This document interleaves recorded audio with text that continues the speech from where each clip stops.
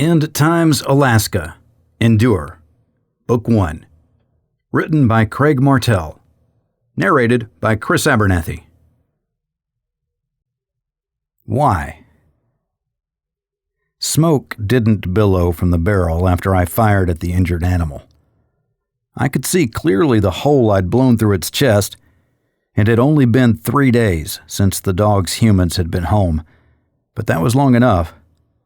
The pair of dogs had fought viciously.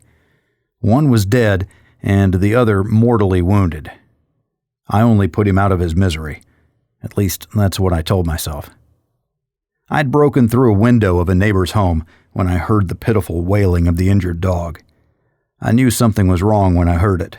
A dog, dying. I couldn't leave it in pain, but that didn't make me feel any better. It'd be best if I buried the 2 dogs, but temperatures were way too cold. What was it? -20 Fahrenheit? Even the snow was frozen hard. I left the dog where it lay, not far from its former housemate. I'd come back when it was warmer, before they started to decompose, and give them a proper burial. I wondered how many times I'd tell myself that same story. I shoved the pistol, already cool after the shot, back into my pocket and put my glove on. I had the short walk home to think about how our lives had been a mere 3 days ago. The instant. It was Tuesday morning. My wife, Madison, was a professor and started later in the day, so she was still home. Students in college couldn't be bothered to get out of bed early. Life began at the crack of noon. This was the best for us as it fit our lifestyle.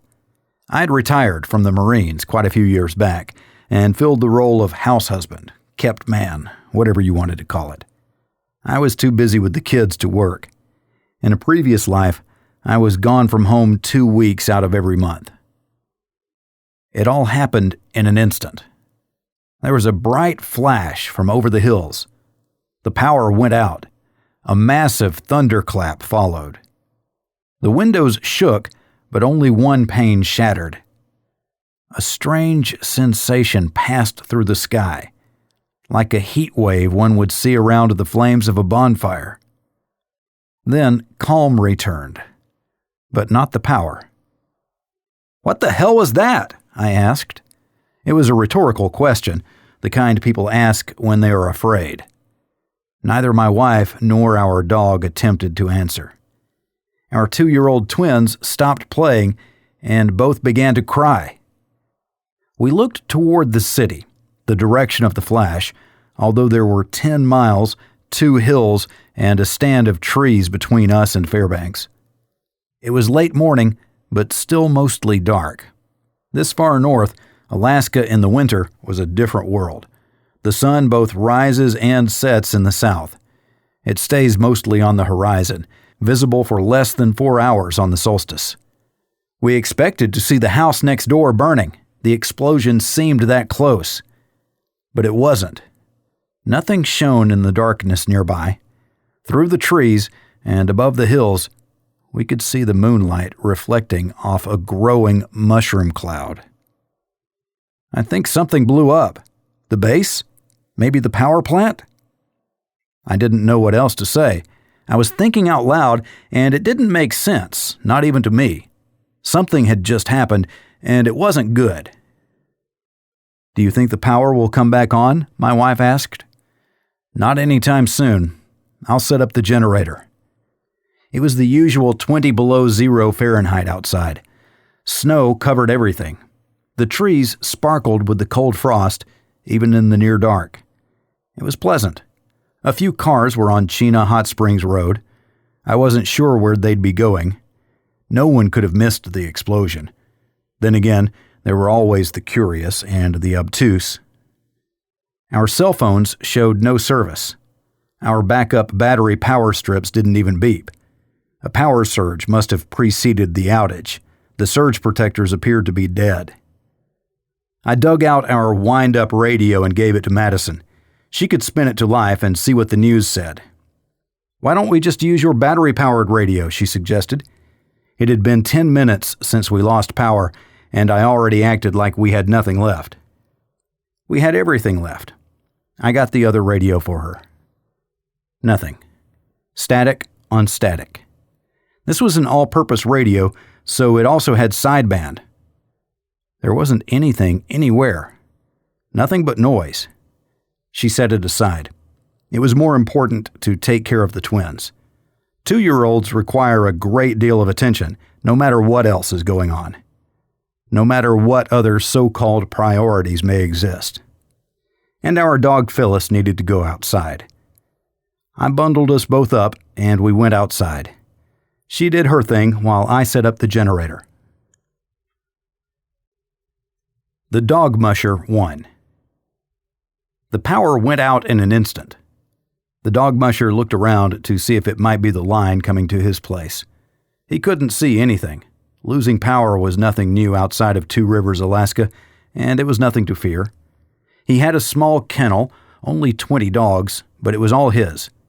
He wasn't young, but he wasn't old. He found solace in the dogs and peace in mushing. At one time, he had been somebody, worked in a big city, made lots of money. Then he had a heart attack. His company floundered. His wife left him. In Alaska, unless you live in a village, almost everyone comes from somewhere else. It's rude to ask about someone's past. Your past didn't matter here. What mattered was today and what you were doing to make it through the next winter. In Alaska, dog mushers are revered. They were the first to break new trails. Long ago, they were the only ones who were mobile in winter. At one point, they delivered the mail. They held communities together. Dog mushing wasn't a sport. It was a way of life. It was a way of life that he had chosen when he abandoned the speed of the big city. He had a shed full of dog food. He had 2 sleds. He had a huge pile of split firewood. He didn't need electricity. It was nice, but he didn't need it. He hadn't planned to run the dogs today, but without power, he thought he would take them out. There is nothing sled dogs like more than running.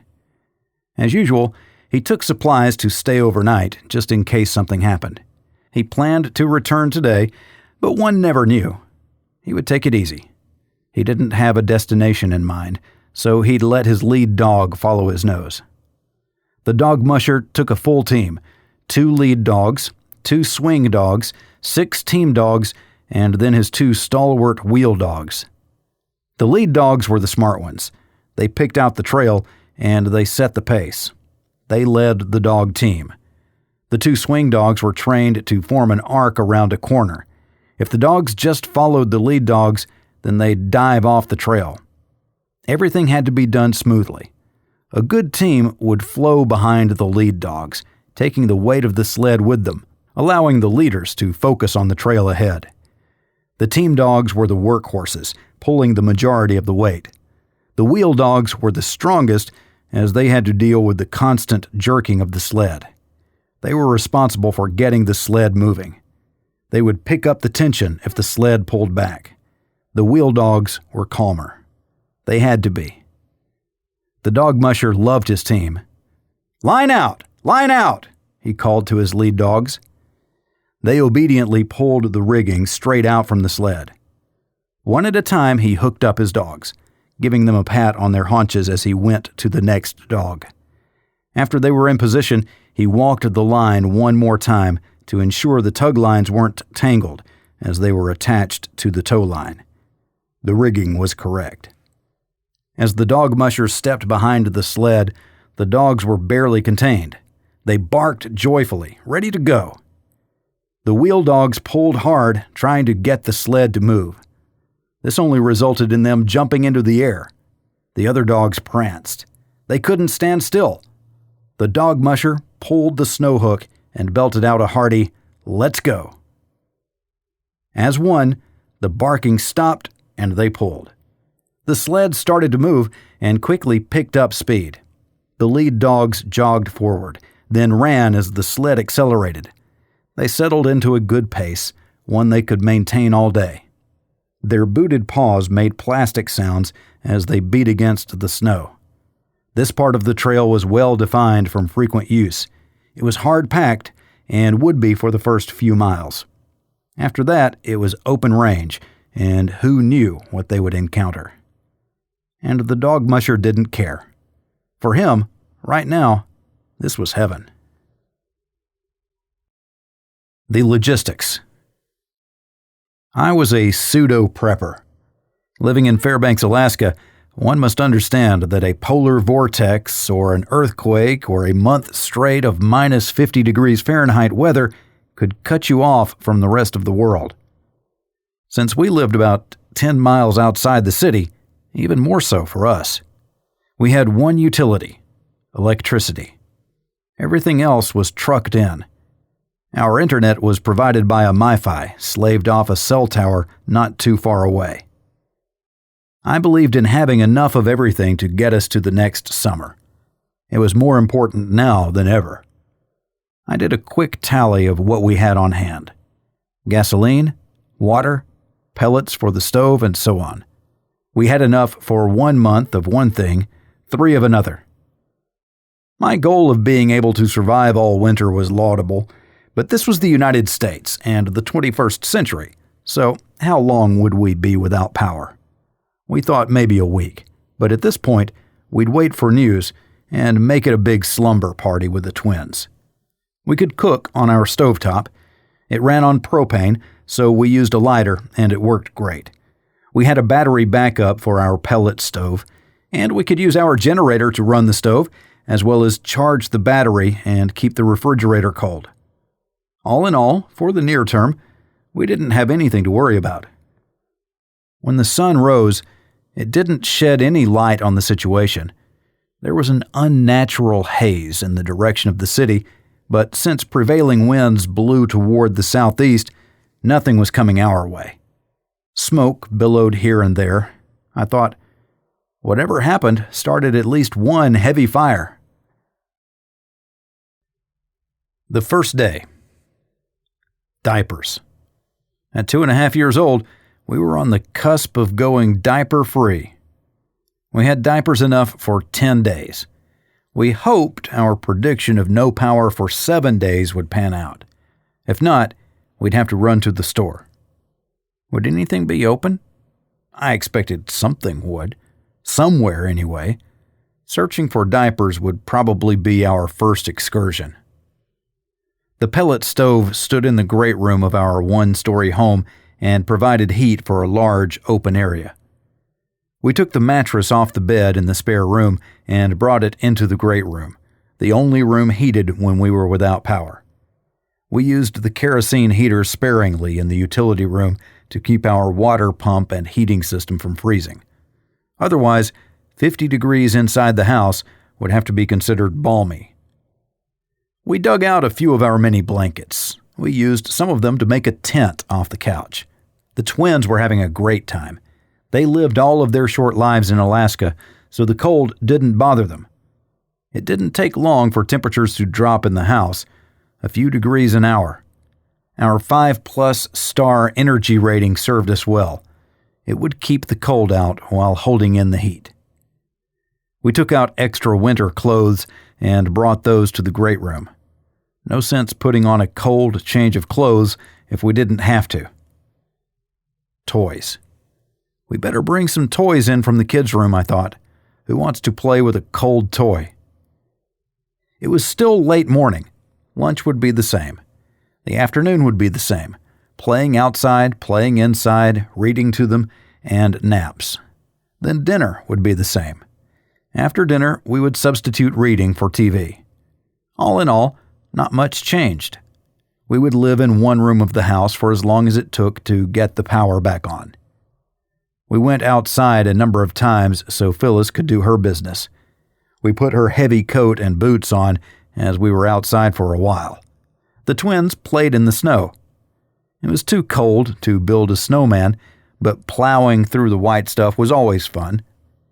Fairbanks has a dry climate, so the snow was light. It can get deep, though, but for a 2-year-old, anything is deep. They were buried to their waists. Phyllis would jump in behind them after they cleared a path. It made the indoors seem that much warmer. There was a 70-degree temperature difference between outside and in. We took off our coats, the twins their snowsuits, and we asked Mom to make us hot chocolate. Easy enough. Light the stove with a lighter, heat the water, make hot chocolate. We were all together, and we had what we needed. We would read by flashlight, and we would all sleep in a pile, wearing sweats and whatever. We would share our warmth, especially from the dog. Phyllis would sleep in the middle. She'd be good with that. She loved her pack of humans. The twins loved the attention from their parents. This day seemed to be all about them. They didn't care that the power was out. I couldn't be sure that they even noticed. It wasn't the first time we'd been without power. The pellet stove ran well on the battery. We slept well. Power wasn't back on when I got up, though. Bummer. The second day. Although Phyllis had short hair, her pit bull fur was dense, so she was comfortable in temperatures around freezing. She had different coats she wore depending on how cold it was when she went outside. When it was really cold, she also wore boots. She still went outside, so nothing changed for her either. Her dry dog food tasted good to her, whether it was 68 or 50 inside. For us, we could use the toilets for a bit, just until temperatures in the house dropped below freezing. At that point, we risked backups from the line to the septic being frozen. Although the pump wouldn't run, we could manually refill the toilet tanks from one of numerous 5-gallon jugs we kept in our garage. The generator ran well enough. It started each time and was frugal on gas. In the first day, we only burned a gallon or so. It was cold outside, but it was crystal clear. There wasn't any wind. It was always beautiful here in the winter. The stars filled the sky. The northern lights visited often, providing a magical scene over our home. Traffic was intermittent on Chena Hot Springs Road. Cars and trucks came and went. We still had no cell phone signal. We decided to turn them off. No sense in wearing down the battery. Recharging was no longer easy. It had to be planned, like anything else we wanted to run off the generator. We took care of the refrigerator. I didn't want to lose my mustard collection. One needed to keep things in perspective. We also had cheese and meats and other things that needed to stay cool. Our time frame was a week. We could do the extension cord from the generator for that long. The second day was about the inventory. What did we have? What did we need? What did we want? Holy crap! I was going to run out of creamer for my coffee in the next day. At least I had plenty of coffee. Unfortunately, nearly all of it was for the Keurig, which meant electricity, which meant it would last a lot longer because I would only get 1, maybe 2 cups a day. Fresh stuff, salad and whatever. We'd figure that out and not worry about it. And of course, diapers. Diapers and coffee. Those were the staples of my life. So was routine. We put the kids in their snowsuits and then positioned them on their sleds so Phyllis could get a good walk. We'd see what other people were doing in the neighborhood. Since most people worked in the city, we expected that they came home early and would be staying home today, although there hadn't been any vehicles driving our road. A light dusting of snow from the previous day had not been disturbed. Looking closely, it wasn't snow. It looked like ash. Maybe some people had panicked when they were without power and burned green wood. But then again, this is Alaska, and no one panics when the lights go out. They know what is okay to burn. In our half-mile block with 12 homes, only one had a car in the driveway. No one had come or gone since the time of the accident. That was odd. A number of people had dogs. One couple with small children left their husky outside when they were gone. We went to that house. No answer at the door. No one home. I checked the back porch where they kept their dog when they weren't there. Madison stayed in the road with the kids, their breath making little clouds in front of their faces. The husky was curled up in her crate, trying to stay warm. She whimpered when she saw me. "You're coming with me," I told her. I would leave a note on the door to let the family know we had their dog. Whenever they returned, I'm sure they would appreciate the help. I know I would if Phyllis was trapped without us. I had heard the Husky's name before, but couldn't remember what it was. We decided to call her Husky for now. There wasn't a leash, so I just held her collar. Phyllis seemed to welcome her. They sniffed each other as dogs do, and then we headed home. The twins loved the new addition to the family. They loved dogs, man's best friend. Except when we got home, Phyllis hadn't realized that her space was going to be invaded, so there was some growling and a brief throwdown, but after the yelling stopped and the hierarchy established, we settled in. We put Husky in the garage by herself as we fed her a full bowl of dog food. She hadn't eaten in who knew how long. She drank thirstily from a separate bowl. Then we brought her back in the house. The dogs would have to learn to eat at the same time in the same place, but not today. We had one extra leash, the retractable kind. I didn't really like it, so I tied a carabiner to a length of rope, duct taped over the knot, and declared it good. Now I could take both dogs out. Around the house, Phyllis didn't need a leash, but I didn't want to risk her running in front of a vehicle during our walk around the neighborhood. It's strange that no one has come home. The roads must be blocked off. I wasn't sure what to think, so I thought out loud. As a career intelligence officer, I had no problem speculating, but I liked data. With data, you could draw a conclusion. With more data, the chances improve that your conclusion will be correct. "I'm going to take your Jeep to town and see what's up." Madison's Jeep Wrangler was the better all-purpose vehicle than my Jeep Liberty. "I'm not sure about that. Let's just stay home for a bit. I'm sure we'll find out something soon," she said. "Turn on your cell phone and see if you can get a signal." Madison powered up her new iPhone, holding it up to the windows as it searched. No signal. "I'll just run to the gas station on Farmer's Loop and see if I can pick up some diapers." "Okay, but don't be gone long. You can't call me if something happens." I assured her that I would whip out and back. We hadn't heard traffic in a little while, so nothing would hold me up. It wasn't too cold in the garage yet. We had been running the kerosene heater as needed to keep the utility room above freezing. We lived in some decadence as our garage was heated by an in-floor system. The Jeep started right away. I turned its heater on full. Without power, we had to unhook the garage door from the opening arm and lift it manually. Madison shut it after I pulled out. With nothing but static, I shut off the radio. First look at the city.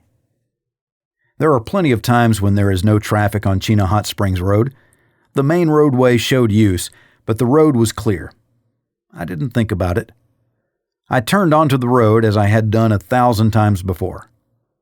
The intersection between Chena and the Steese Highway had claimed plenty of vehicles in its ditches. Today was no exception. 2 vehicles were wedged against each other in the ditch of the on-ramp.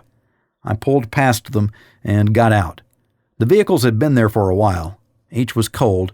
Frost filled the windshields. No one was inside. I didn't see any signs that someone had been hurt. Just another Steese fender bender. I drove on. A mile or so down the highway, it turns gently, and you can see the western half of the city. I should say that you should be able to see the western half of the city. The entirety of what lay before me had been burned away, and smoke billowed into the sky from hundreds of fires that were burning themselves out. Nearly all of the buildings had been leveled. Much of the surrounding hillsides had also burned away. I sped up. I pulled over at the Steese Farmers Loop intersection. My mind could not comprehend what I saw. It looked like the entire city was a junkyard. Very little stood. Nothing moved. Most of the gas station at Farmers Loop and Steese had collapsed and burned. It looked like the tanks had ruptured. This station had propane, fuel oil, and unleaded. Had. I pulled to the side of the road and got out. The quiet surrounded me, pressed in on me. Nothing this side of the hill had been spared. My mind raced. The whole world had changed, at least our part of it. It was clear. Help would not be coming. The people? All gone. Electricity would not come back on. I looked at the ruins of the gas station. It was apparent that I wasn't the first to check things out. The cash register had been charred, but was mostly intact. It was open and empty. Of all the things people consider important, at this time, money was hardly one of them. The good news was that other people were alive somewhere, as they'd raided the register after the destruction. But where were they? Something about the enormity of the blast scratched at the back of my mind, but it didn't get my full attention. My list of concerns just grew by orders of magnitude. I climbed back in the Jeep and raced home, ignoring stop signs and dead traffic signals. I drove the roads alone. It's all gone. How can it all be gone? She replied. The whole city? That's not possible. I should have taken my phone so I could get a picture, but yeah, it's all gone. I think there was a nuclear blast. I didn't think they had nukes at Wainwright. It's an army post. I don't know about radiation, but toward the base, the scorching shows a massive explosion. I can't imagine what it was if it wasn't a nuke. I spoke in a stream of consciousness. It helped me think when I heard the arguments out loud, so I always talked to myself. Many times it was under the guise of talking with Phyllis or the twins. Either it was an accident or it wasn't. If it wasn't an accident, then it had to be an act of war. No civilians have anything that could cause that. Although the world isn't a great place right now, I haven't seen news that even hinted about us going to war. That tells me it was an accident. It was an accident with a nuke at the base. I don't know. The city is gone. Everybody who worked in the city is gone. I was speaking quickly, the words pouring out of me. What do we do? Madison asked. That was the question, wasn't it?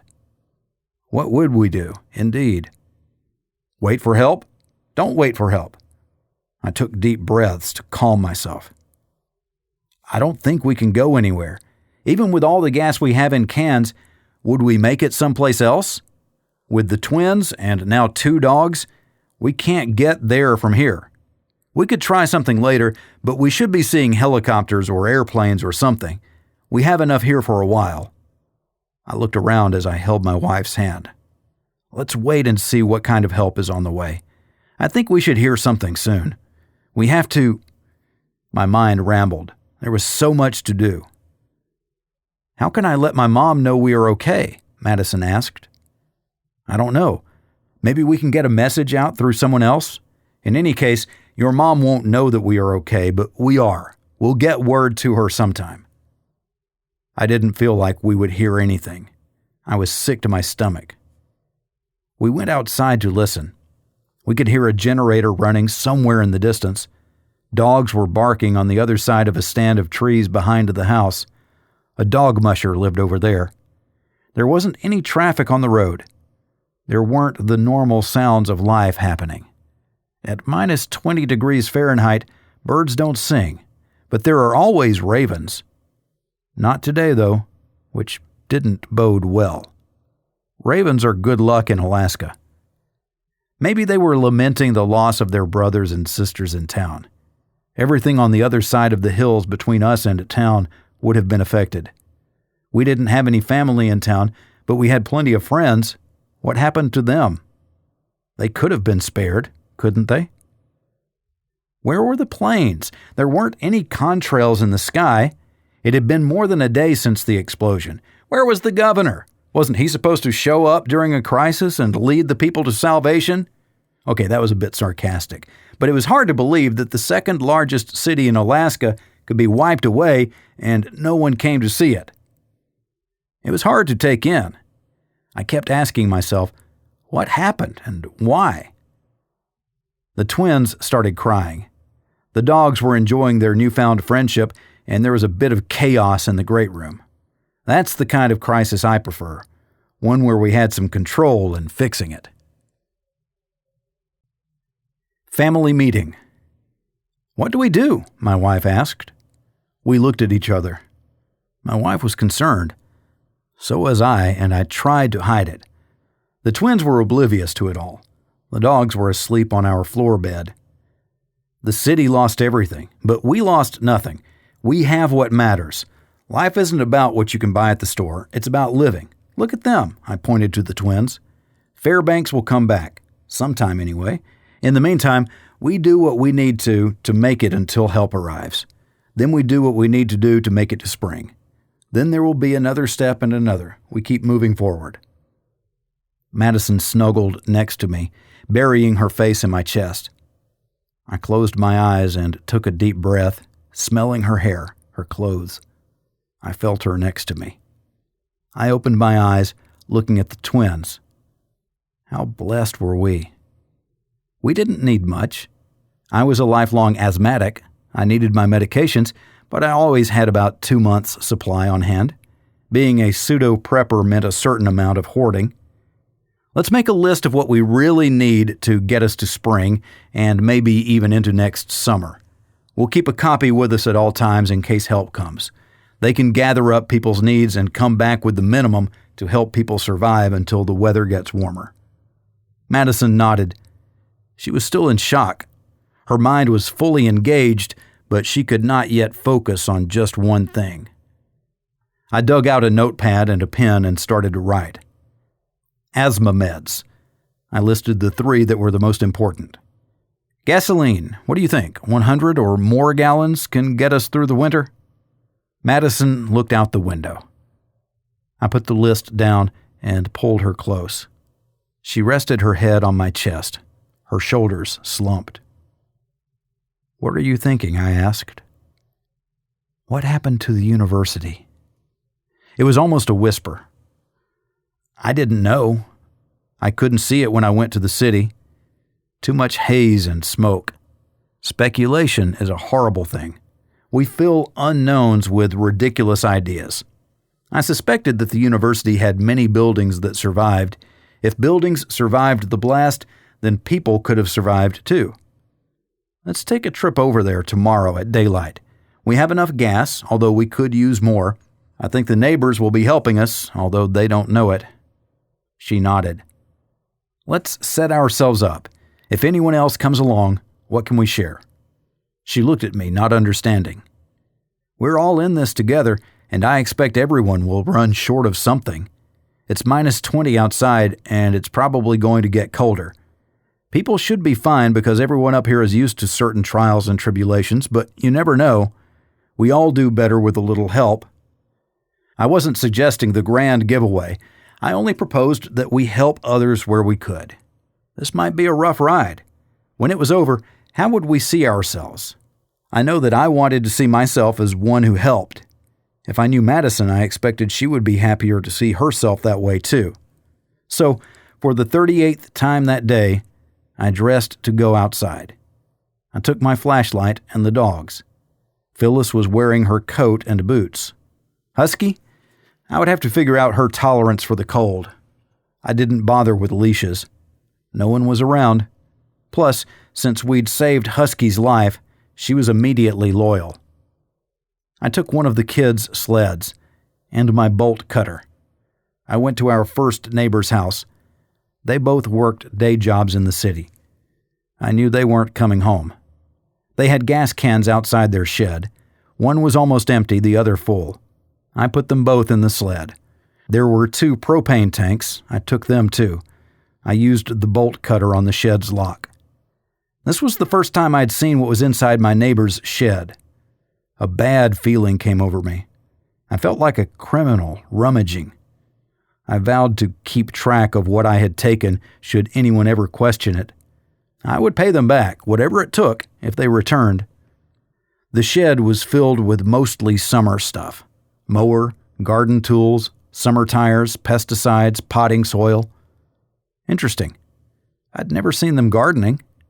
There was one more gas can, but it was labeled for a 2-cycle. The only thing I had with a 2-cycle engine was my chainsaw. I might need my chainsaw if we ran out of pellets, although you can't burn wood in a pellet stove. I took the can anyway. We zipped back to the house.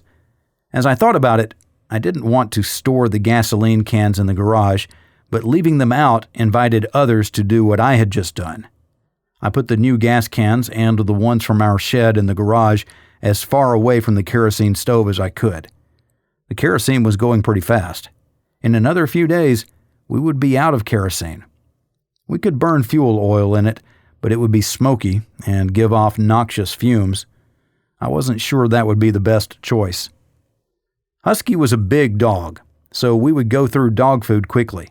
We would need more, but not right now. I would go to Husky's house sometime in the next day or so, but that would mean breaking in, something I wasn't looking forward to. What would happen to me if it became easy to break into someone's house? The house on the corner was owned by a working couple. They had a side-by-side quad, 2 snow machines, and a trailer. In the lower 48, they called them snowmobiles, but not in Alaska. Here, they were snow machines. I didn't care what they were called. I cared that they worked. These people were more traditional Alaskans than we were. They would have gasoline. After arranging our stash of gas cans, I headed back out. The dogs followed. They seemed happy to be outside, despite the growing darkness and perpetual cold. A quarter-mile later found me knocking on the door. I waited. I knocked some more and then yelled, "Anyone home? Is anyone here?" A truck was in their driveway, but it hadn't been driven since before the explosion. I tried the door. It was locked. Today was not the day I would break in. I knew that day would come soon, unfortunately. Reality suggested we would need a snow machine or the quad. I checked their shed. It smelled like gasoline. There was a 55-gallon drum. With the flashlight on, I pulled the plug from the top. It was half full, 25 or 30 gallons of gasoline. That would give us another month runtime for our generator. The better part was that they had a hand pump. The barrel would be too much for a child's sled, but I filled 2 5-gallon gas cans he had on his snow machine trailer. I looked around. They had everything, including a full winter's supply of split firewood. When we made it back to the house, I dutifully recorded what I had taken and from where. I then added a second page of notes for future prospects. It was important to keep life and death information in context. With gas, we could run the generator, which recharged the battery backup while also directly running the pellet stove, which meant heat. At 50 degrees in the house, we could make it through the entire winter. If we didn't have power, we couldn't run the pellet stove. We could run the generator for 2 hours a day, and that gave us all we needed to heat the house for the whole day. 2 hours meant 1 gallon of gas. My rough math suggested that we now had enough to get us through 3 months of winter. Help will arrive before then, won't it? I wondered, especially since we hadn't seen anything that looked like the government. Someone should have shown the flag already.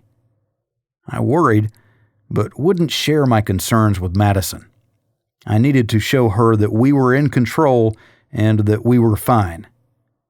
This reminded me of my time in the Corps and a saying that a colonel once used. Amateurs talk tactics, professionals talk logistics. I was thinking usage rates and supplies. I lived in my small world, lower on Maslow's hierarchy pyramid. My wife was more evolved. Madison was thinking about what would happen to higher education, what would happen to her.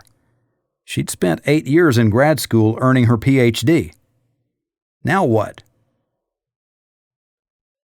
Day 3 begins.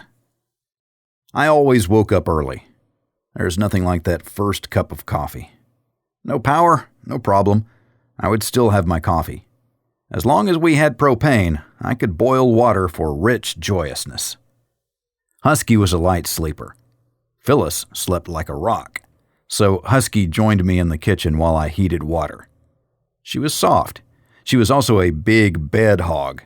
The twins didn't care, as they were mini bed hogs. I found that I spent half the night barely on the mattress. Maybe we needed to put down a second and make a bigger bed. The water reached boiling, so I shut off the stove. No sense heating it more than necessary. Waste not, want not, right? I still had to let my precious cup of joe cool a little before drinking.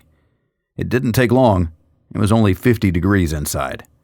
Our indoor-outdoor thermometer was battery-powered. It showed the outside temperature at only -5. It also predicted precipitation. If it was right, 50-50 chance, then hopefully it would hold off until we could get to the university for a look-see. I enjoyed my coffee while reading a book on my iPhone. I turned it on to check for a signal. Nothing. I put it into airplane mode, turned the screen down to a lower light level, and enjoyed my current book. I had downloaded a rather significant archive of books, so as long as I could keep my iPhone charged, I had reading material. I had both a solar charger, which didn't work very well in the Alaskan winter, and a BioLite stove. This small portable stove also charged electronics. All you needed was fine kindling to keep the fire burning. It burned fast, but it was small. I could use it to boil water for coffee and simultaneously charge my cell phone. At some point, it would come in handy, but I didn't need it today. We had plenty of batteries, especially if we took the ones in various remotes and other electronics throughout the house. It is surprising how many things we have with batteries. It is surprising how much electricity we use to make our lives convenient. I bundled up and took Husky outside for a quick bathroom break. What about bathrooms? We couldn't use our toilets anymore. I was sure that fact had registered with Madison. Peeing in the woods was how I grew up. Even in the cold, it wasn't too bad. Madison would be more put out. Maybe we could use a bucket in the garage. Maybe I needed to move one of the Jeeps outside to make room for everything we needed to do in the garage. I put Husky back inside. The Jeep started reluctantly. It was a bit sluggish, but at least it wasn't -20. I popped the garage door and raised it by hand. I pulled the Jeep to the very edge of our parking pad, then backed it even further into a snowbank. It could be a long time before we needed it again. A very long time. I'd remove the battery and probably drain the gas tank too. I'd have to do that in the light. Maybe it would get warmer outside. That would help me in my non-mechanics approach to doing mechanical things. I was an intelligence officer. Information, theory, thought, not action. None of this was my forte. All I could do was the best I could do. The morning walk. I was glad the rest of the family enjoyed their sleep. It made things easier when they woke up closer to late morning sunrise. We were blessed with 2 happy babies. Charles and Aaron would wake up giggling and happy with life. Diaper changes at 50 degrees took a little shine off, but after 2.5 years, we were pretty efficient. Dirty diapers? In the garage. They were starting to pile up. I'd have to do something about that too, along with the fact that no matter what, we would always be dangerously low on diapers. Maybe we needed a crash course on potty training. They weren't quite ready, but need was probably going to make it non-negotiable. I dressed again, putting a coat on Phyllis, but not her boots. Husky came along too. While taking them for a walk around the neighborhood, my eyes were constantly drawn to things that could be important for our survival. My flashlight acted as a small window to our new world. That thing there would be good. We could use that. I think we could find something useful there. What about the firewood? Maybe we can swap our pellet stove for their wood burner. The road was still clear as we hadn't had a snowstorm since the explosion. Would we need to keep it clear? We had a lawn tractor with a snow thrower on the front. If help arrived, a clean roadway would act as a beacon, bringing them to our home. Yes, I would keep the roadway clear, but only 1 lane worth, 2 passes with my tractor. Gasoline was at a premium, but worth the cost to welcome the arrival of any help and, as importantly, word of what happened and what our future looked like.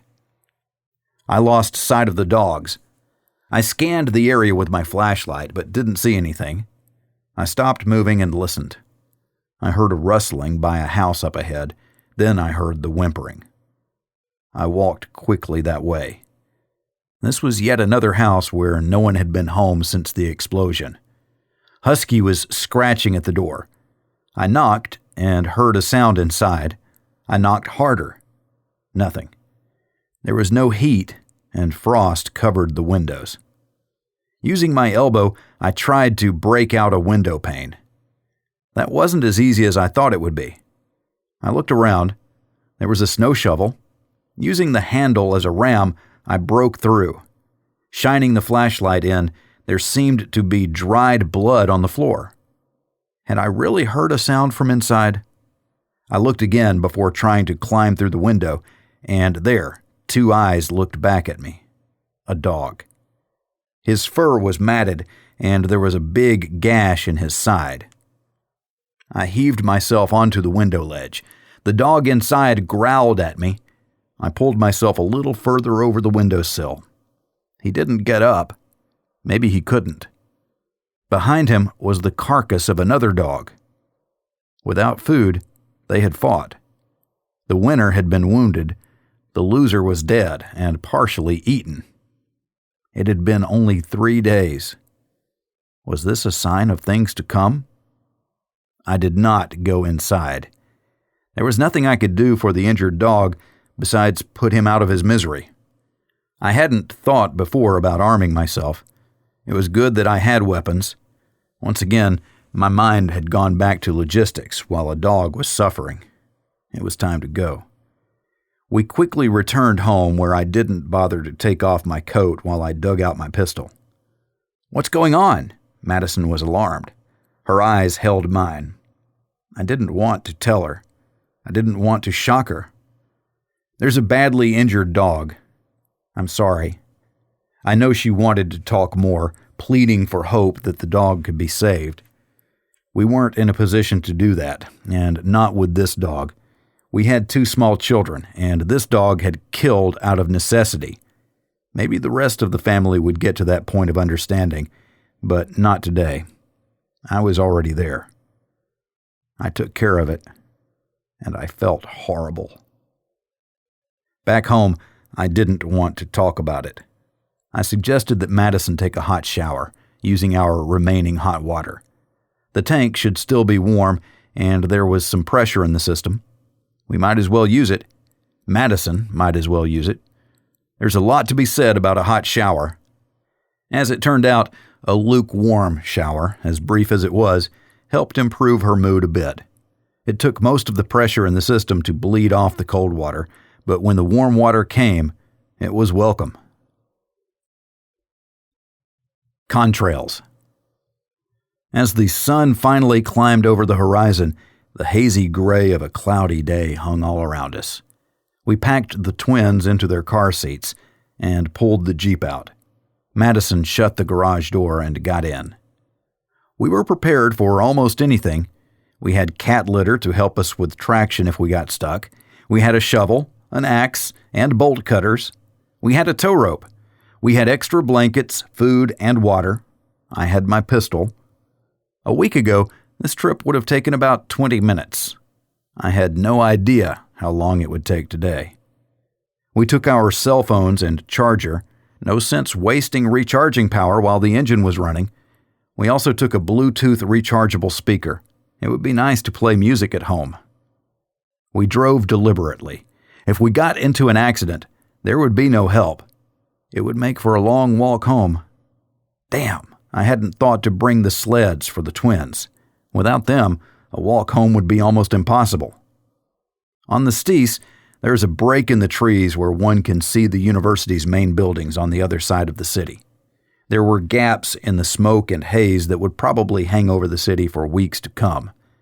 Fires had burned the forests around the university, but the buildings appeared to be intact. We made it to the gas station at Farmers Loop and Steese without a problem. Once we turned onto Farmers Loop, we realized how difficult things were going to be. How many light poles had fallen across the road? How many power lines were in the road? How many vehicles had been on the road during the explosion? We slowed to a crawl. We had 10 miles yet to go. We used the shoulder on the north side of the road often to get around the seemingly endless number of light and power poles. It was funny because we often complained about the lack of lighting on Farmer's Loop. There was other debris in the road too, from mailboxes to garbage cans to tarps. Anything that had been outside homes along the road had found its way into the open. Without other traffic, we were able to weave in and out, making some progress. Our biggest challenge appeared a couple miles in. Power lines were across the road. They were at all heights, so we couldn't just crawl over them. I stopped and got out. I tried pulling some cables down to the ground so we could drive over them. The lines were much heavier than I thought. Time for Plan B. "Get out the axe," I told Madison. I couldn't cut the thick cable with my axe, but the power pole was made of wood. All I had to do was to break the support arm. I waded through the deep snow, setting myself up for a good angle to swing my axe. Madison watched me.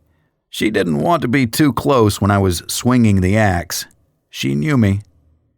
"Be careful." Right on cue. "Hey, look at that." She pointed to the sky. Contrails.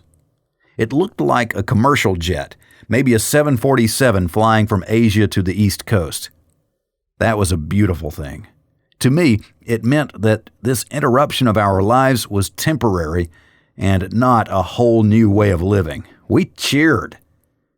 I set myself in and took a couple small swings with the axe. This wouldn't take long. I kept a wide stance, so just in case I missed, I wouldn't hit my foot. I angled the axe head slightly back and forth as it hit the beam. Cracks appeared. I pulled on the wood, then stomped on it. It broke, and I fell into the snow. "Are you all right?" Madison charged into the drift after me. "I'm fine," I said as I brushed myself off. "We don't have too much daylight, so let's get going." We continued to weave in and out of obstacles, but there were too many wires. We had only managed 3 miles, and we were stuck. It looked like a spider web ahead of us. We needed to turn around and try a different way. "What do you think of college? Maybe Johansson and then university?" We had to try something else. "How about Goldstream to Baleine? That will keep us away from all of this," Madison offered. We turned around and went back the way we had come. We had lost a great deal of time trying to navigate through the downed wires. Not much daylight remained. The destruction along the roads was overwhelming. Farmer's Loop had houses on both sides. They weren't the newest homes, but I thought they would have been sturdier. The damage ranged from homes being leveled to just broken windows. None of them looked to be occupied. We scanned the hillside and saw what looked like smoke from a few fireplaces, but that was it. You could count the number on one hand. Maybe others had pellet stoves like us. Those didn't smoke very much, but if you didn't have a generator or battery backup system, then your pellet stove wouldn't run. They were a convenient way to heat your house when electricity was available, otherwise, not so much. We covered the 5 miles north on the Steese Highway without any issues and turned west on Goldstream. This road seemed abandoned. There weren't many houses close to Steese, as the gravel piles that were gold dredge tailings lined both sides of the road.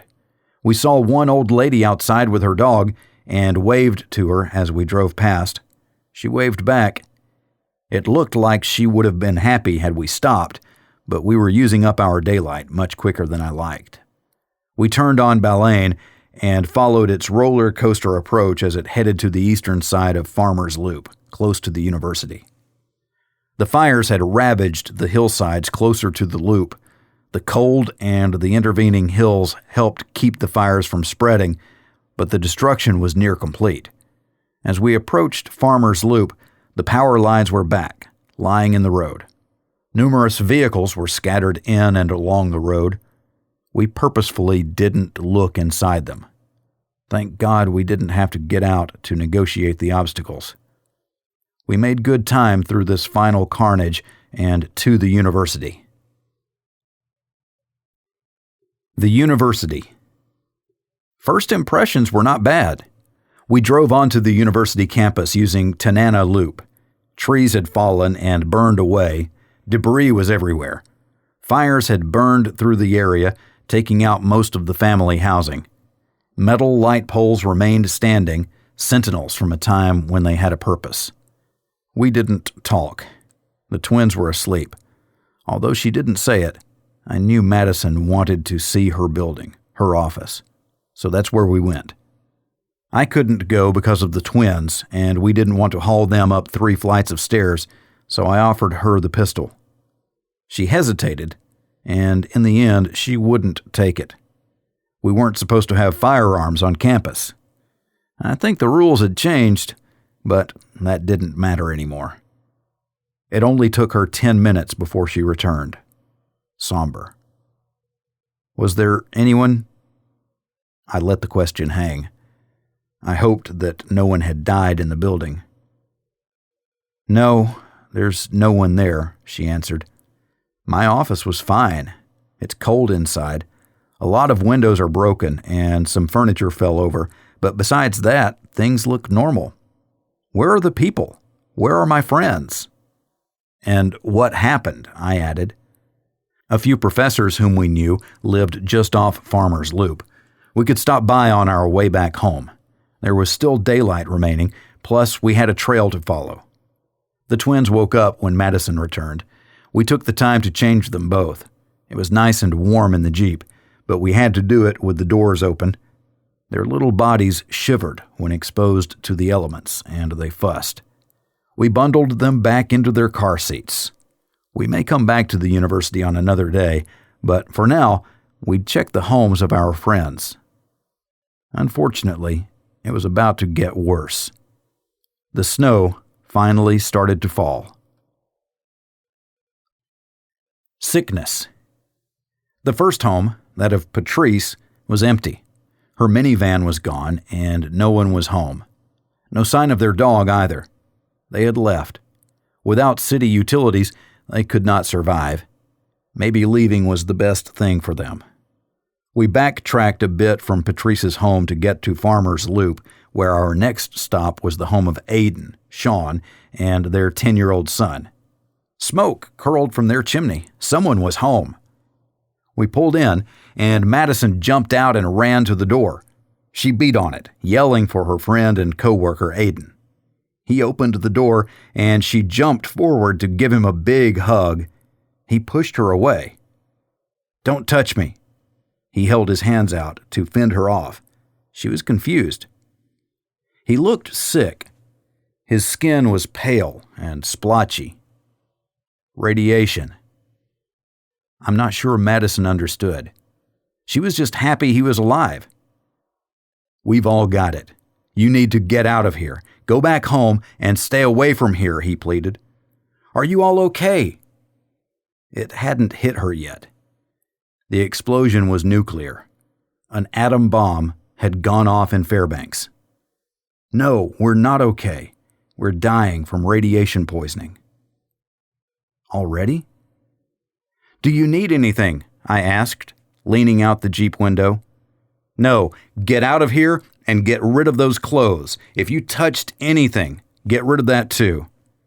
Aiden's husband was an expert in the field of radiation, although he had focused more on atmospherics. He knew what was happening. Madison started crying. "Take care of yourselves and those kids of yours. Now please go." The snow fell lightly. Small flakes hit the windshield. There wasn't any sound. Technology was loud. Without it, the world was a serene place, especially here, especially in the winter. Madison sobbed in her seat. "Don't touch your face with your gloves on. Take them off." She responded mechanically, letting them drop to the floor. How much had we touched at the university? How contaminated were we? I drove probably faster than I should have, but our previous tracks in the ash were quickly disappearing. With our headlights on bright, I could see far enough ahead to stay in control. No traffic, but plenty of obstacles. We raced ahead at the front of the storm, maintaining a blistering pace of about 15 miles an hour. We hit the end of a light pole and bounced into the air, but nothing broke. The Jeep kept rolling along. "Be careful!" Madison shot at me. My family was here, and I was putting them at risk. "I'm sorry." I slowed to a crawl to get us back to Baleine. I didn't want Madison outside anymore. I didn't know what would cause us problems. I didn't know enough about radiation to feel comfortable that we weren't already sick. Once on Baleine, the roadway was mostly clear. We kept it in 4 high and maintained a steady 35 miles per hour. I naturally slowed down as I came to the intersection of Baleine and Goldstream, but I didn't stop. I kept it in 4-wheel drive and headed up the hill toward home. This was the worst road in bad weather, but that was usually because people drove too fast.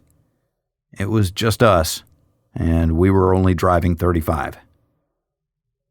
The rest of the drive was uneventful, as much as a drive in the snow at dusk can be.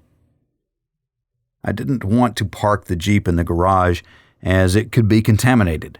We parked outside by the other Jeep, where we quickly took off our coats and wrestled the twins out of their car seats. We carried them to the garage, where we took off our boots, keeping them as close to the door as we could. The dogs were happy to see us. They had to wait. When the twins were inside, we took off our pants. I pulled both pairs of jeans inside out so I didn't have to touch the outside.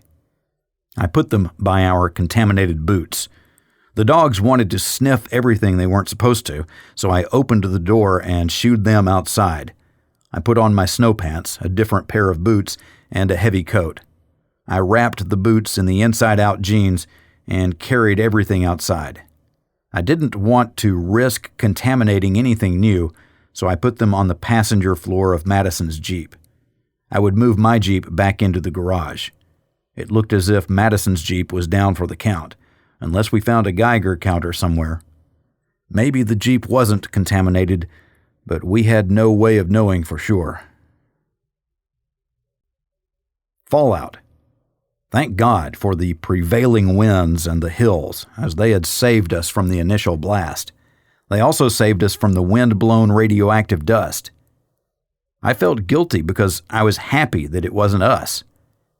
Aiden had a bad case of radiation sickness, but he was in the bowl surrounding Fairbanks and had received what looked like a fatal dose. One of the first symptoms of radiation sickness was nausea. I felt fine. Madison was upset, but that had nothing to do with being sick. We may have survived our trip to the city. I was worried about the twins. Their systems were not as well developed. We needed to scrub down. We heated a couple gallons of water, then went into the garage where there was a center drain. We cranked up the kerosene heater, then gave the twins a good scrub. They were none too pleased with any of it. We scrubbed our hands and faces, although we had been well covered when outside. We had taken our gloves off when we were in the Jeep. Madison had been inside the building, where she was exposed more than me. I didn't bring that up to her. I hoped that she hadn't kicked up too much dust and that she was okay. If not, there was nothing we could do. I didn't want to lose her. I didn't want to have to carry on without her. I started to shake. "What's wrong?" Madison was alarmed. Just had a cold chill. Brr. I ruffled the twins' hair. They still weren't pleased. "How's your stomach?" Nausea would have to be our measure. I didn't know what else to do, what else to look for. "I'm not hungry, if that's what you mean." It was so horrible. I nodded. She wasn't ready to see what she had seen. Close friends were few and far between. All of the times when I didn't pay enough attention or wanted to watch some TV show, what had I taken for granted before? Here, in front of me now, was everything that mattered. And I was helpless to influence it. Why hadn't I checked further to see what the explosion was? I guessed a nuclear blast, but didn't think beyond that of what it meant. We would have never gone into town had we known. We took a great risk, too much of a risk. I turned off the kerosene heater. We hugged our twins, then went back inside. It was getting darker outside, and there was plenty to do, but now was not the time. Tomorrow would be a better day. "Who wants to hear green eggs and ham?" I yelled. We had one bag of Sam's Club popcorn in the cupboard. No sense trying to save it until it was no good.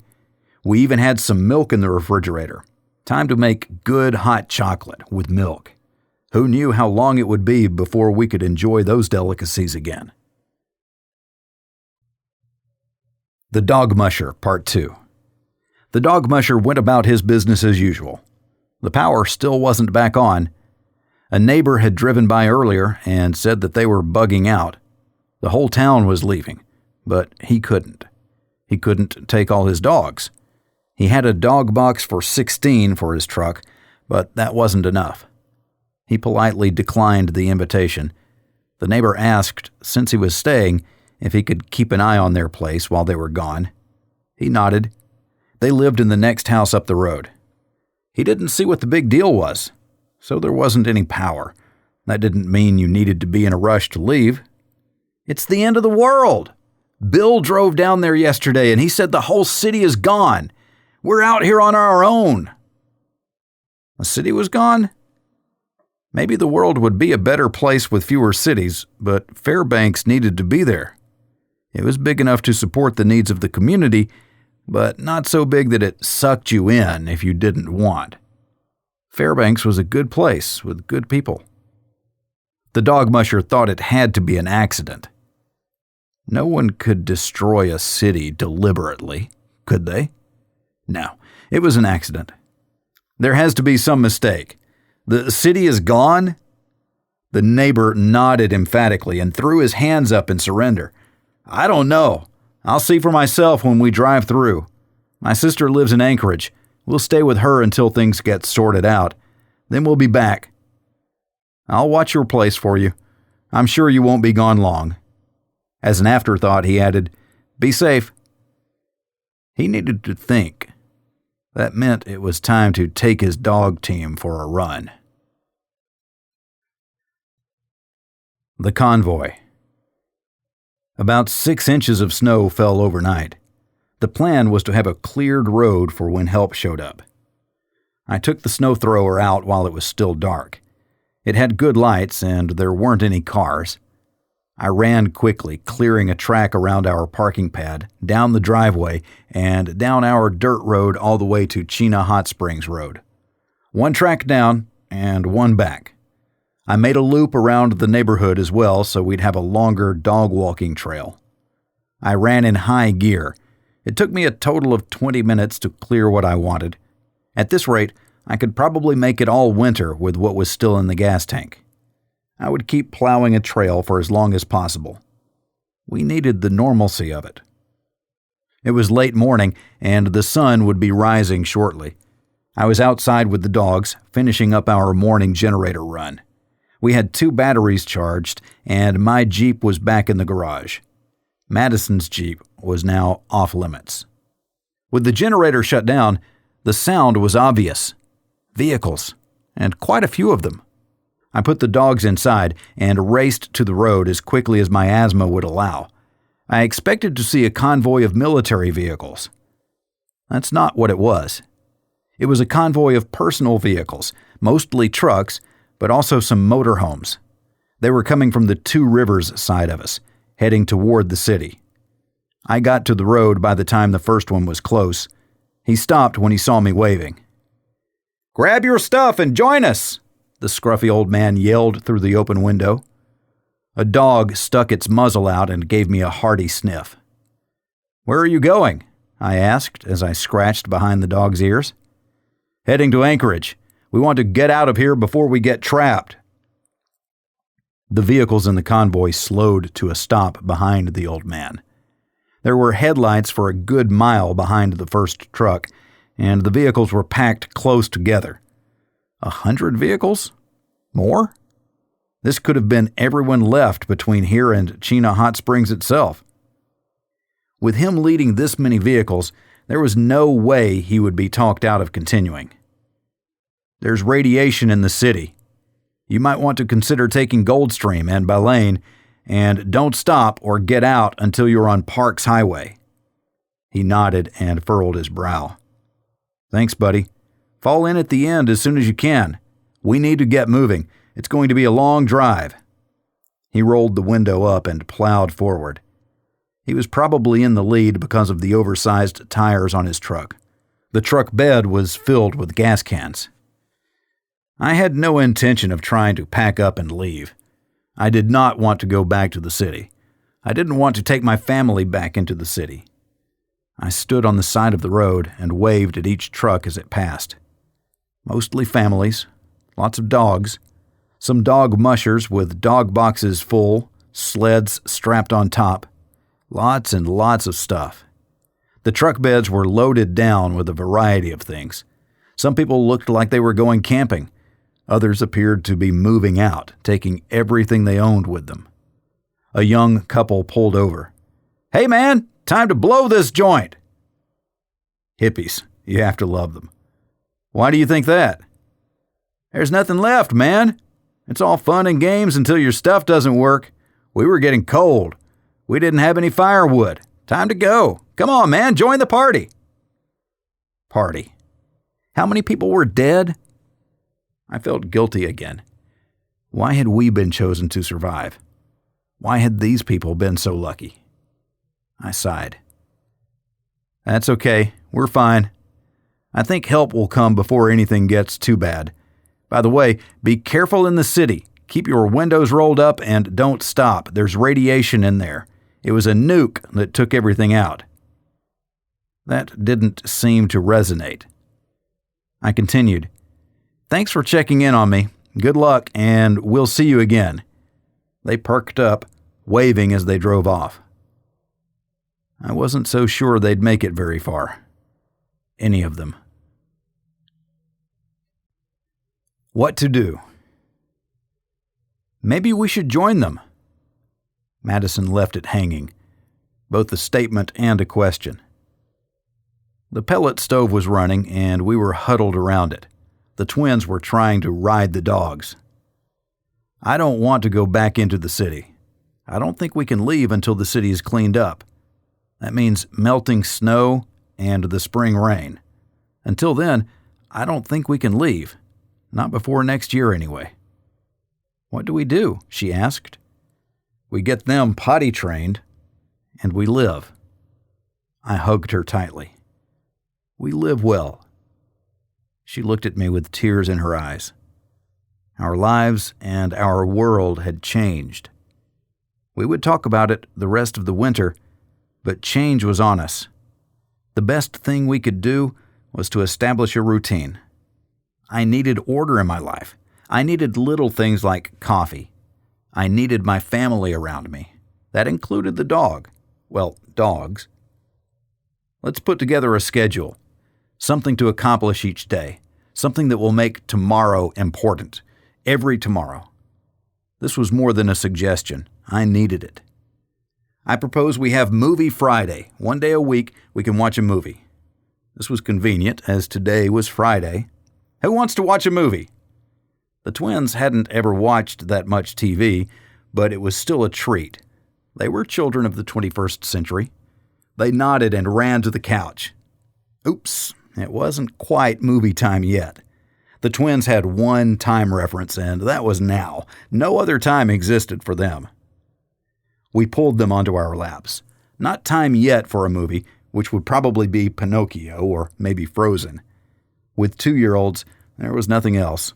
It's what we signed up for when we decided to have kids. We had an extensive library of other movies, but I wasn't sure when we'd watch any of them. We had 2 discs from Netflix. I guess they wouldn't be getting those back anytime soon. I would continue to pay the monthly fee by direct deduction from the checking account. I'd get to pay Netflix in perpetuity for 2 discs. I'd cancel that stuff as soon as we could get online.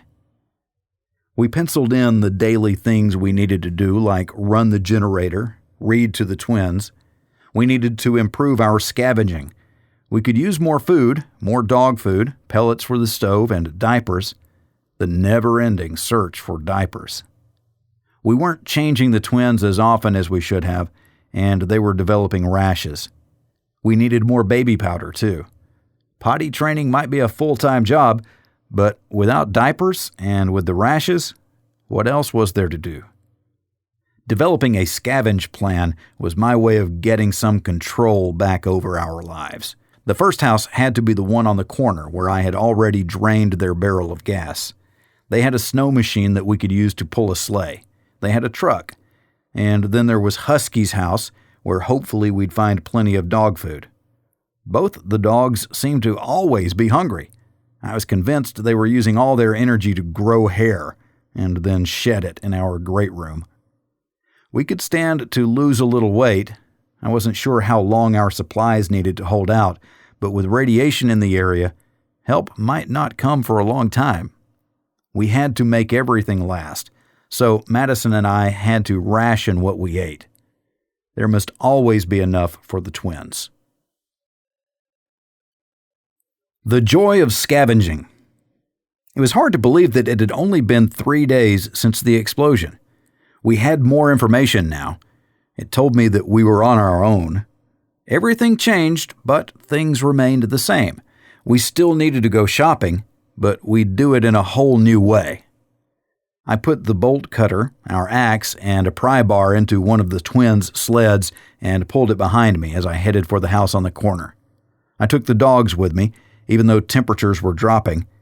In Fairbanks, it warms up to snows, then the snow acts as insulation, keeping temperatures steady for a little while afterwards. Then the sky clears up and temperatures plummet. It makes for a beautiful cold. Crystals form on the trees, making it look like Christmas all the time. Speaking of Christmas, what kind of presents would I find in this house? I had a lockpick, but with the cold, there was no way I could work it with bare hands. I used the pry bar to break the lock on the door. Pine door frame. It came apart easily. I was looking for keys to the snow machine and the truck. This couple made it easy. There was a key rack by the front door. I took them all. I'd borrow the quad as well, just in case. I turned to leave and then stopped. We needed food, too. I looked around their home. It was small, maybe a total of 900 square feet. They had a wood stove in the living room. The kitchen was open to the living room. They had a small table in the dining nook. The home looked well lived in. It wasn't messy, and it wasn't dirty. They took good care of their home. And I was standing in it like a thief. My stomach lurched. My conscience heaved.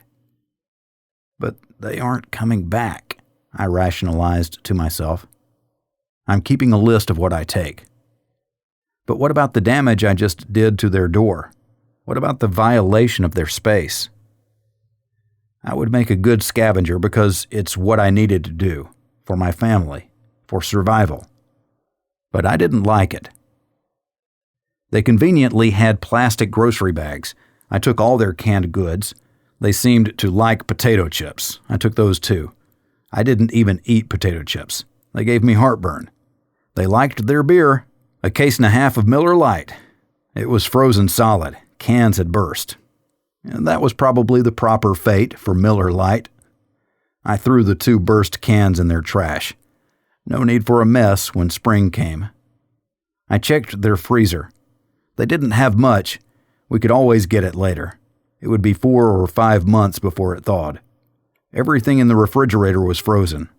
I left it. Maybe I would clean out their refrigerator too, or maybe not. I didn't think I would come back to their house. As the first one I shopped in, it would always bring back bad memories. I put the groceries in the children's sled. That filled it up. I tried to start the truck, but it wouldn't even turn over. I put the key in the snow machine, choked it, and it fired up. It ran smoothly. I backed it out from beside their shed and headed it toward our house. I hooked up the rope from the little plastic shed and slowly drove home. The snow machine would broaden my reach. I wanted to see who else was around. Maybe we can have a circuit where people check in on each other to make sure everyone was okay, I thought. Or not. We had to take care of ourselves first. But I didn't want to go to war with anyone over a few cans of Spam. Getting acquainted with the neighbors would reduce friction. We needed to look around for our peace of mind, and because we had to. I couldn't turn my back on the rest of humanity, not when my family was in good shape. It would be selfish not to explore further. I had a snow machine now, properly documented on my list of acquisitions, of course, so there was no excuse not to look for other survivors. More scavenging. Husky's house was the twin of the house on the corner, small and efficient. The pine door frame gave easily. I looked for dog food. They had a small child. Maybe he was still in diapers.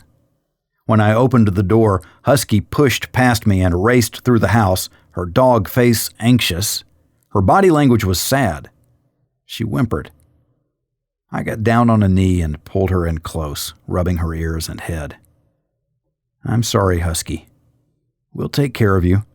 If your family ever comes back, they will see you happy and healthy. Her tail lifted a little and wagged reluctantly.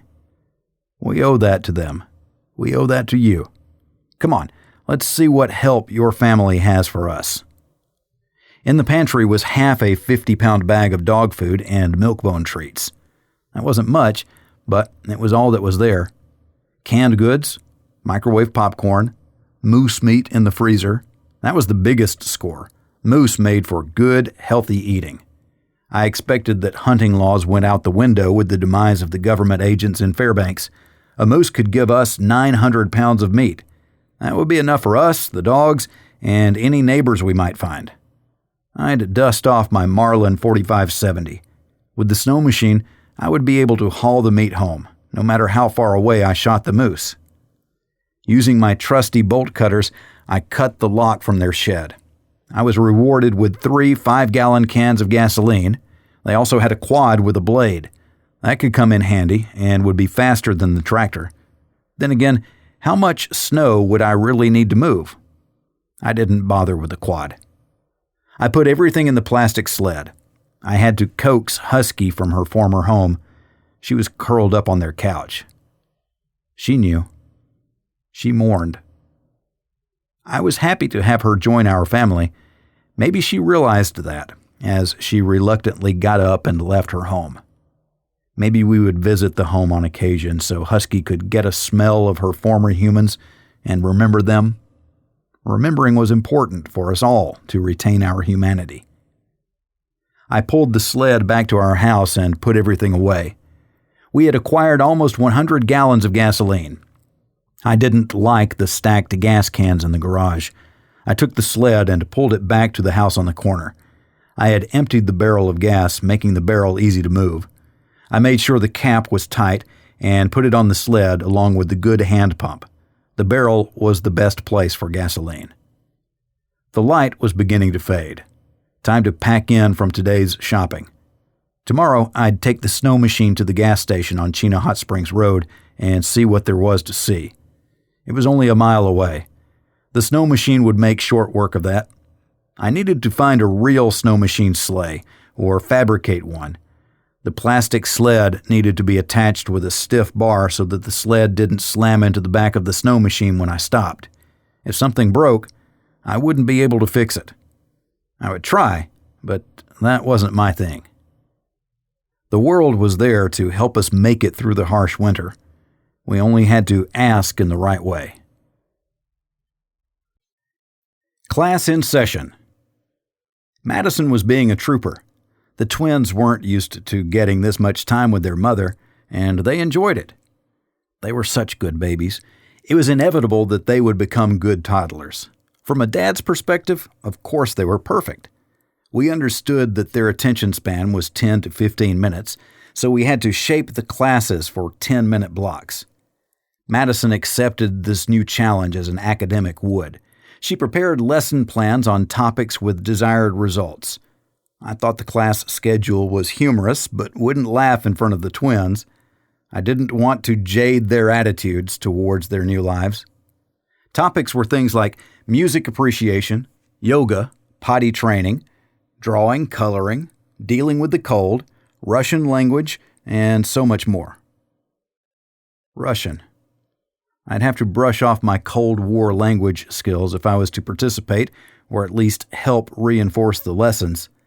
The classes were separated by playtime, nap time, dog walks, and meals.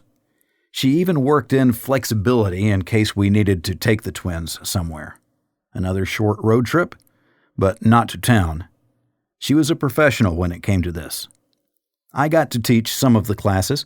Cold weather was to be mine. I'd start with getting ready to go outside. What clothes were proper? How did you put them on? What if you don't have your snowsuit? We had classes for weeks. My classes would always get to end with playing outside. And at the end of each day, we'd review as a family where we were, what we had accomplished, what we were going to do tomorrow.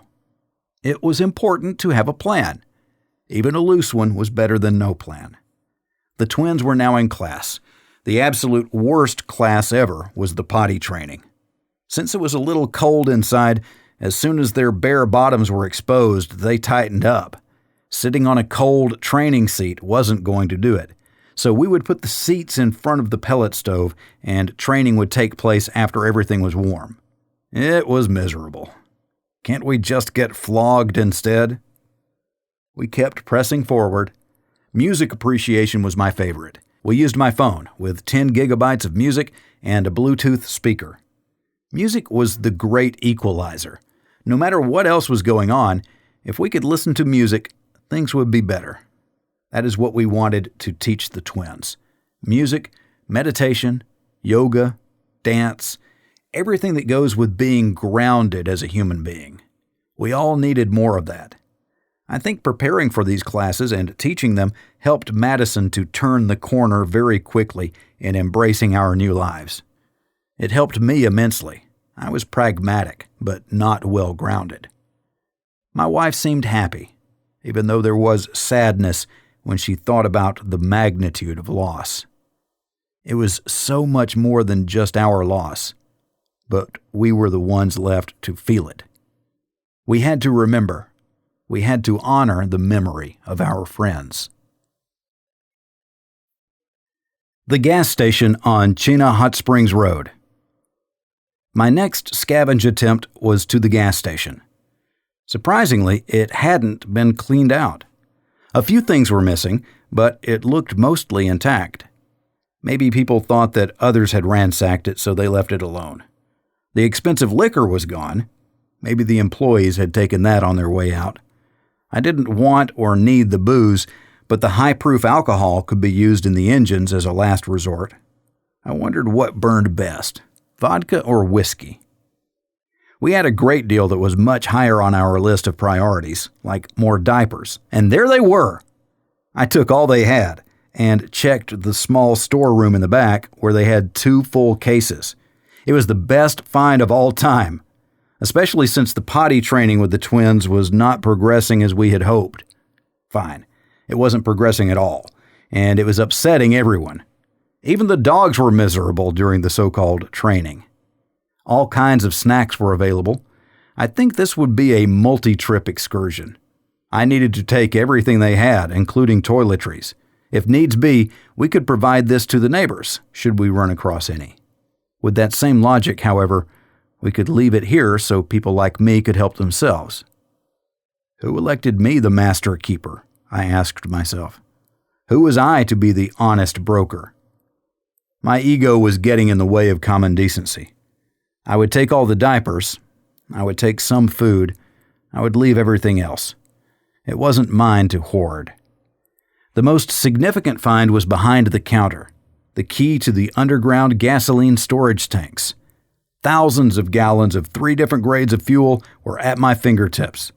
My greed rushed back to the front. How much could I take back to the house? First, how could I get it out of there? Hand pump, garden hose, duct tape.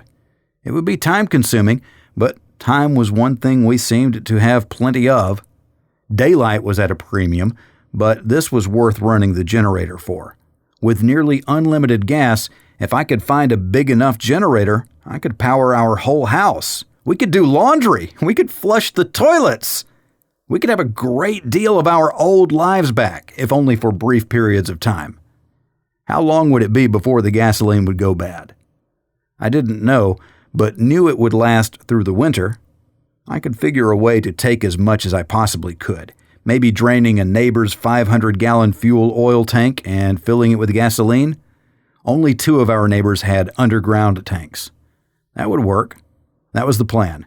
If everything turned out according to the plan, then our quality of life would vastly improve. No one's coming. We went about our routine through the first week, then the second, and the third. If we had radiation sickness, we would have seen signs of it by now. It looked like we weren't going to die right away.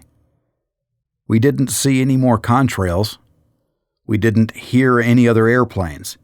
The last vehicle to drive by was in the convoy that passed weeks ago. I dutifully kept the road in our neighborhood clear. We even shoveled a path into the forest so the dogs could have an expanded walk area. Besides frequent trips to the gas station, I didn't venture out very far. If the snow machine broke down, I'd have to walk back to the house. The snow was too deep for casual walking, and I still had not been able to find a sled built to be towed behind a snow machine. But then again, I had only looked around our immediate neighborhood. The dogs that weren't far away hadn't barked since just after the event. I made a quick trip to that house to find that no one was home. The dogs were all gone. I'm glad I didn't find dead dogs. I should have checked earlier, but forgot about them when they hadn't barked. Their owner must have packed them up and joined the convoy, or drove himself out early after the crisis. We had a great deal of time to think, yet things like this were easily forgotten. The focus I had for my family was all-consuming. Every fiber of my being was focused on providing in an environment that I was unfamiliar with. Maybe that discomfort I felt was fear. Real fear. If I failed, we'd all die. I wondered when help would come. I needed help. Even with the threat of radiation, it seemed odd that the government had not made some attempt to contact survivors. That's what we were.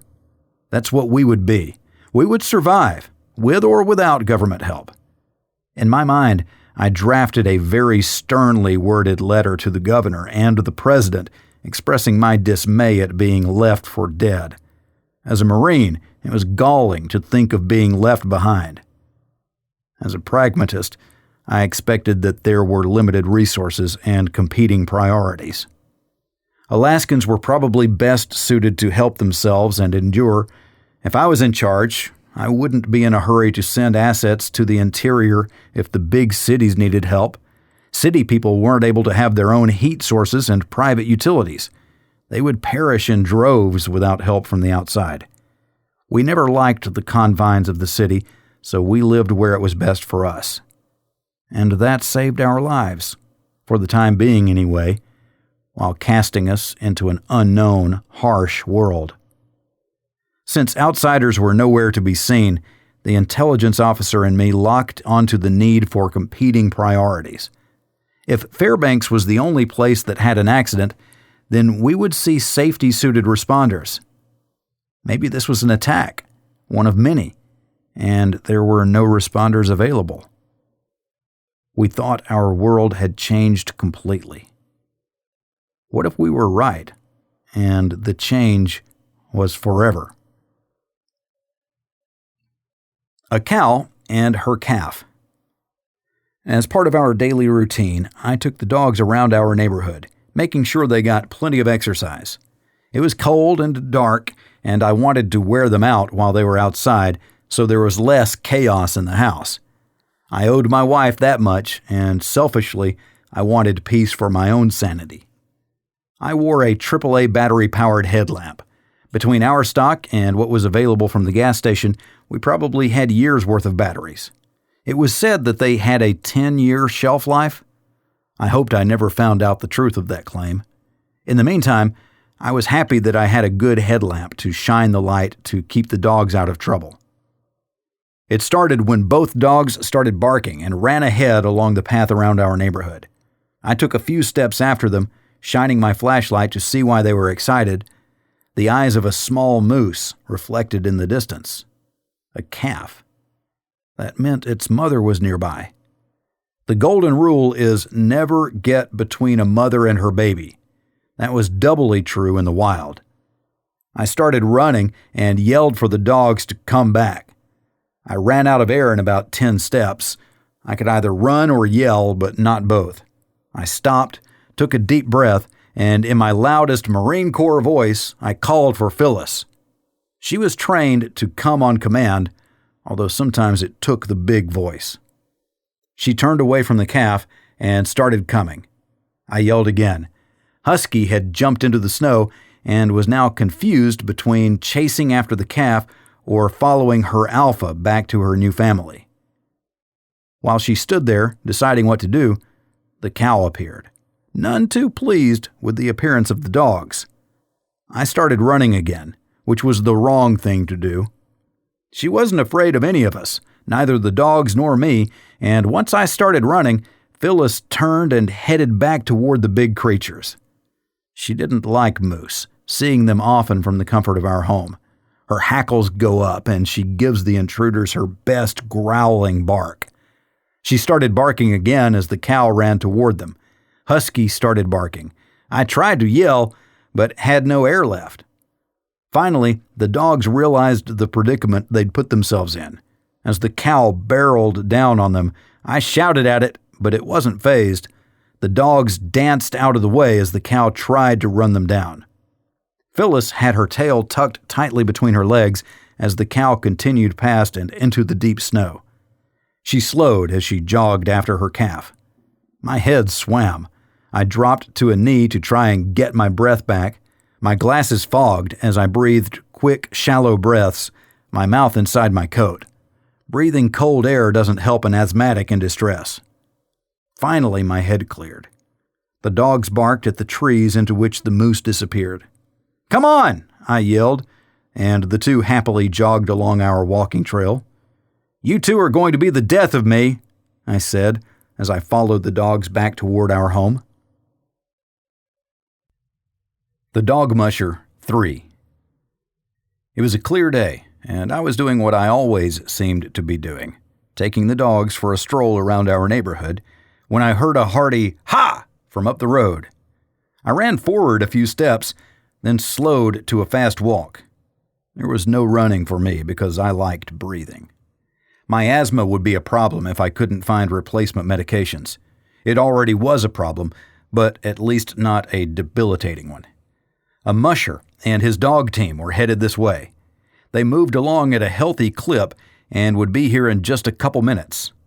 I took the dogs to the house on the corner and put them inside, wedging the door closed behind me. I didn't want my dogs to be a distraction and maybe get into a fight with the sled dogs. Our pit bull would probably wreak havoc. Phyllis needed to be kept apart from the sled team. Husky would probably join them and run off. I waited by the side of the road and waved as the dog musher approached.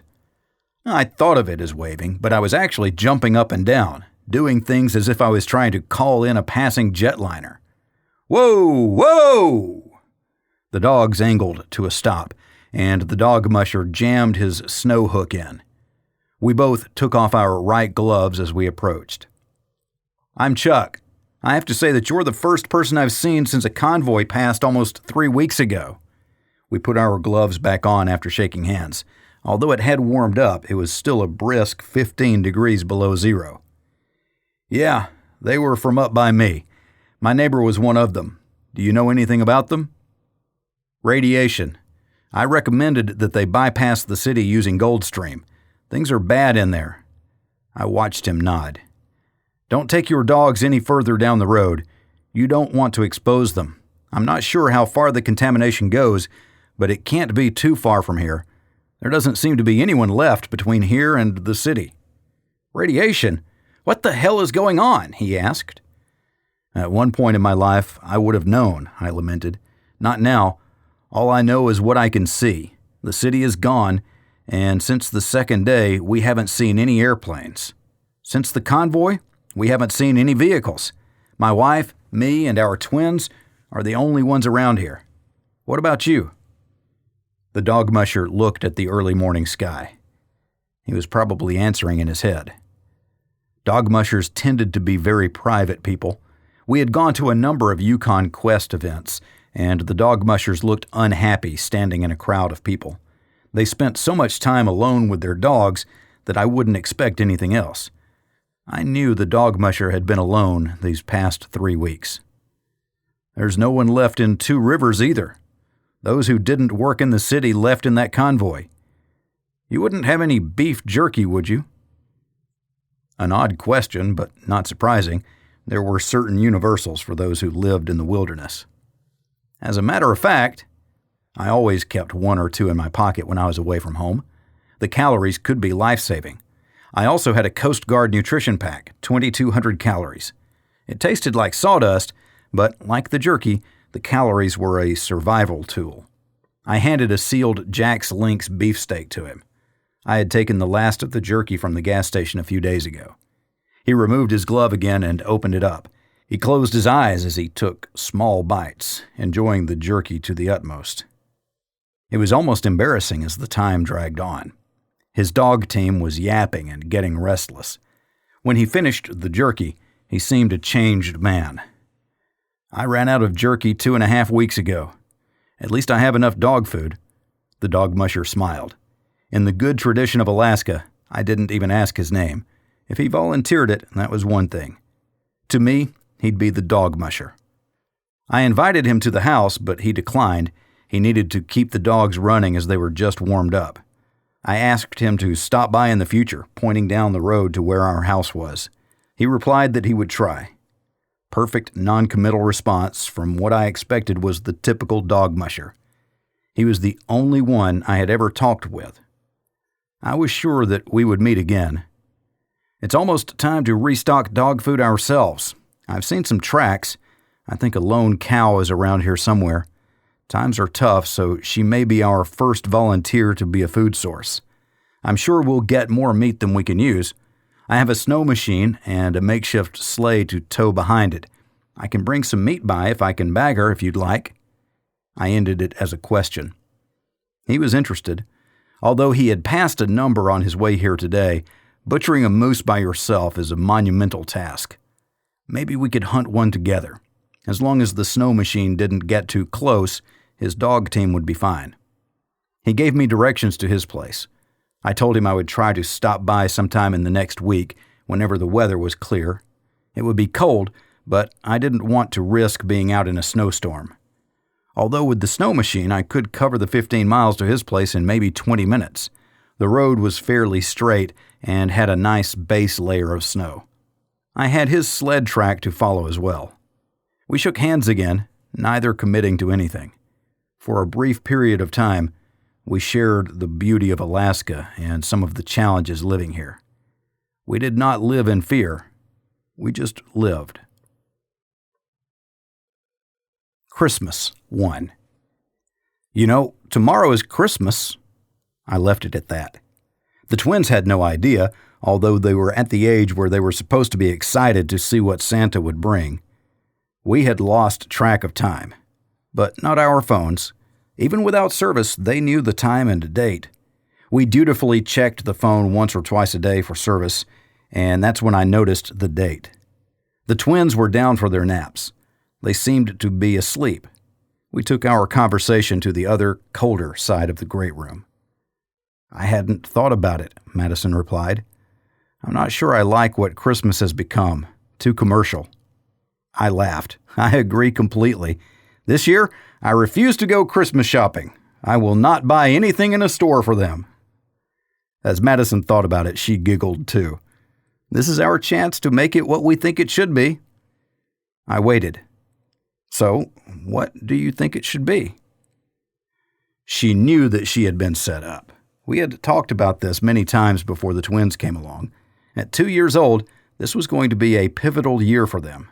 It was going to be Santa Claus bringing piles of presents, or a more traditional Christian celebration, or something of our own making. Although we didn't believe in the Seinfeld version called Festivus, we understood the point they were trying to make. Let's make it about giving and not getting. Of course. What did that look like? I made a hand gesture of tell me more. We each give something out of the ordinary to each other. We have to be accountable, so we'll write things down if we give an act, like cleaning a room or doing dishes. We'll track it on a paper that we'll post on the wall. Madison believed that the most important gift you could give was your time. I saw the wisdom in it. Time is something that, once wasted, can never be gotten back. We have to make the most of our time. That's why she was always so much better at parties than I was. Even though we are both introverts, she could flow through a party and leave everyone smiling. Her secret? Ask a question and give them your undivided attention as they answer.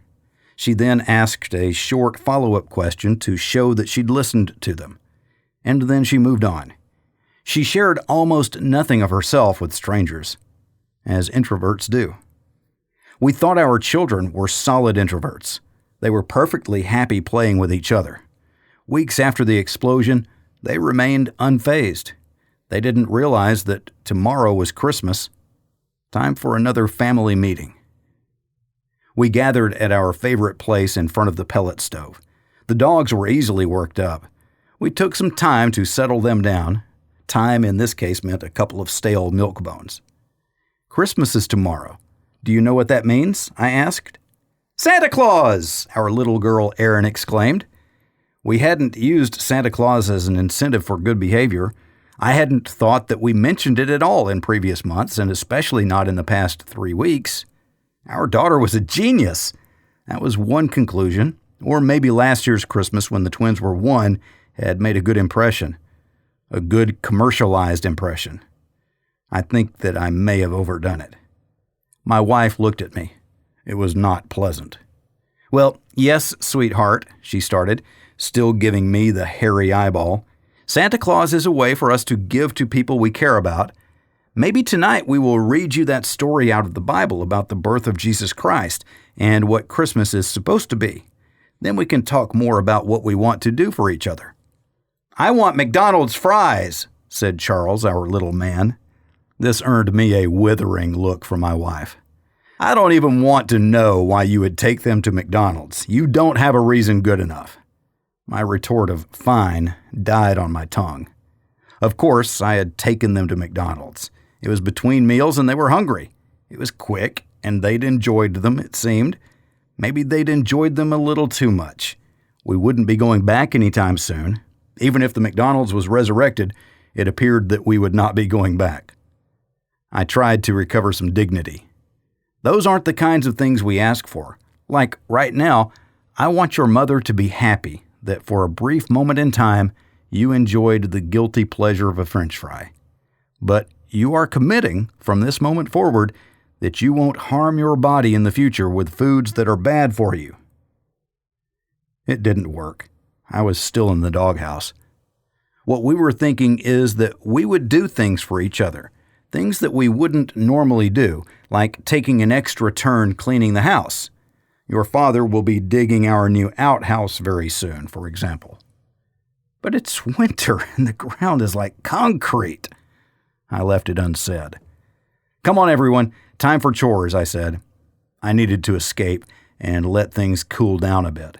It was Christmas Eve, and I still needed to run the generator, bring in more pellets, and maybe siphon a little water from someone's tank in our neighborhood.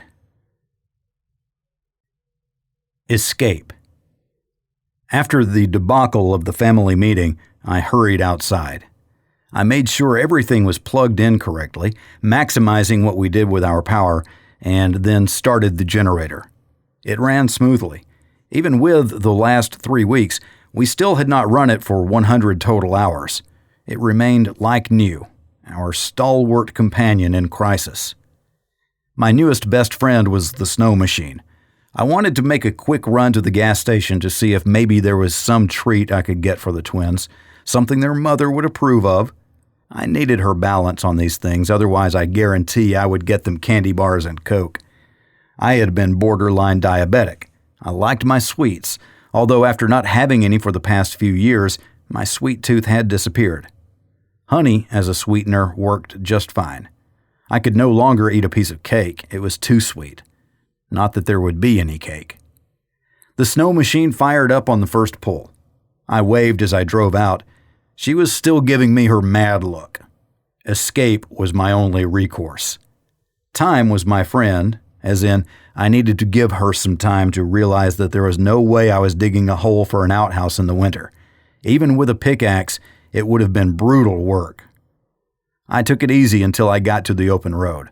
Following my own previous tracks, I gave it the gas and raced the short mile to the gas station.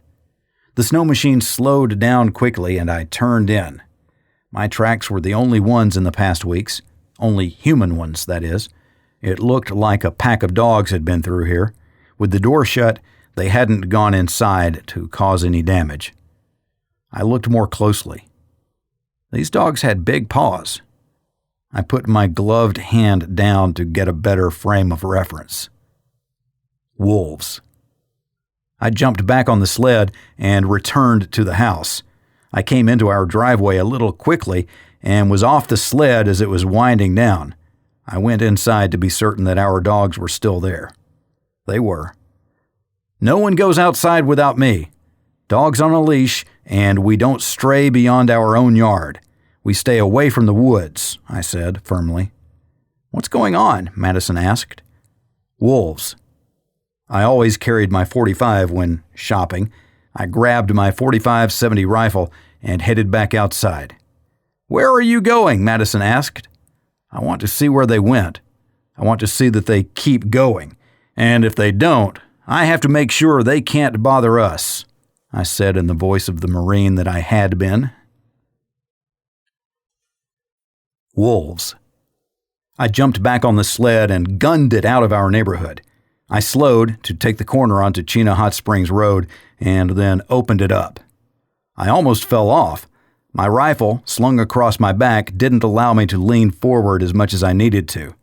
I slowed, adjusted things, then sped back up. The wolf tracks went from the gas station straight out onto the road. They were on top of the dog musher's tracks, and the tracks started getting further apart. The wolves were running after the dog musher.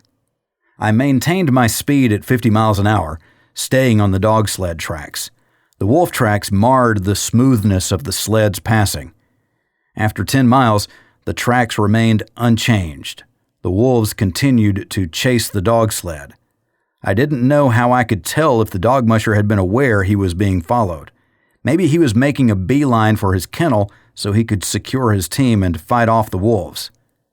At mile 11, the wolf tracks left the road and headed down a driveway. I raced past where they had turned. I looked around at the woods to make sure I wasn't going to get ambushed, then turned and went slowly down the driveway. I could see where the wolf tracks intersected with moose tracks. The wolf pack had changed prey.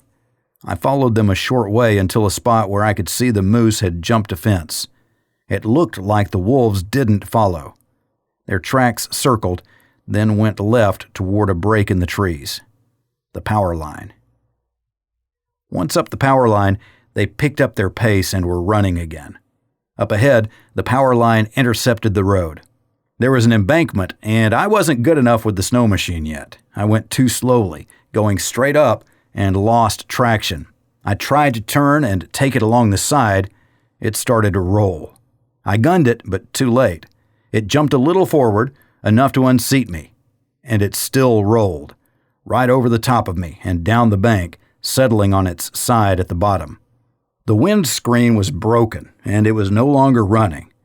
I hoped that was because of the kill switch wristband I always used. I was more than 11 miles away from home, with less than an hour of light remaining, while on the trail of a wolf pack. If I swore, now was perfect for it. But I didn't, and I didn't have the time. My rifle had dug into my back. My pistol dug into the ribs under my arm. The sled had slammed into my chest. I sat in the snow and took off my helmet. I listened for any sounds. It was quiet. I don't know what a wolf pack sounded like while hunting, but I expected to hear something. Maybe not. I cleaned off the face shield and looked at my rifle. There was snow in the scabbard, but after wiping off the rifle action and shaking the snow out, I was back in business. I made sure there was a round in the chamber and that the safety was on. My sled needed some love. I wiped it off enough. The broken windscreen wouldn't be a problem. I crossed my fingers and tried to start it. It came to life on the first pull. My heart raced. I was out here hoping to help the dog musher while at the same time putting my family at risk. I should head straight back home. But that wasn't who I was. The dog musher needed help right now. If I went home, who's to say that the wolves wouldn't follow me back? I drove the snow machine at a crawl along the bottom of the embankment until I came to another driveway where a ramp had been created over the years. The sled smoothly negotiated it, and I was back on the road, where I found the wolves had resumed following the dog musher. Failure. Two Rivers was close by. I opened up the snow machine on the straightaways and was quickly at the dog musher's turnoff. The trail was far too easy to follow. I slowed. Even with the engine still running, I could hear the sounds of battle, growls and yips of pain, some barking, some howling. The dog musher had not known that he was being followed. It looked like he had arrived shortly before the wolves. Half his team had been unhooked and chained back to their dog houses. This is how the wolves found them. Easy prey. The chained dogs had no chance. The dog musher had been in the open and was still fighting valiantly against 3 wolves. The other members of the pack were efficiently killing the sled dogs. I ripped the rifle off my back and took aim. The shot took one of the wolves in the flank. His back legs were almost ripped off. A .405 grain round fired from 50 feet away didn't need to hit the center of the target to be effective. That left 2 attacking the dog musher. The shot had not startled the wolves at all. I expected them to run off, but they were in killing mode. They were too close to the dog musher. Both had bitten deeply and more than once. The dog musher's thick clothes helped, but he was still too exposed. One hand was a bloody stump. I angled in close with the snow machine, driving with one hand while holding the rifle in the other.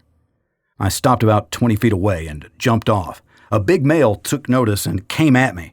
I shot him in the chest as he jumped. I fell backwards into the snow. I scrambled to get back up, but didn't make it all the way. Another came at me. I shot him from a sitting position. My .45-70 had 2 rounds left. There were more wolves than that. I took aim at a wolf ripping into the dog musher's leg. The man screamed in pain. I fired. I missed. I chambered the last round and fired again. This one hit home, and the wolf exploded in fur and blood. I struggled quickly to get my .45 out from inside my jacket. The cries from the sled dogs had stopped. Only the growls of the wolves remained. The dog musher was losing his fight for consciousness. One of the 5 remaining wolves came at me, but not straight. It started to circle, keeping its gleaming eyes focused on me. I clicked the safety off with my thumb and drove the first round from the .45 right through its forehead. It went down while the shot rang loudly in my ears. The other 4 were not so keen to engage. It looked like they were deciding what to do. Maybe I had killed the alphas of the pack. I didn't know. At this point, I was in control. I walked toward the closest wolf, a female, and dropped her with a shot behind her shoulder. The others started to run toward the nearest woods as if their pelts were on fire. I fired a couple times, but missed. I followed them a short way to make sure they were still running. They were. This battle was over. I ran over to the dog musher, who was lying in his own blood, sobbing. My dogs. I looked back. All his dogs were dead or dying. There was blood everywhere. I ripped off a piece of his coat and started to tighten it around his mangled hand.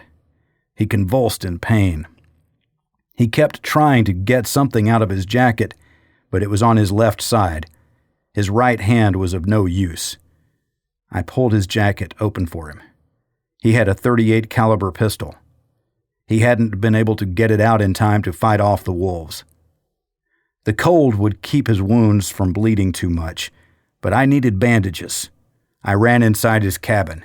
There was a dresser, and I hurriedly opened the drawers until I found t-shirts. I grabbed a handful and turned to run back outside. The report of a gunshot shook the windows. The wolves! I dropped the shirts and pulled my pistol out of my shoulder holster, leaving off the safety as I burst out the door. No wolves. No threat. Only the dog musher, with the top of his head blown off, and his pistol on the ground nearby where it had jumped from his dead fingers. My ears were still ringing from the earlier gunfire, but I couldn't hear any other sounds. The world returned to its normal state of peace. I looked around. Carnage. The smell of blood tainted the air. Gunpowder lingered. I got behind the dog musher and lifted him off the ground. His head dripped gore onto the front of my jacket as I dragged him to his cabin. I put him on his bed and covered him up. After breakup, spring melt, I would return and bury him. He deserved better than this. The wolves hadn't cared. We'd lived in Alaska for only 4 years, but in all that time, I had never heard of wolves attacking people. Is this going to happen more often in our new world? I asked myself. If so, that meant things had changed dramatically for my family. We had to always be on the lookout. We had to always be armed. We had lived such sheltered lives before and never fully appreciated it. Putting my feelings aside, I checked for supplies. The shed had 2 pallets of dog food. We could put that to good use. I took 2, as that was all that would fit on the back of the snow machine. I started it, and, without looking back, headed for home. The unhappy return. I pulled in by our garage just after sunset. Madison bolted outside wearing just her hoodie and sweatpants when she saw me. I looked a mess. My coat would probably have to be burned. My snow pants weren't in much better condition. "I'm fine," I said as she stared at the blood and gore frozen to the front of my jacket. "Not mine. They got the dog musher." She mouthed the words, "Oh my God." I pulled her inside the garage where it was still cold, but not like being outside. And all his dogs, too. I tore off the coat and threw it on the ground and pulled her in close for a hug. I had broken into people's homes. I had stolen their goods, and I'd watched people die. Was I ready for this? I didn't think so. I started crying. For the dogs, for the dog musher, for us. Madison cried softly, her head buried in my chest. The day had started so promising with the visit of the dog musher. It ended horrifically, but oddly, we were safer because of it. If I hadn't rolled the snow machine, I might have gotten there in time.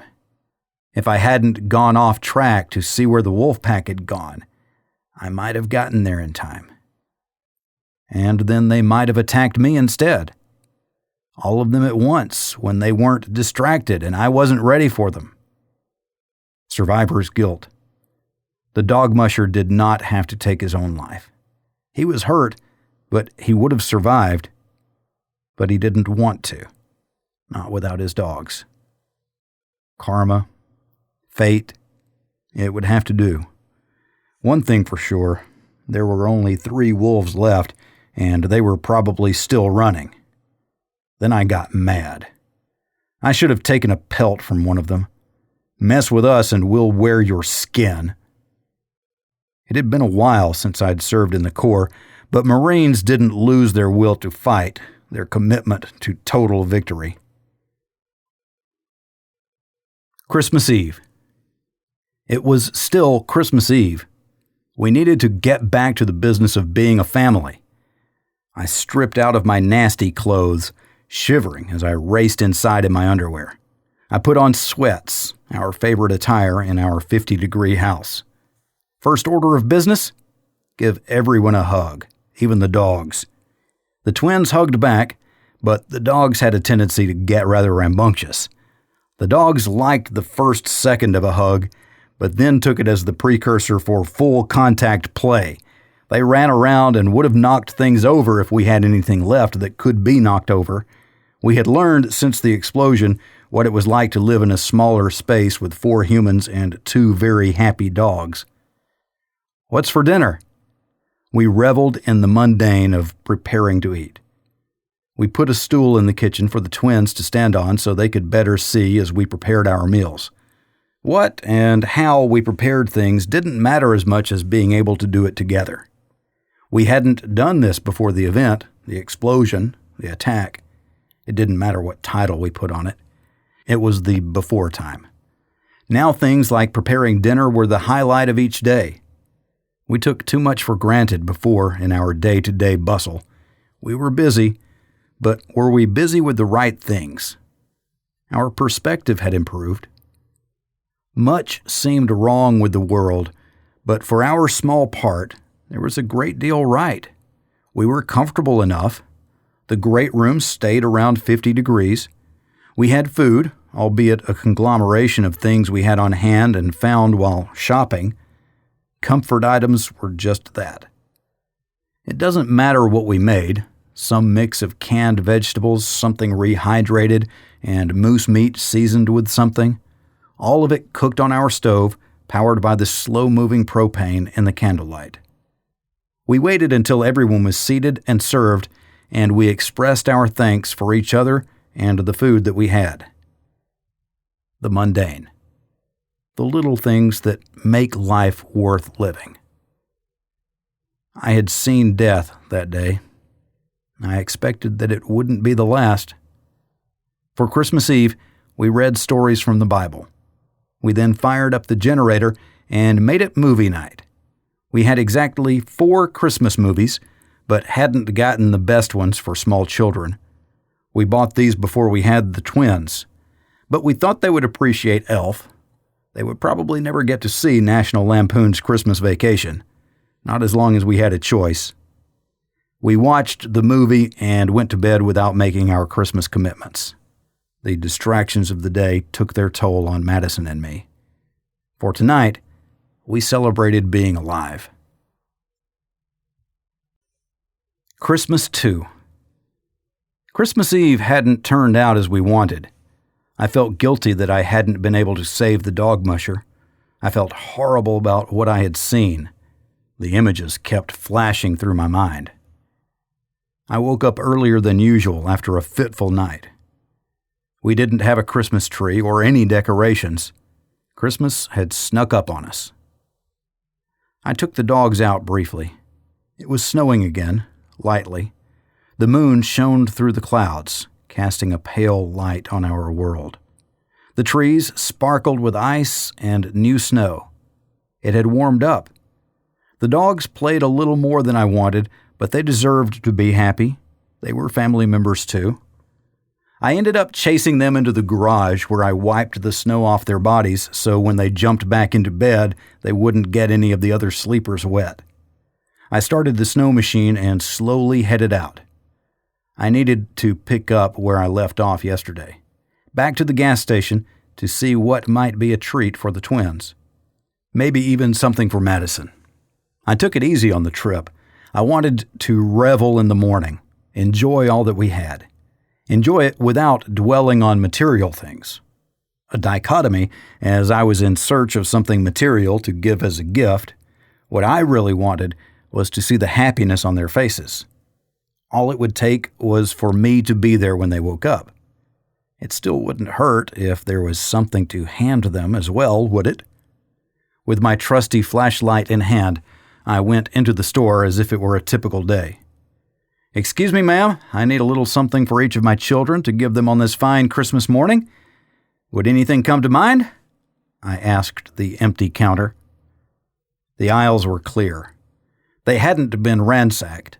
Today was no different in my new norm of shopping. Maybe I needed this sense of normalcy. Although I was a closet prepper, it was in the comfort of my own home, with plenty of power and a trip to the store only as far away as my Jeep in the garage. The only store left to me now was this gas station, which appeared to have made most of its money from alcohol and drink sales. The refrigerators were still filled with now frozen concoctions of all types: sodas, energy drinks, sugary teas, and beer, mostly beer. I wasn't interested in that stuff, even if it was thawed and free. I went into the candy aisle. I doubt there's anything as good as a frozen Snickers, so that was always an option. There was candy of various types, but I didn't want the twins to get a taste for things that were too sweet. I wasn't sure what the future held, but sugar wasn't going to be readily available. Honey, maybe, so I looked at the Bit of Honey candy bars. Those were good, but when they were frozen, they could be real toothbreakers. I put 2 of them and 3 Snickers in my pocket. Candy wasn't really what I was looking for, though. Something that's bad for you shouldn't be considered a treat. On a spinning display in the corner were some travel games. I was surprised they had these kinds of things, but then again, Chena Hot Springs was almost an hour up the road if one were driving. Travel Boggle. I put that in my pocket. A sliding tile math puzzle. A sliding tile word puzzle. The twins were 2. These might be nice, but a little later in their lives. On the counter, there was a spinning display case with some cheap jewelry. I spun it, and there they were. 2 necklaces, each with 1/2 of a heart. The heart would be whole when the 2 wearers were together. When they were apart, each would miss the other half. I took these. As the twins grew up, I hoped that they would look out for each other, take care of each other. I arrived back home to everyone still snug in bed. The dogs had taken my spot, so there was no hope of crawling back under the covers for me, so I made a cup of coffee. I had taken all the instant coffee from the gas station on an earlier trip. One has to have priorities. I sat on a chair looking through the window to the yard and the woods. It was Christmas Day, a little over 3 weeks since we lost power. If you haven't experienced it, you can't understand the beauty of Fairbanks in the winter. The colors are soft pastels. The white was bright and clean. Everything sparkled. The air was crisp. Fairbanks was considered high desert. It was dry, and the snow was light, fine like powdered sugar. The stars shine, and the sky was full. The moon was so bright it cast shadows. Especially without any artificial lights, the sky was even clearer. I was still sitting there when everyone else began to stir. Madison was hugging the twins in close. The dogs were stretching and yawning. "Merry Christmas!" I worked my way past the dogs and into the pile of humans. The twins were giggling, and together they said, "Potty!" We hurried up and put them each on their own mini throne, where they gave us the best gifts. On their own, they had learned what it meant to be potty trained, and that they decided to make it happen. We could not have been happier. We made pancakes with the last of our shelf-stable almond milk. We took it easy with the maple syrup so we could continue to use that as a sweetener in oatmeal for the children. After breakfast, I gave the twins their present. We put the necklaces on them, but saw that they were too young to have something like that around their necks. We promised to make them bracelets that they could put the charms on. They liked them and kept putting the 2 pieces of the heart together. They spoke to each other in their own language, which only they understood. We could only watch. I went to the garage and got one of the Snickers bars. I gave it to Madison on the sly. As adults, we had a different idea regarding treats. Madison took it and smiled at me. In no time at all, decadence had taken a back seat to necessity. I'd lost 10 pounds since the event. I expect Madison had shed a comparable percentage of her body weight. We didn't weigh ourselves that often. The scale worked, but the problem was in shedding enough clothing in our 50-degree house to weigh ourselves properly. We took sponge baths when necessary, but that was it. We still had not figured out how we were going to do laundry. We boiled water for dishes, and thanks to the gas station, we had an almost unlimited supply of propane and gasoline. We could continue to use our stove and generator. I needed to find a bigger generator. Then we could power the whole house. My small generator had a 220-volt outlet, but my dryer plug didn't fit it. I didn't have the proper plug. A good prepper would have thought of those things, along with buying the right-sized generator in the first place. The winter solstice was 4 days ago. That meant a little more light with each passing day. It was crystal clear again, which meant that temperatures would drop further. What to do for New Year's? Every year for New Year, we had gone to Chena Hot Springs Resort to enjoy the springs. Even with everything else, why should this year be different? The resort provided its own geothermal power. It should be fully operational. Workers lived there, as it would be too expensive and time-consuming to commute the hour-plus one way from Fairbanks. Many young people worked there to earn money for college. You couldn't spend money there, so it made for a great way to save. To make the trip, we needed another snow machine with a tow-behind sleigh. I knew there wasn't another setup in our neighborhood. I took a trip toward Two Rivers. As I got further from Fairbanks, I figured it was more likely that every household had a snow machine. I took it easy as I entered the first farm. I didn't want anyone to consider me a looter, although maybe I was. If I took a snow machine, it would be for our pleasure, but a backup could be critical if one broke down. Also, with a second machine, we'd be able to both go shopping and take the twins with us. There were no vehicles that I could see, and there weren't any tire tracks in 3 weeks' worth of snow. I still took no chances and yelled heartily from the snow machine. I waited. No answer. I gave it one more yell. Still no answer. There were a number of buildings on the property. I figured the most likely to hold a snow machine was the garage. I looked in through the windows into the emptiness. No vehicles, although it looked like space was cleared for two.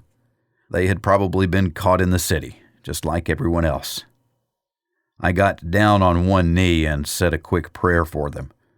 I had not been religious until a month ago. Since then, 2, maybe 3 times, the world had tried to kill me. I had to believe that I was blessed.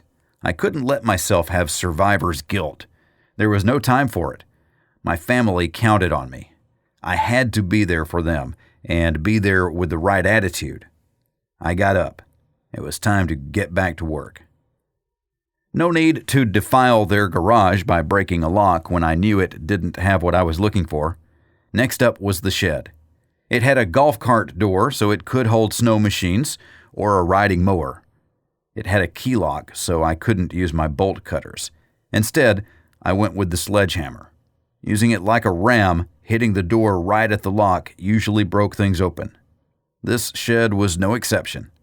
The lock broke out, and I pushed the door in. Perfect. Thank God for people who were prepared to live in Fairbanks in the winter, and I thanked them profusely for sharing their wisdom with me. 2 top-end snow machines, both ready to go. They had towed sleighs that looked like undersized sleds as well. I choked one of the machines and hit the starter. It struggled briefly, then roared to life. Booyah! The sound of freedom. I was trading up from a pull start to an electric start, and I liked it. I maneuvered the new snow machines and towed sleighs into the driveway. I put my old machine with the broken windshield and small sleigh into their shed and closed the door. I tied a tow strap between the first and second snow machines. I hooked up the sleighs, one on top of the other, behind the towed snow machine. I reminded myself to dutifully document the exchange. With the new snow machines and both towed sleighs set for travel, I was in a good mood, so I thought I'd look around before heading back. One never knew what could be found. I put a 5-gallon can of gas and a couple quarts of oil into the sleigh. They were undoubtedly for the snow machines, so might as well keep everything together. There wasn't anything else in the shed that I wanted to take. We didn't need anything else yet, so I wasn't going to break into the farmhouse. Maybe sometime I'd have to, but not today. No more shopping than required. I didn't want to get greedy. We had what we needed for today and even for next month.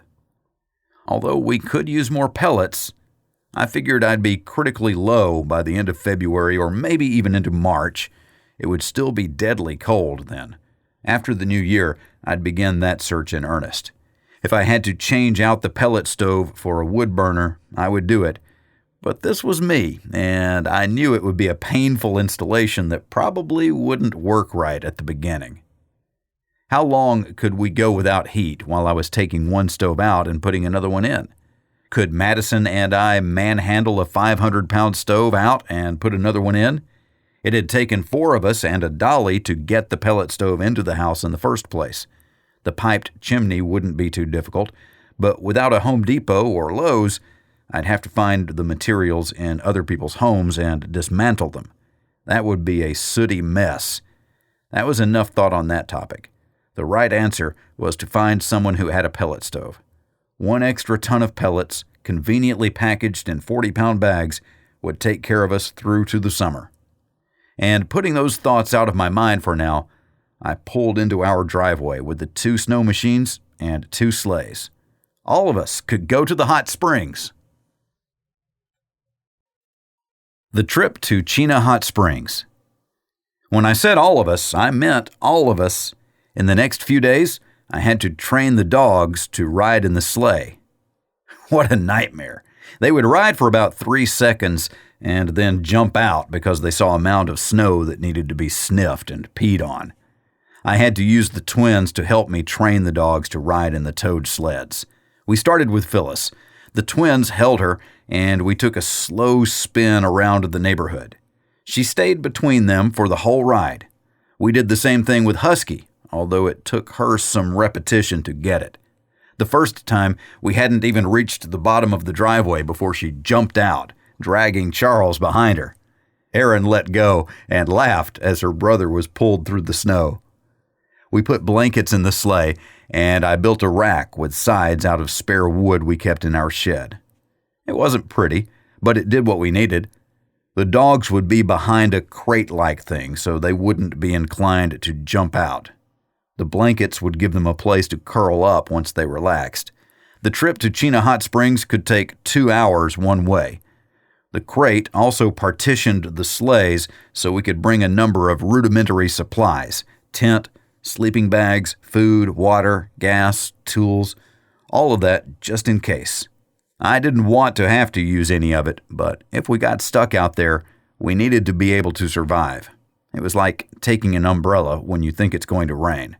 Being prepared lessened the chance of needing what you were prepared for. Like the twins remaining potty trained, no accidents. It made our lives so much easier. The day came. We left the pellet stove on. It would run until it ran out of pellets or the battery died. If all went well, then we'd be back before either of those things happened. Dogs on the sleighs. 1 child on the snow machine with each of us. They would probably get bored, but we'd deal with that when the time came. Maybe we'd stop along the way. I let Madison lead as she had not driven a snow machine before. We would stick to the road and maintain a steady pace of 25 miles per hour or so until she was a little more comfortable. I had no doubt that she would pick up the pace on the straightaways. I would follow her far enough back to avoid the snow cloud her snow machine kicked up. We set out. It was funny watching her navigate the first corner onto the highway. She almost came to a complete stop as she muscled the nose around. She gave me an unhappy look. I went wide around her and showed her how to let the skis take the machine around the corner. I gave it a little gas to help the skis dig in and corner smoothly. I slowed and looked back. She accelerated and slowed, accelerated and slowed. She was getting used to the gas feed. Once on the road, she passed me and continued toward Chena Hot Springs. We were on our way. And an hour later, we were still on our way, but the pace was picking up. I raced ahead to give her the "let's take a break" sign. We stopped in the middle of the road. First order of business was to let the twins relieve themselves. That was interesting. Snowsuits aren't made for field relief. Their little bodies shivered as they tried to go. We held them close while they finally did their business and then bundled them back up into their now cold clothes. The dogs frolicked in the snow.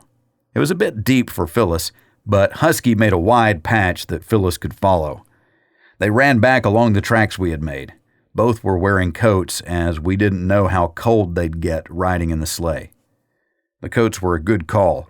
About 5 minutes into the ride, the novelty had worn off, and they'd curled up as much as they could in the blanket, with their noses facing backwards, away from the wind. Next time, more blankets, and maybe pillows to use as a windbreak up front and cushion in the back. It was nice traveling with all of us together. We coaxed the dogs back into their traveling crates with milk bones, climbed aboard ourselves, and set out again. The break helped. Madison was far more comfortable and almost immediately picked up the pace. We passed a few moose grazing on willow branches near the road, but we didn't pass any people or signs of people. Maybe everyone had left, or hunkered down so much that they left no trace. Real preppers lived out here, people who understood what it was like to live off the grid. We were teaching ourselves quickly, but it wasn't natural for us. My first thought was to run a generator. As we approached the Chena Hot Springs Resort, things looked normal. There were snow machine tracks in the immediate vicinity. There were dog sled tracks. The sled dogs were barking and yipping from the kennel near the road. There should have been 100 dogs there. It seemed like it from the noise they were making. We pulled our sleds up to the main entrance, where there was also the restaurant. We left the dogs in their cages, even though they were ready to get out. The door was unlocked, so we went inside. As bizarre as it seemed, there was a young woman behind the counter. The Hot Springs. "Can I help you?" she asked in a pleasant voice. "I'm sorry, I didn't expect anyone to be here," I started. "We've been out of touch for more than 3 weeks now. We have plenty of reservations on the books, but the state hasn't plowed the road. The phones are out, so no one is able to call and cancel, and we aren't able to call them," she said. "We were getting worried." I looked at Madison. Although the resort didn't get a great deal of traffic, I would have thought they'd be more curious.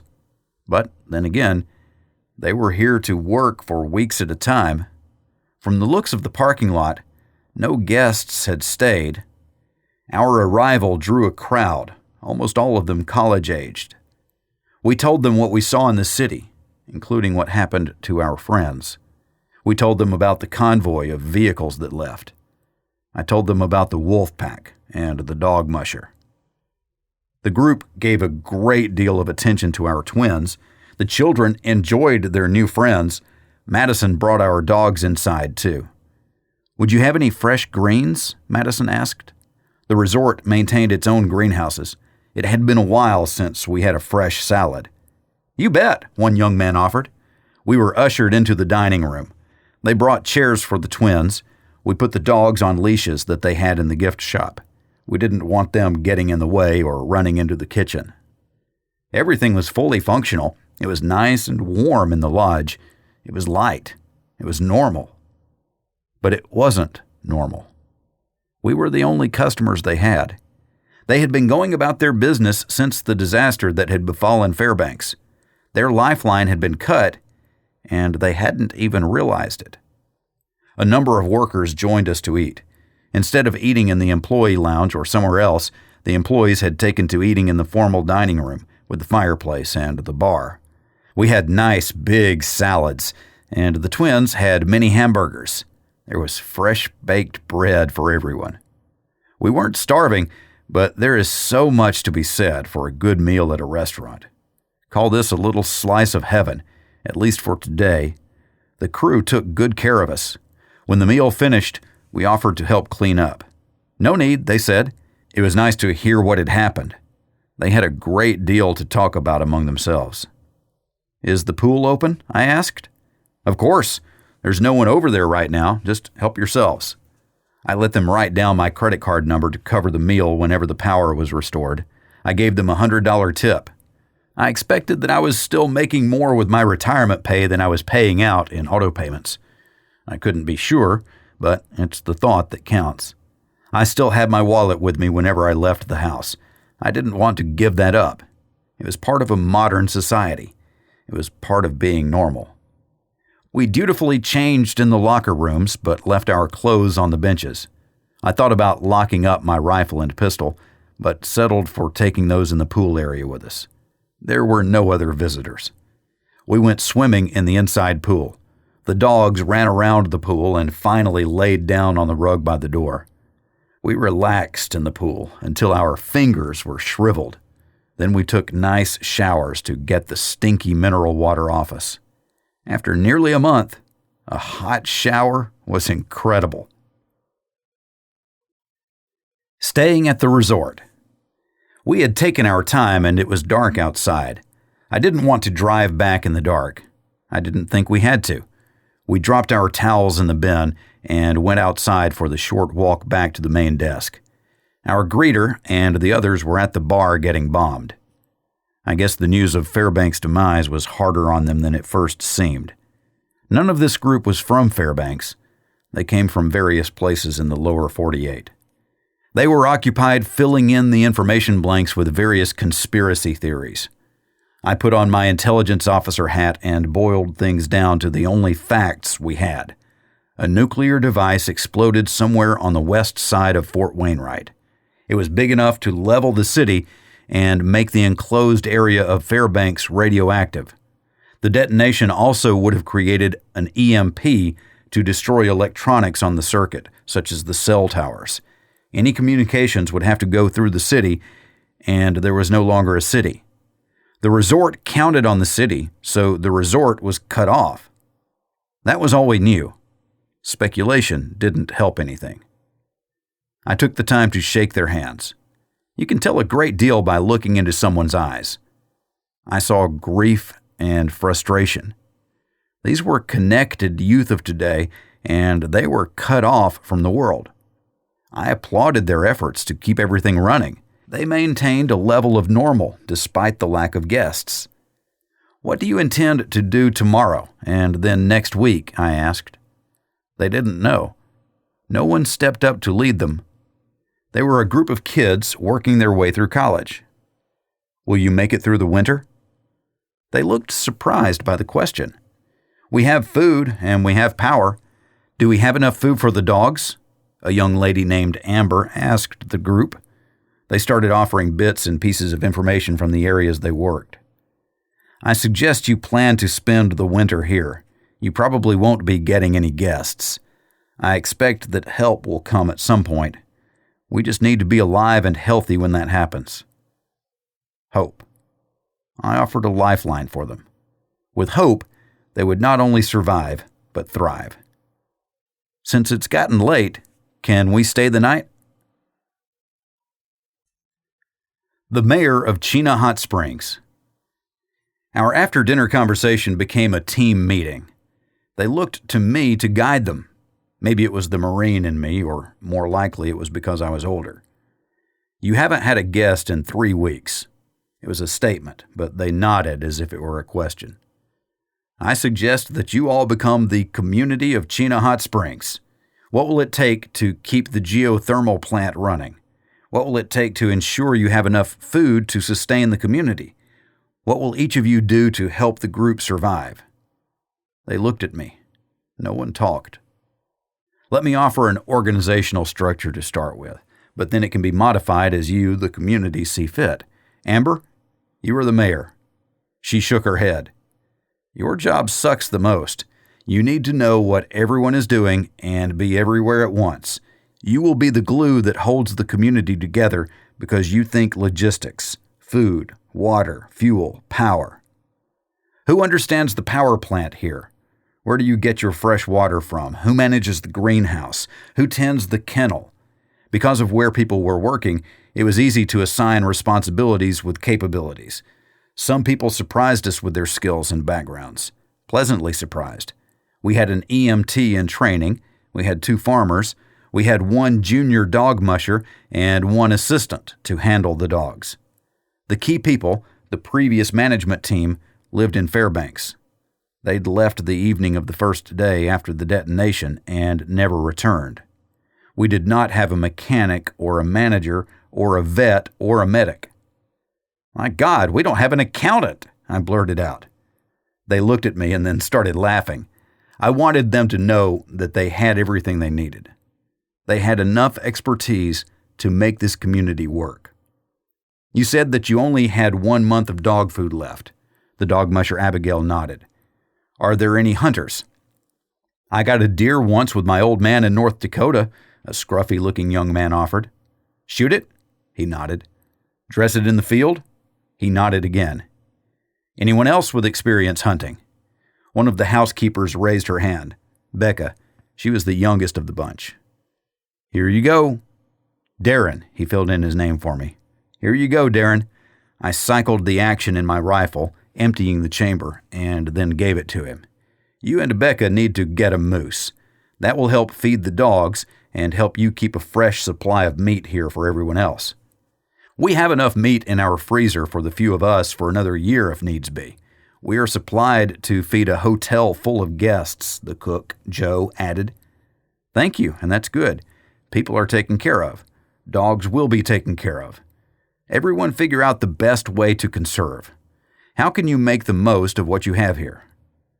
"I'd like set times for meals. Everyone eats together, and I only have to make 1 or 2 entrees for each meal. That would make things easier for me, and then I could help out elsewhere. I'd like to learn more about the power plant." Our visit became a sharing of information, then a conversation, and finally a town planning session. Amber had shown Madison and the twins to the honeymoon suite. The dogs were enjoying the company of the humans. I expected Madison had taken another long shower and that the twins were sound asleep after a full day. Amber was back.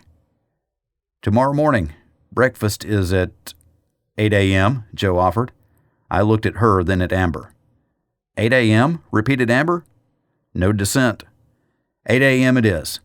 Coffee starting at 6:30, and I'll make that myself. She was off to a good start as the mayor. I asked Darren to follow me out to our snow machine. I dug out the extra box of ammunition I had brought for the rifle. Good luck. I shook his hand as I handed it to him. This group needed to believe it could be self-sufficient. The dogs were outside with me, but I hadn't put on their coats or boots. Phyllis was running to stay warm. I had to keep yelling at her to keep her going in my direction. We finally made it to the building with our room, which was less than 100 yards from the restaurant and main desk. Phyllis and Husky must have run a mile and marked every post on their way. I never thought that female dogs would mark like males, but they did. Phyllis even lifted a leg to do it. I then joined my family in the honeymoon suite for a very relaxing evening in a warm bed with electric lights and running hot water. We easily accepted these creature comforts, but we no longer took them for granted. Returning home. Morning came far too soon. I slept like a rock. Madison created a cocoon for herself and was a bump under the covers. The twins were wedged in between us, emulating their mother in near hibernation. The dogs were at the bottom of the bed. At least it was a king, so I had some room. There's a lot to be said about waking up in a warm room and being able to use a flush toilet. It was about 5 a.m., later than I usually awoke, but still earlier than the rest of humanity. I closed the bathroom door and took a long shower. It was so nice. Too bad I had to put my dirty clothes back on. Then again, they didn't seem so bad when my body was clean. I was surprised that no one had gotten up, but the humans were still out cold. The dogs lifted their heads. I shushed them and waved them out the door with me. They came readily. Their dog food was still in the sled. I'd get it on the way to the restaurant. I put on Phyllis's coat and boots because it was cold out, maybe -10. There were some external lights here. It was nice being outside in the morning and having light. We walked around the complex, staying in the lighted areas. We walked into the pool building. The staff had stopped locking doors, so everything was available at any time. The sulfur smell wasn't overwhelming, and I got used to it quickly. The dogs didn't like it in there. Too steamy. No soft places to lie down. They worked me until I took them back outside. This is how it should feel when at a resort.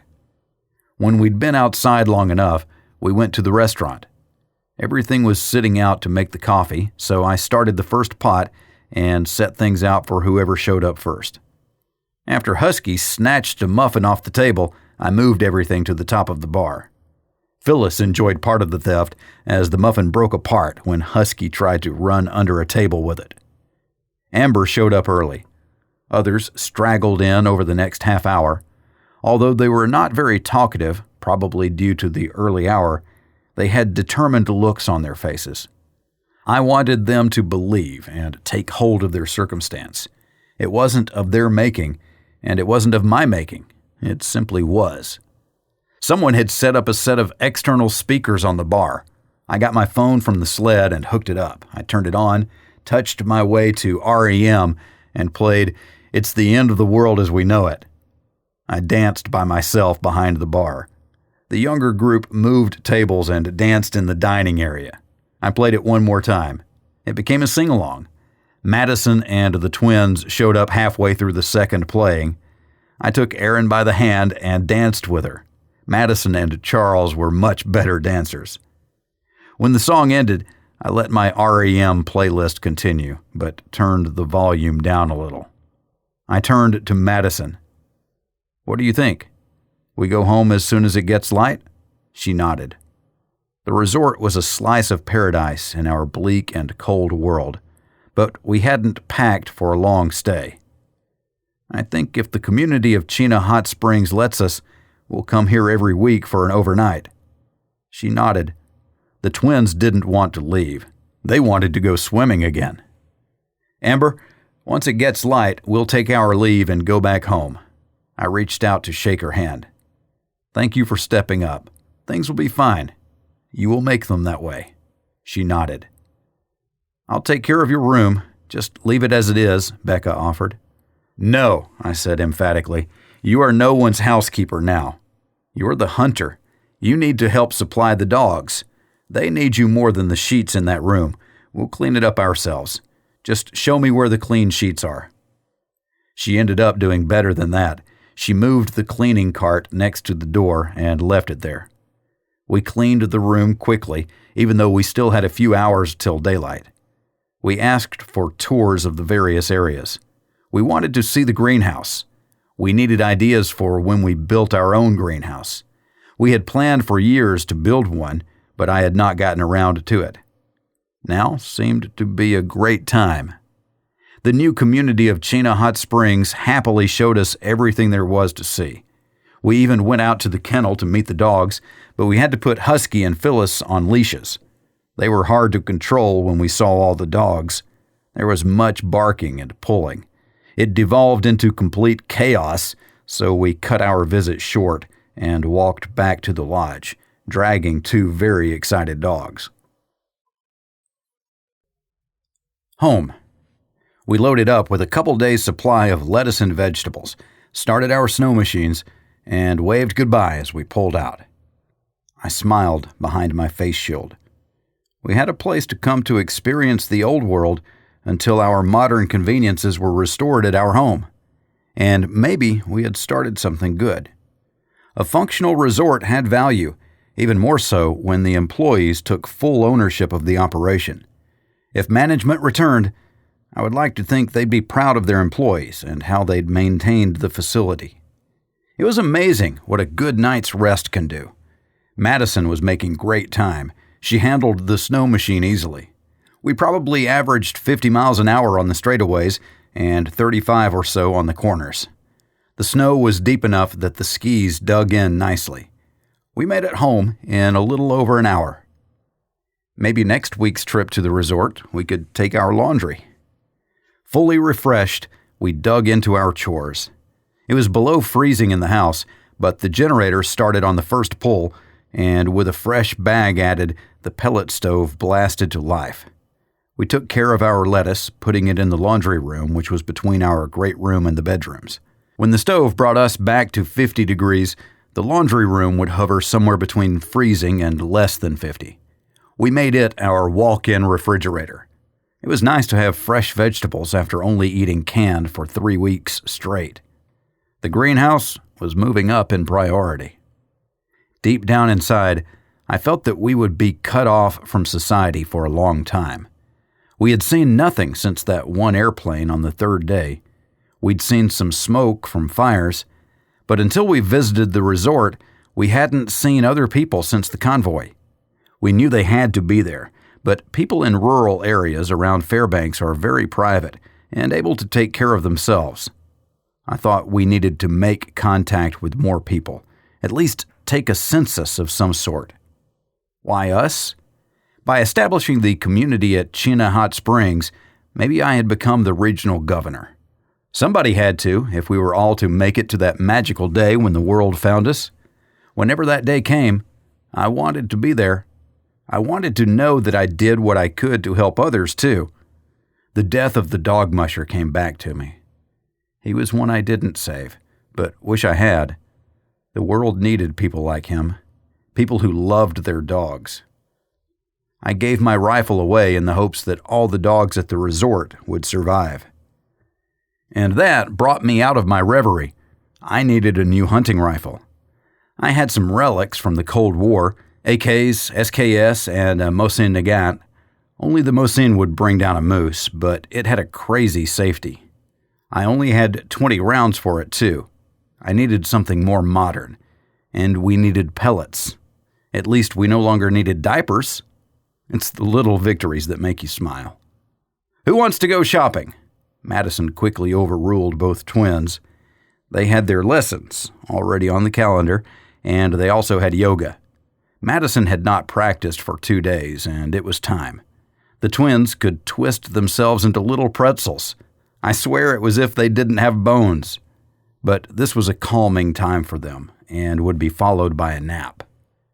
I left the dogs and headed out. After 2 days of excitement, the dogs would probably sleep for a full day before they were back in top form. I needed to find a hunting rifle and pellets. Shopping for a rifle. I expected the farmhouse where I found the 2 new sleds would have firepower on hand, so that's where I went. On this trip, I needed to get into the house. I checked around first to make sure that no one had appeared and stood ready to shoot an intruder. There were no new tracks, except for those from one seemingly adventurous rabbit. The door was standard for this area, solid without a window. I had my bolt cutters and sledgehammer. When entering other people's homes, I tried to minimize the damage I did.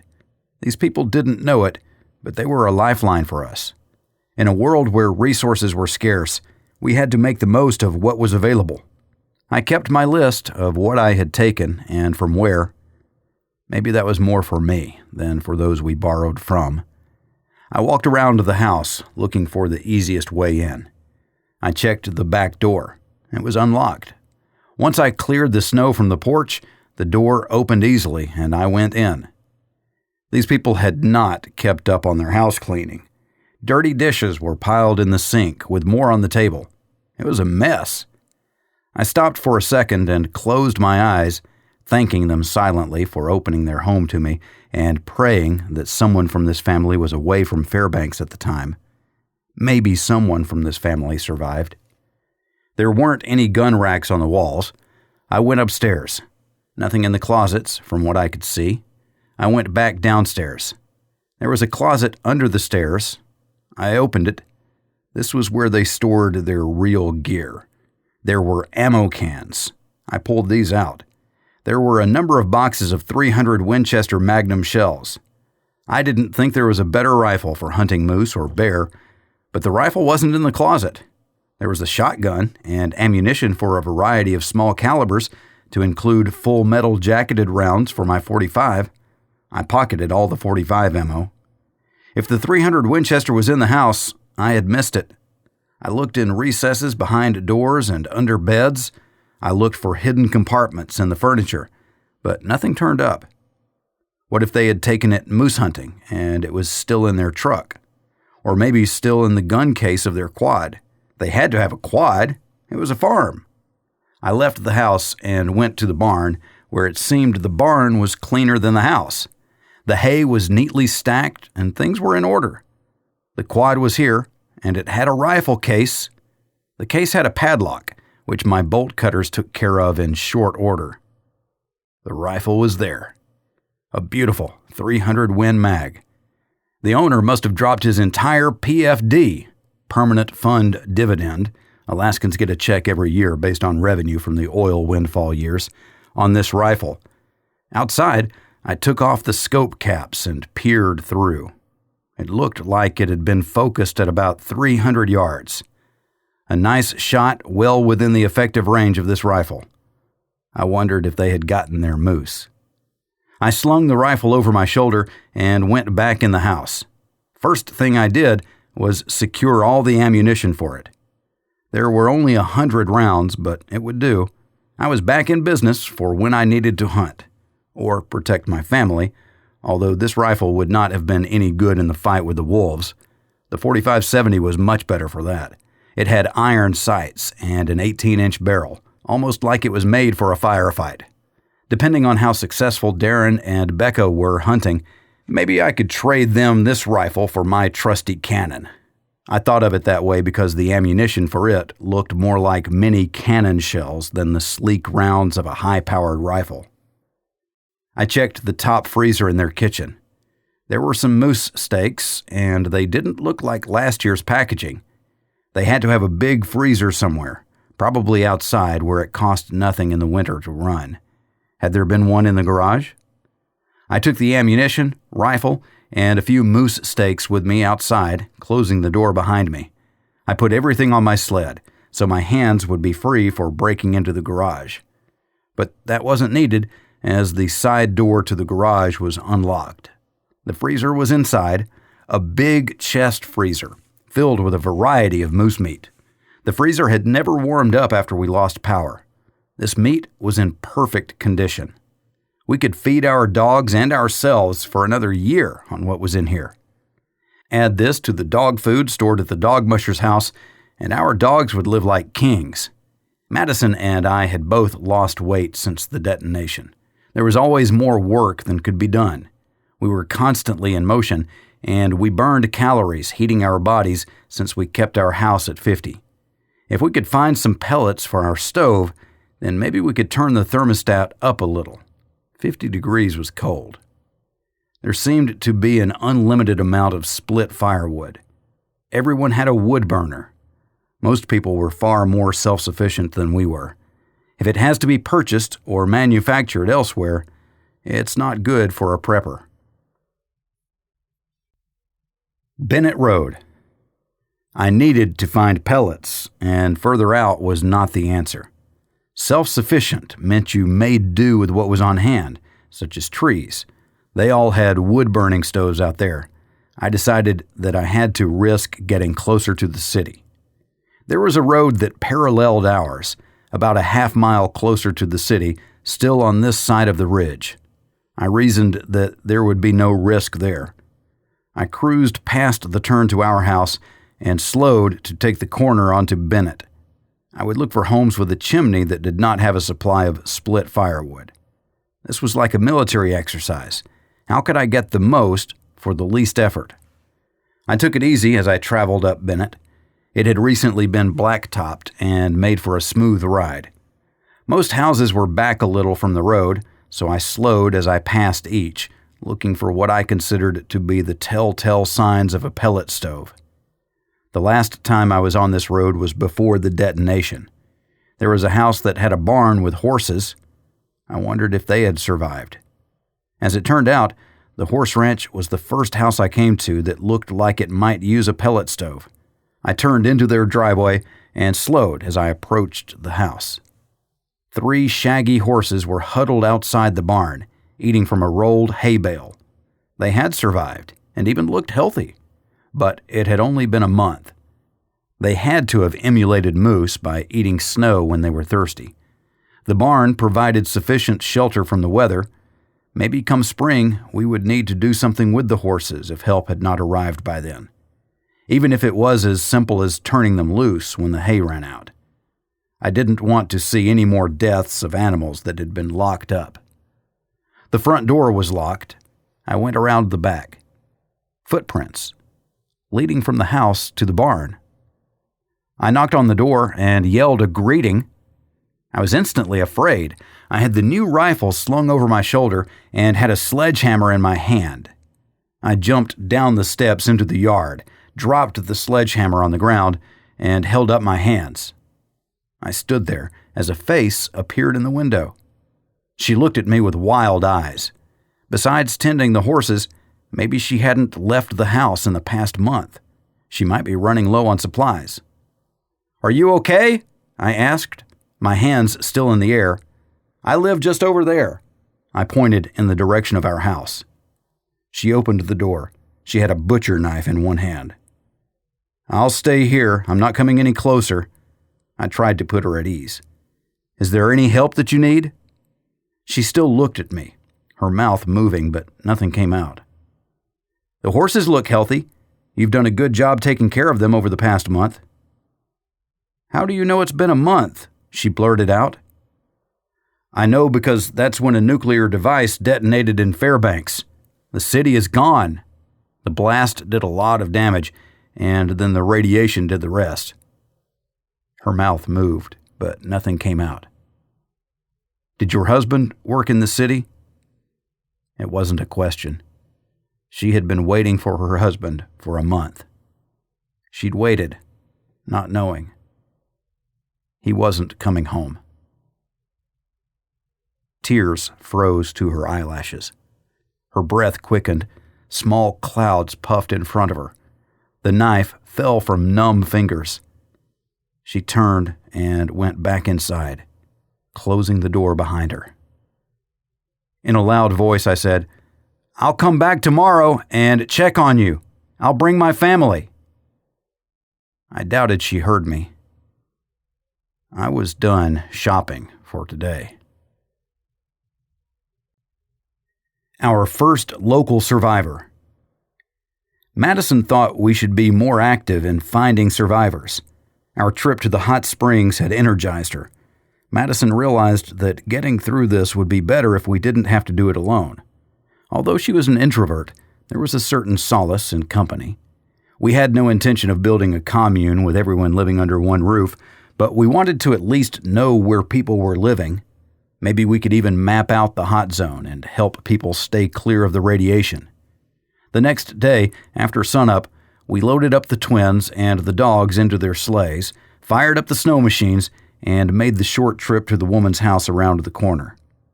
I hoped that her grief was no longer debilitating. Maybe the truth of the city's demise had helped her achieve some closure with the loss of her husband. I didn't know. I wasn't good with the emotional stuff. We pulled down her driveway and unloaded everyone. The dogs raced for the fence so they could bark at the horses, who whinnied and were none too pleased with the arrival of our dogs. I thought I saw fresh footprints to the barn. With Charles on my hip, I tentatively ventured up the back steps. The knife was gone. I knocked on the door as her sad face appeared and looked at me. Seeing little Charles, she started to sob, putting her hand on the window.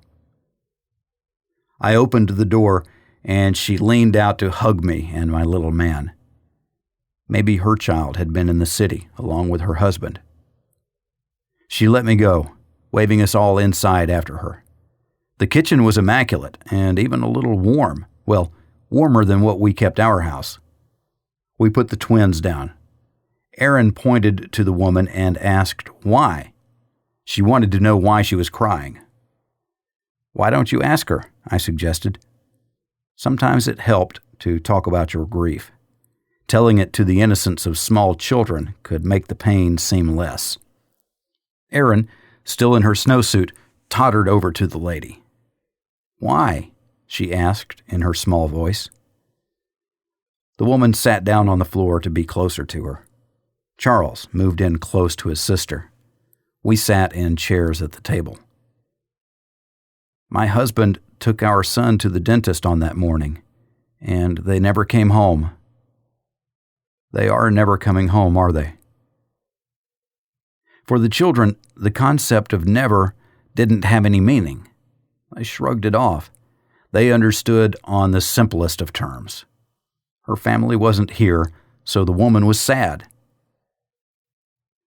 "What's your name? I'm Erin." She brightened as she proclaimed proudly in her little girl voice. With a tired smile, the lady looked at our little girl. "I'm Colleen. Nice to meet you." She held out her hand. "I'm Charles." Not to be outdone by his sister, he shouldered his way into the conversation. Colleen shook his hand, too. "Hi, Charles. My son's name is Antonio, and he's 12. She started to cry again, quietly, with her head down. We had lost friends, but not family. We were blessed to be together through this. Colleen had to go through it all alone, only her horses for company. We pulled the twins onto our laps and sat silently for a while. "What do you need?" I asked. "We happen to have some lettuce if you'd like a salad." "I'd love a salad or anything that's not dehydrated." After finishing whatever groceries she had on hand, she'd started with their emergency rations. Most Alaskans kept 30 days' worth of food on hand in the form of a 5-gallon plastic bucket filled with dehydrated meals. We had meals from our own stock, but as long as there was something else, we ate that first. No matter how well you prepare the dehydrated food, it is what it is, something to help you survive. And it did its job, for Colleen anyway. It kept her alive. I hoped we made a difference for her. She knew something was terribly wrong, yet she persevered. The human spirit is not so easily defeated. The dog musher saw his world taken from him, and he couldn't move past that. "Do you have a snow machine?" If she didn't, then she could ride with us. We live just around the corner, but with the snow, it would be a tough walk. "No, but we have a quad with tracks. I can follow you, but not too fast." The horses had come up to the fence, and the dogs were still barking. It was a little bit of chaos outside, as both sides jockeyed for position as if they were going into battle, or they were opposing sides in a rugby scrum.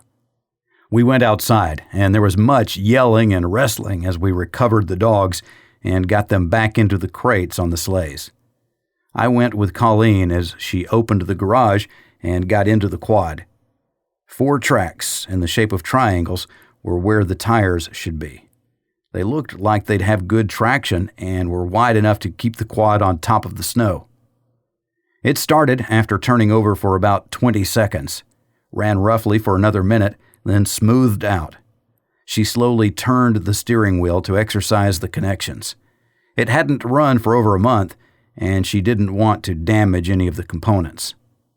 I think she realized that this was going to be her primary source of transportation until the spring. The truck in the garage would do her no good with the roads unplowed.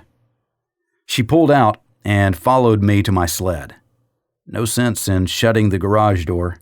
There was no heat to keep inside.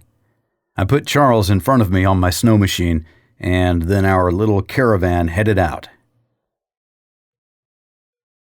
Rallying one survivor. It was approaching lunchtime when we made it home, all of 8 minutes after we left Colleen's horse ranch. We parked our sleds, and I stayed outside with the dogs while everyone else went inside. The dogs took care of business quickly, as they knew there would be excitement indoors.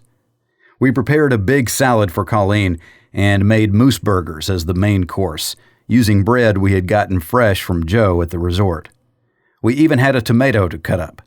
Colleen ate like she was starving. She had probably lost weight in the past month, a great deal of weight. Her clothes hung loosely on her. We finally introduced ourselves while we were eating. We talked about the community of Chena Hot Springs. It was nice to have fresh food. It was nice to know that we weren't alone. We settled in after lunch, near the pellet stove. We turned on some music using my cell phone and our Bluetooth speaker. She closed her eyes and disappeared for a while. Not sleeping, she journeyed to another place where there was less pain. We put the twins down for their nap. They looked at us, but after a while, they drifted off into a restful slumber. Colleen came back to us after a couple of Bob Dylan songs. "Thank you for lunch," she started tentatively. I didn't know what to do. There was no place to go. My phone was out, no power. We have a wood stove that we usually don't run, but I used it. We didn't have much wood, but our neighbors did. I borrowed some of theirs when ours ran out. They aren't home. No one's home. She looked down at her feet, at the dirty socks she was wearing. "It's okay," I began. "How is it okay?" she interrupted, getting angry. "It's okay because it has to be. We have to all keep going until help arrives. I think that will happen after breakup." Breakup was the term used for the spring thaw. That was when the ice broke apart and the rivers started to flow free again. I assumed that the melting snow would take away most of the radiation. Then help could come and set up a relief station for us. Everything downstream might get contaminated, but not where we were, north of the city. We hoped that Colleen was on the mend. She still suffered greatly from her loss, but maybe the worst was behind her. In one sense, it had been a month. In another, she'd known the truth for only a single day. We planned to go to Chena Hot Springs each week to check in on the community, but selfishly to partake of the comforts of a normal world. They have power and heat and a chef, and we'll go swimming, but the dogs don't like the pool. We smiled. We would take a vacation each week, but we needed to bring things to the community to share. If we could find another snow machine, Colleen could go with us. She wouldn't stay at the hot springs because of her horses. They were her family, just like Phyllis and Husky were ours. "Do any of your neighbors have a snow machine that you could borrow?" I asked while topping off the quad's gas tank. She thought for a second and said, "I think all of them do." "If you don't mind, I'll go back with you now and we'll see if we can find one that's ready to go." Then I added, "Do any of your neighbors use a pellet stove?" Looking for more survivors. It didn't take us long to find a house with a newer snow machine in perfect condition. Colleen showed me to one of the neighbors who had both a sled and a pellet stove. I broke the lock on the shed and could see how uncomfortable Colleen was. "I keep a list of what I take and from whom. If they return, I will pay them back. Right now, it's all for one and one for all. Anything everyone has is necessary to help us survive. After that, we can figure things out. But I don't think an insurance company expects anything to be intact, and I don't really care. The insurance companies and bureaucrats aren't here. No one has stepped up to even look for us, let alone help us. I feel bad for the people who used to live here. All of them have their stories. All of them meant something. I don't know if they were away or if they were in the city. In either case, none of them are here. If I wasn't here and somebody needed something I had to survive, they would be welcome to it." I looked at her. Despite my bold proclamation, I still felt badly digging around in other people's stuff. "All right. I feel bad about it, but we're going to run out of pellets before we run out of cold. We haven't seen an airplane in a month. Besides you and the community of Chena Hot Springs, we haven't seen other people around here either, and I still feel bad, but we have little choice." I didn't tell her about the dog musher. His death might bother me forever. Unfortunately, I had to go back there within a month in order to get some dog food. I'm sure he would be okay with me taking it. I'd tried to save him. I tried. I pulled the shed door open. A high stack of pellets was on one side, and a newer snow machine was on the other side, right in front of the double door. It was facing out and ready to go. I checked the gas, a full tank. I opened the doors to the shed, looking over the snow machine.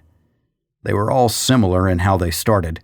Check the engine, check the gas, give the throttle a number of pushes, choke it, and try to start it, whether a pull start or electric start. When it's cold, let it warm up plenty before revving it.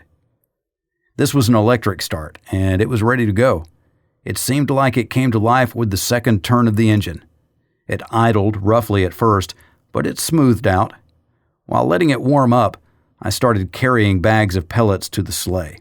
I figured I could drag maybe 20 bags, 800 pounds, behind my sled, my snow machine, without a problem. I was not going far, and I wasn't going fast. Once the bags were loaded and Colleen's neighbor's snow machine was idling smoothly, we were ready to leave. I shook her hand. On Saturday morning, come by the house before sunup. We'll push off as soon as it gets light to make the travel easier. I think you'll enjoy it there. The young people have a lot of energy, and the chef is magnificent.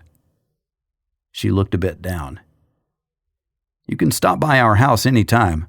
I'm sure the twins will enjoy your company. But be prepared to teach them something. They get a few lessons every day. She brightened at that and nodded. Colleen took the snow machine to her house and put it in the shed. She would hike back to pick up her tracked quad and bring that to her home too. I pulled out, spinning a little until the sleigh started moving. It was nice to add the extra 20 bags to our stock. Our search for pellets had come to an end. Today had not been a bad day. Colleen showed a spark of life, and we had gotten something we needed. The chance to help someone else. It felt good. Extending our search. I spent the next day at the house. I had been gone too much lately. We were in a good place with our supplies. I had filled some of our neighbor's 500-gallon fuel oil tanks with gasoline. The fuel oil was drained into 2 water carriers people had for their trucks. Most people in our neighborhood had those.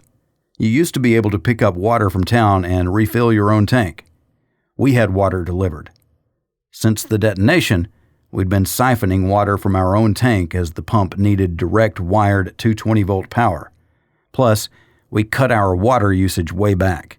It's surprising how little water you need when you don't have flush toilets, a shower, a washing machine, or a dishwasher.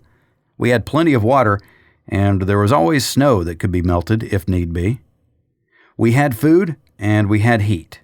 I ran the generator a couple times a day and stayed inside, reading with the twins or building with Legos or any number of other constructive things. Colleen didn't show up that day, but just after sunup on the second day, she rode in on her neighbor's snow machine. She knocked, gently, on the door to the garage. We welcomed her in. She carried a book bag. We looked at each other. She smiled warmly at the twins. My son had these books. He outgrew them, but I think you might like them. She opened the bag and pulled out a number of Dr. Seuss books. We had a few of them, but many we didn't. "Thank you," the twins cried in unison. "I like this one." Aaron was quite articulate for a 2-year-old. "If Miss Colleen would like, maybe she can read a story that you have not heard before?" I smiled at them. She proceeded to show each book, looking first to the twins and then to us. Madison nodded at One Fish, Two Fish. Colleen put the other books down and started to read. The twins paid rapt attention as Colleen worked the rhymes and the rhythm of the prose. When she finished, they wanted her to read it again, so she started over. We wouldn't let the twins get a third reading. It was time for them to go outside and play. So we all bundled up and went outside. I asked Madison if she'd like to take Colleen on the snow machine to the gas station and to look around. Madison had only been there once, so she liked the idea. They headed out, and I took care of the twins. It was too cold to make a snowman, but we followed our trail into the woods with the dogs. Everyone enjoyed being outside with the beauty of the snow frozen onto the trees. The sky was nothing but light pastels. The snow was pure white and sparkled. When everyone was sufficiently cold, we went inside. Madison and Colleen returned with some little things. It appeared that Colleen had a sweet tooth by the bulge of candy bars in her pocket. We wished her well as she took her leave of us, thanking her profusely for her gift of the books and her time in reading to the twins. And that's when we committed to seeing who else was out there. Goldstream. On the day we last drove Goldstream, we had seen an older lady in her yard. It was time to go back and see if she was still there, and who else may be around. I didn't want Madison and the twins to go. I wanted this to be as quick as possible. Maybe I was being overly protective, but I noticed that when Madison went to the gas station, she hadn't taken the pistol. She knew that since we had seen the wolves, we were supposed to be armed while outside. I thought we were supposed to. I thought we had agreed. Maybe I was too protective. That would probably change the longer this went on. When would help come? This could be a long trip if I ran into a number of people. I had the road map out of the phone book and dutifully put 2 numbers on the locations where the known survivors lived. 1 was for us, 2 was for Colleen. I started a journal to keep track of the people. Maybe I'd consider myself the unofficial census taker. When help came, this resource would be helpful and save a great deal of time. In the interim, maybe we could save a few lives. I took off right before sunrise. It was overcast, but still cold, so I didn't think it would snow. If it did, it wouldn't snow much. It usually warmed up above 0 for the big snows. I had the sleigh behind my sled with some things that people might need: a can of gas, some frozen moose meat, a small propane tank, a sleeping bag, things like that. I had the high-powered rifle, just in case. I wore my shoulder holster with the .45 nestled under my arm. And I had my shopping tools, too. I had to go around 10 miles before getting to the house where we had seen the old lady. The ride was uneventful, as I took Bennett to steer as far away from the city as I could get before reaching the Steese Highway. There were numerous moose tracks crossing the Steese Highway, heading toward Fox. The woods on either side of the road here were extensive. As I approached Goldstream, I noted a number of snow machine tracks. They ranged east, west, and north. It looked like many had used these roads. I was happy to see that we were not alone. Far from it, it seemed. I picked up the pace as the sun peeked out over the southern horizon. I pulled into the driveway of the A-frame where we had seen the old lady. It didn't look like anyone was home. No tracks, no smoke, windows frosted over. I got off the snow machine and went to the front door. I knocked. Nothing. In the back, the door stood open. Something was under a foot of snow, partially blocking the bottom step. Probably a bag of trash. I stepped on it. It was solid. I continued into the house. No one had been home for quite some time. Logs were piled beside the wood-burning stove, but it was cold. A pot was on the stove, a meal frozen within. Whoever had lived here had left in a hurry, but after the power was out, unless they routinely used their wood stove for cooking. Many did that around here. I checked the cupboards for food we could use. There was a small pile of vacuum-sealed meat that looked like moose jerky. I pocketed it. When I went back outside, where I had stepped on the lump at the bottom of the steps, I could see what looked like a coat. I brushed off the snow. It was the old lady, long dead and frozen solid. I wondered if she had fallen down the steps, or maybe even had a heart attack. It didn't matter. I said a prayer over her. One more victim of the calamity that had befallen Fairbanks. I continued up the road on the sled, much slower this time, as I looked for any signs that people were alive. The snow machine tracks looked like they came from one home up ahead. I pulled into the driveway. A slight curl of smoke came from the chimney at the back of the house. "Hello!" I yelled, with my hands up as I walked toward the house. The front door opened and a man with a shotgun stepped out. I started to give my prepared speech on looking for survivors when he raised the gun and fired. My face stung and I threw myself to the ground. It felt like I had been hit by a baseball bat. "Wait! Wait!" I yelled as he calmly pumped another round into the chamber. I rolled away from that spot and jumped to my feet, turning back to my sled. He fired again. I was thrown onto my face as if a moose ran into me from behind. Pain! I scrambled to my sled as he slowly came down the steps. I hit the starter and the warm snow machine burst to life. I gave it some gas while lying across the seat and did a partial donut as I sped away from the house. The snow machine bounced into the air as I clipped the ditch on the way toward the main road. The sleigh was still attached. I couldn't see if anything had fallen off. I wasn't going to stop and look.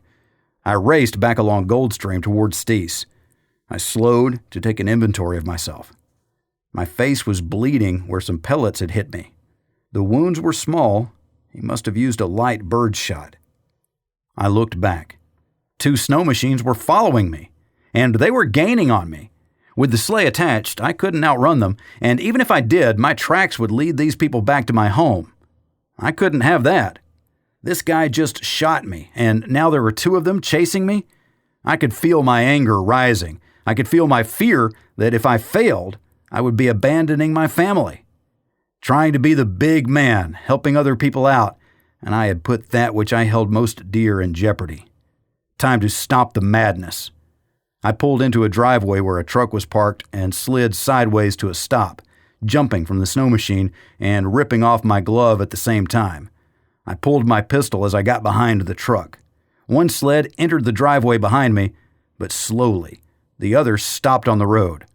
Their weapons were slung on their backs, their gloved hands on the handlebars of their sleds. I leaned around the truck and took aim at the man on the road and fired once, re-aimed and fired again. A double tap. He rolled off his sled. The closer man accelerated directly at me. My breath froze in my chest. I tried to take a quick, full breath so that I could aim, but no, my asthma was trying to take over. I backed further behind the sled as he pulled a donut right in front of me. My head started to swim from lack of air. I fired at his back, and again, and a third time. He leaned into his handlebars, starting to accelerate. I dropped to a knee and fired again, my aim still unsteady. As the snow machine jumped forward, he rolled backward onto the ground. I staggered up to him and put a round through his face. I kept going, aiming the pistol at the man in the road. He was trying to get his hand into his coat. I put my foot on his chest and shoved the pistol into his mouth. "Why?" I gasped. He mumbled something. He couldn't speak with my pistol barrel in his mouth. He struggled weakly, trying to free his arm. I rolled him, then twisted his arm violently behind his back. Using my foot for leverage, I twisted his arm around at the elbow. Something snapped. I rolled him back over. I grabbed his left hand and twisted it backwards. My movements were jerky from the lack of oxygen. I fell to my knees. He contorted his body as he tried to get away from me. He was bleeding from somewhere, but with the snowsuit, it was hard to see where. "Why?" I yelled into his face. "It's our world for the taking," he managed to say. I swung my pistol and hit him in the head, knocking him sideways. 50,000 people die, and that was how he was determined to survive? His breathing grew shallow. I left him there as the pool of blood grew. I felt bad about the dog musher. I did not feel bad about these 2. Were there any more where they came from? Once my breathing calmed and I started to get enough air, I muscled my snow machine around to get it facing back toward the road. My head throbbed as it always did after an asthma attack. I thought for a second, then checked the two men. I put their weapons, ammunition, and snow machine keys into my sleigh. It was a small gesture, but hopefully it would send a message to anyone who saw the crisis as an opportunity. Cleaning out the rat's nest. I drove back toward the men's home. I stopped some distance away and watched it closely, using the scope of my rifle. I took out a piece of my newly found moose jerky. It was good. I knew that I should have felt something. I just killed one man and left another for dead. But I didn't feel remorse over the killing. I was upset, but not about shooting the men. It was clear how far I would go for my family if I was forced to defend myself. If possible, I was even angrier now. How dare they put me in a position where I had to fight them? It was the survivors against the weather, against the animals, not us against each other. Was that a movement in the window? There was at least one more person in there. It looked like a younger woman, but it was hard to tell. The curtains were mostly closed. I took aim, thinking that I could shoot her through the window if she stopped to look out. Which she did, but I couldn't pull the trigger. She looked afraid, not like a normal person who looked eagerly for their spouse to return. I'm not sure how stupid I had to be to continue to risk everything for others, but I started the snow machine and headed down the road. I pulled in and turned sharply, facing mostly away from the house. I would be in a better position to leave quickly if needed. I kept the snow machine idling while I got down behind it. "Hey!" I yelled. "Hey, get out here!" My Marine voice echoed off the house. A young woman opened the door and stepped halfway out. "Where are they?" she asked. "They won't be coming back." I had my pistol out and pointed in her direction. "Thank God," she whispered, and turned to head back into the house. I put a round into the doorframe. "Stop! Stop!" she cried as she collapsed into a ball and covered her head. "I just want to get my coat and get the hell out of here." "Hang on, I'm coming up. Keep your hands where I can see them, please." I moved toward her, keeping my pistol trained center mass, aimed at her body. She tentatively pulled herself upright. I waved at her with the pistol to go inside. I followed her into a filthy mess. "Tell me," I said as I kept my pistol pointed at her, "are you with them?" I watched her face closely. She was afraid, but then she was angry. "No, I'm not with them," she barked. Her eyes said she was telling the truth. She looked away from me and then down at the ground. Her shoulders were slumped, her posture submissive. I thought I knew what had happened, but wanted her to tell me. "Is there anyone else here?" She shook her head. I put my pistol away. "Sit down," I told her. I cleaned off a place on an armchair for her while I leaned against the couch. "Tell me what happened." She began a convoluted story about her boyfriend, the younger of the two men, and his brother, how they had spent the night before the event in the city stealing car parts. They were sleeping in after their spree, so they weren't in the city when they should have been at work. They survived the detonation because they were criminals. She was with them because she had dropped out of school and didn't have any other prospects. At least she didn't have to live with her parents, although, as she told this part of her story, her eyes misted over. No matter how strained your relationship, people missed their parents when they were gone. She finally finished her story. She thanked me for freeing her from the hell the two men had put her through. Once the city was gone, they changed. They became domineering and drunk on power as well as beer. They started their rampage by killing an old lady down the road who was outside getting firewood. After that, their goal was to leave no one alive. She showed me a closet that was piled with cash and jewelry. I didn't want to know where they got that stuff unless... They didn't get any of this from the city, did they? She nodded. They went down to the west side where there were stores. I think they cleaned them all out. Don't touch any of that. Did you go with them? No, they wouldn't let me leave the house. You're better off. A nuclear explosion destroyed the city. Radiation killed those who weren't killed by the blast. This stuff is probably contaminated. Maybe everything they touched. That means me too. She hung her head. God is punishing me for what I've done with my life. Maybe, I thought. Maybe the consequences of your decisions are haunting you. Maybe you set yourself up for failure by being in the wrong place at the wrong time. When you know your boyfriend is a criminal and you stayed with him anyway, well, maybe you're right. I didn't say it out loud, but not saying anything confirmed in her mind that I agreed with her. Do you have a place to go? Yes, there's a cabin up north that my family owns. I want to go there. She looked outside. Where are the snow machines? She asked. You can ride with me back to where the snow machines are. She gathered up her things. She didn't have much. She wanted even less. She just wanted to be out of there. Once packed and geared up for the cold, we went outside. I put her bag in the sleigh. I picked up my helmet where it had fallen off my sled when I departed so hastily earlier. I brushed it off with a glove and put it on. She climbed on behind me, and off we went. It only took a few minutes to get to where the two snow machines were. The ravens had already been busy, and I didn't care if the older of the two was dead or not before the birds started to work on him. I hoped he suffered, just enough to make him feel guilty for what he'd done. She looked at the young man in the driveway, even though it was a gruesome sight. Half his head was missing due to the close-up power of my .45. She spit on the gore and then turned without another look. She was obviously more familiar with the young man's sled. She started it up and slowly pulled out, making sure that she ran over the older man's body on the way.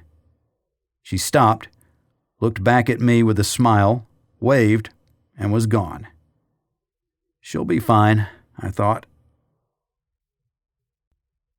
Home. It was nice to get back home. The cuts on my face hadn't bled very much because of the cold. When Madison could get a good look at them, she found BBs that were still embedded. She pulled them out with tweezers while the twins looked on. They wanted to kill me, I started. I told her the story, and personally, I was glad that I had gone and not her.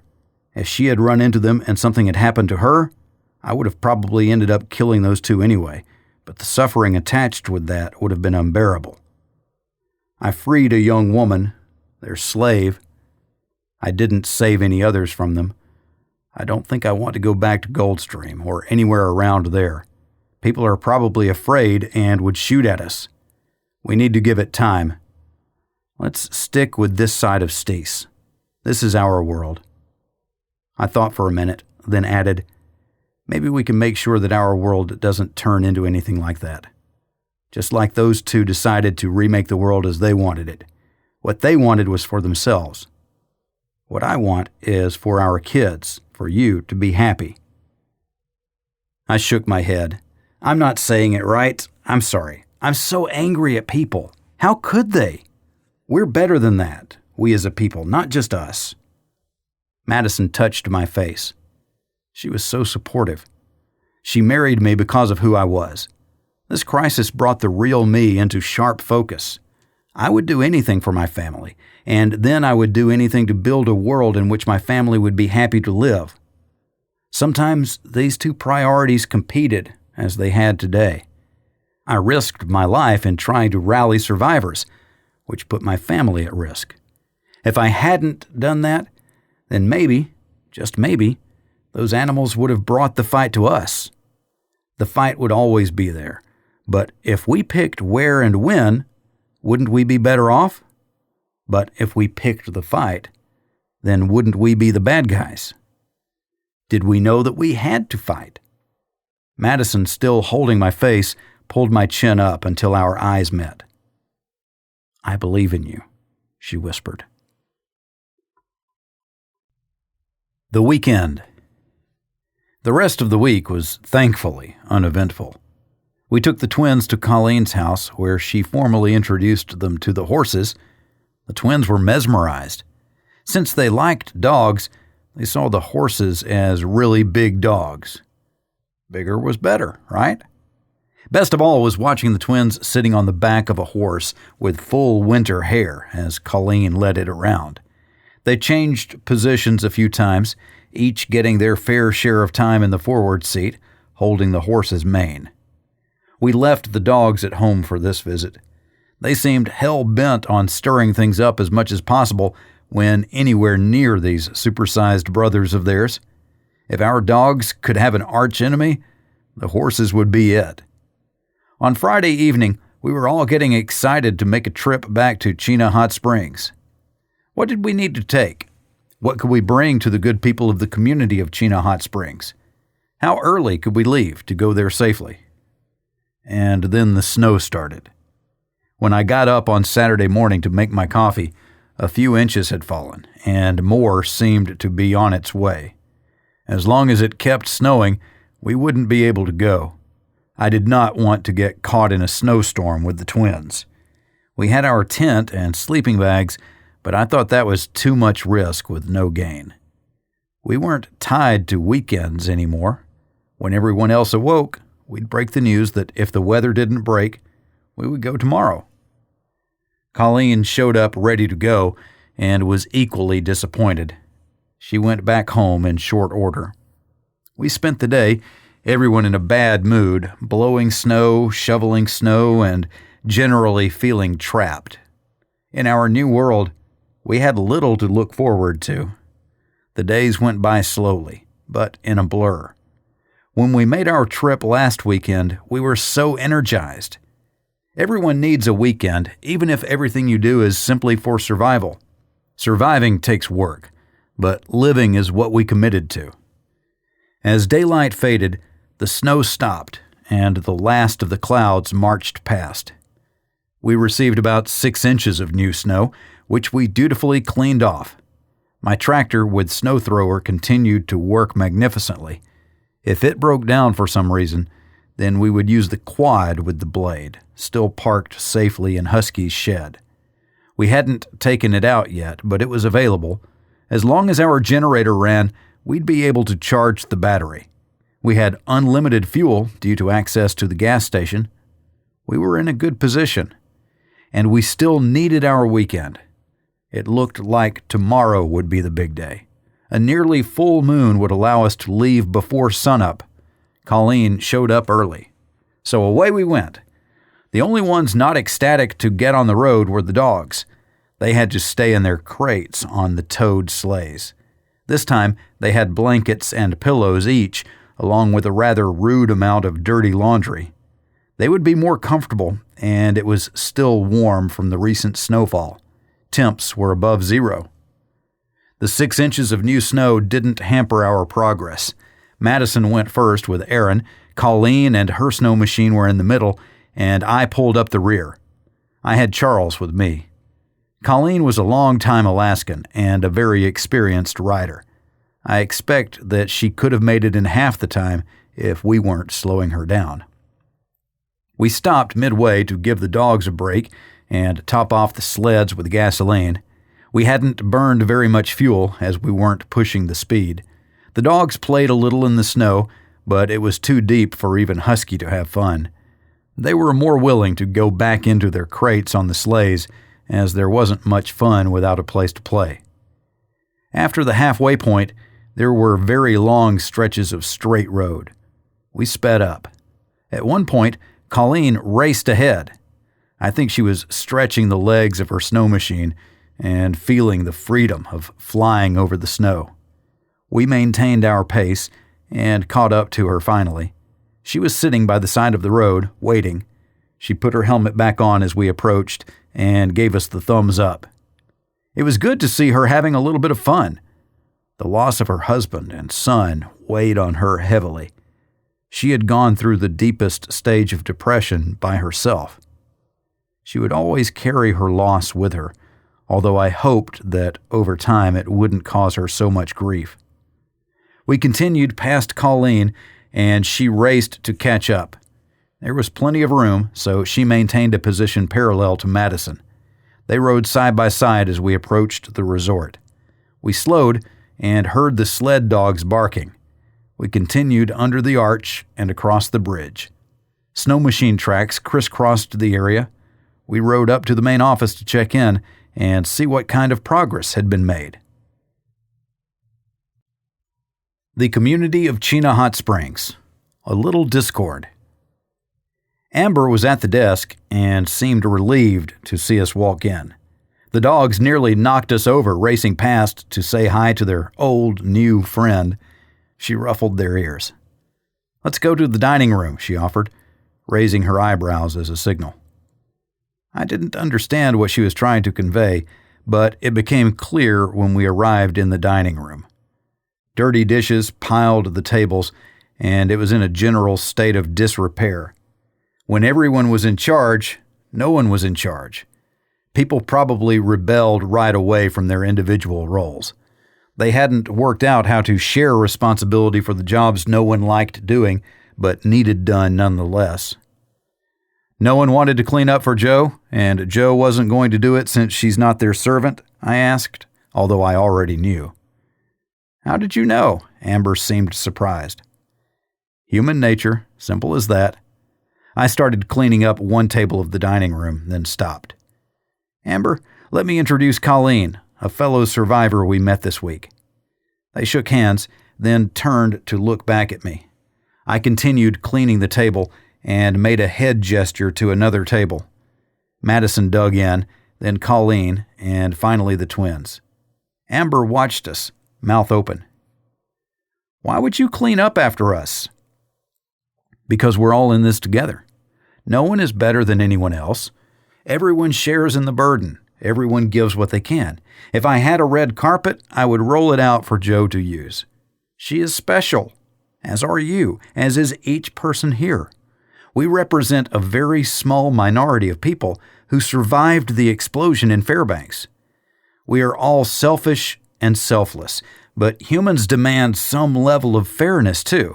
It doesn't matter that we should be happy that we are alive. That should be good enough, but it's not. It never is and never will be because we're human. Once we've made it past one crisis, we race headlong to the next. It's okay, but it's something we need to address sooner rather than later. We need to get through it, and very quickly, too. We moved dirty dishes to the kitchen and started piling them with the dirty pots, pans, and everything used for cooking. It looked like about a week's worth of mess. And it only took an hour to clean up as we all pitched in. When the end was in sight, I asked Amber if she could find Joe so we could pay homage and maybe get a nice, fresh-cooked meal. We were willing to do whatever Joe needed from us, besides getting our undying gratitude. We were putting the finishing touches on the kitchen when Joe came in. She looked a bit ragged, but brightened up when she saw her world returned to a level of order that made her comfortable. She directed us on where to put things away. We finished up strong, and then I asked if we could make a fresh pot of coffee. Of course, Joe was upset when others treated her like their personal servant. Someone always had a problem with a menu item, many helping themselves by using Joe's kitchen to make themselves meals and then not cleaning up. People showed up at random times, despite the agreement on a set schedule, so someone always got a cold meal that was supposed to be warm. No one thanked Joe for her efforts, and no one seemed willing to help her clean up. Of course, because no one had to before, and change was hard. We would sit down, and everyone would get to speak, and then I'd tell them how it was going to be. We would build a work schedule, and everyone would take their turn cleaning out the dog kennel, cleaning up after the meals.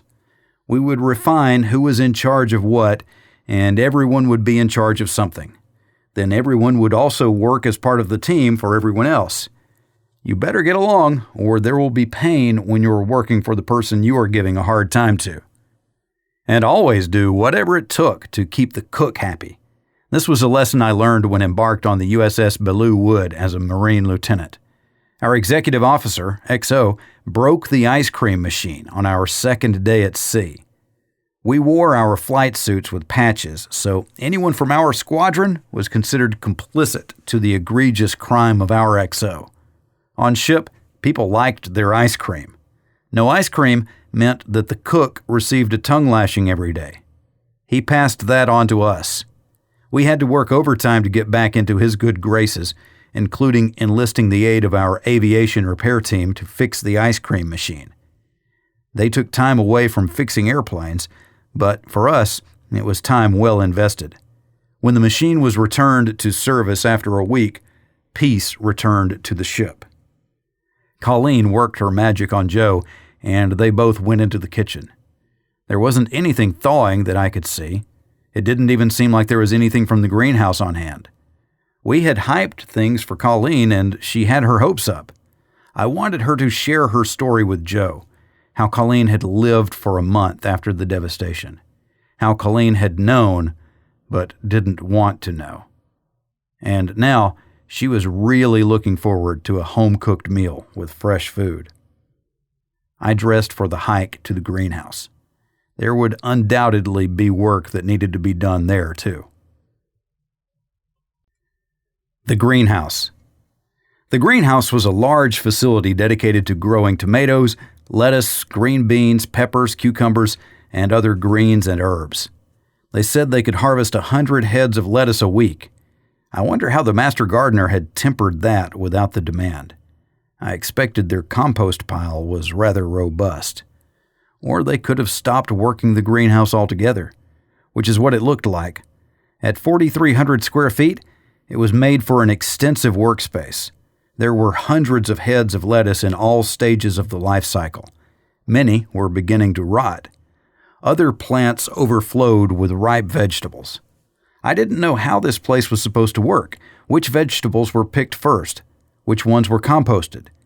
We took a couple buckets and picked some choice-looking heads of lettuce and some other vegetables for today's meals. I had no problem doing the work, but we'd have to find our gardener to show us what needed doing. After Phyllis peed on one of the plants, I chased the dogs out of the greenhouse. They had a different perspective of what this building was for. Madison took them back to the restaurant. I kept the twins with me. They could pick some rotted vegetables and put them in what I suspected was the compost pile. If it wasn't, it was doing a great job of looking like it. We only spent another 30 minutes pruning, picking, and straightening. The twins had lost their focus and were playing in the mud. It was time to get them cleaned up, and maybe Colleen and Joe would have something ready for lunch. I'd do the dishes even. I wondered if Madison had found the laundry and gotten anything started. I could always do that in the morning. I think I needed to talk with the group and try to remove whatever obstacles they had encountered. Adult leadership was all they lacked. Not being connected was taking its toll. None of them were professionals in the jobs they were doing for the community. They were the best at what we had, but they hadn't committed to seeing it through. The more they thought about it, I expect the more they thought it was hopeless. I needed to talk with them and bring everyone back into the fold. Rallying the troops. I brought the twins inside the restaurant, and we cleaned them up before they were allowed to touch anything. It was nice being in a place that was warm enough not to wear multiple layers. We took the vegetables to the kitchen. Colleen and Joe were chatting happily as they prepared something. I could smell bread baking. They grabbed the vegetables from me, and Colleen shooed me away. Sometimes all it takes is to get that first person to believe. As I saw it, there was little difference between this group and a platoon of Marines deployed in the field. Everyone would be unhappy with something. What I had to do was convince them what was in their best interest. I couldn't order anyone here to do anything they didn't want to.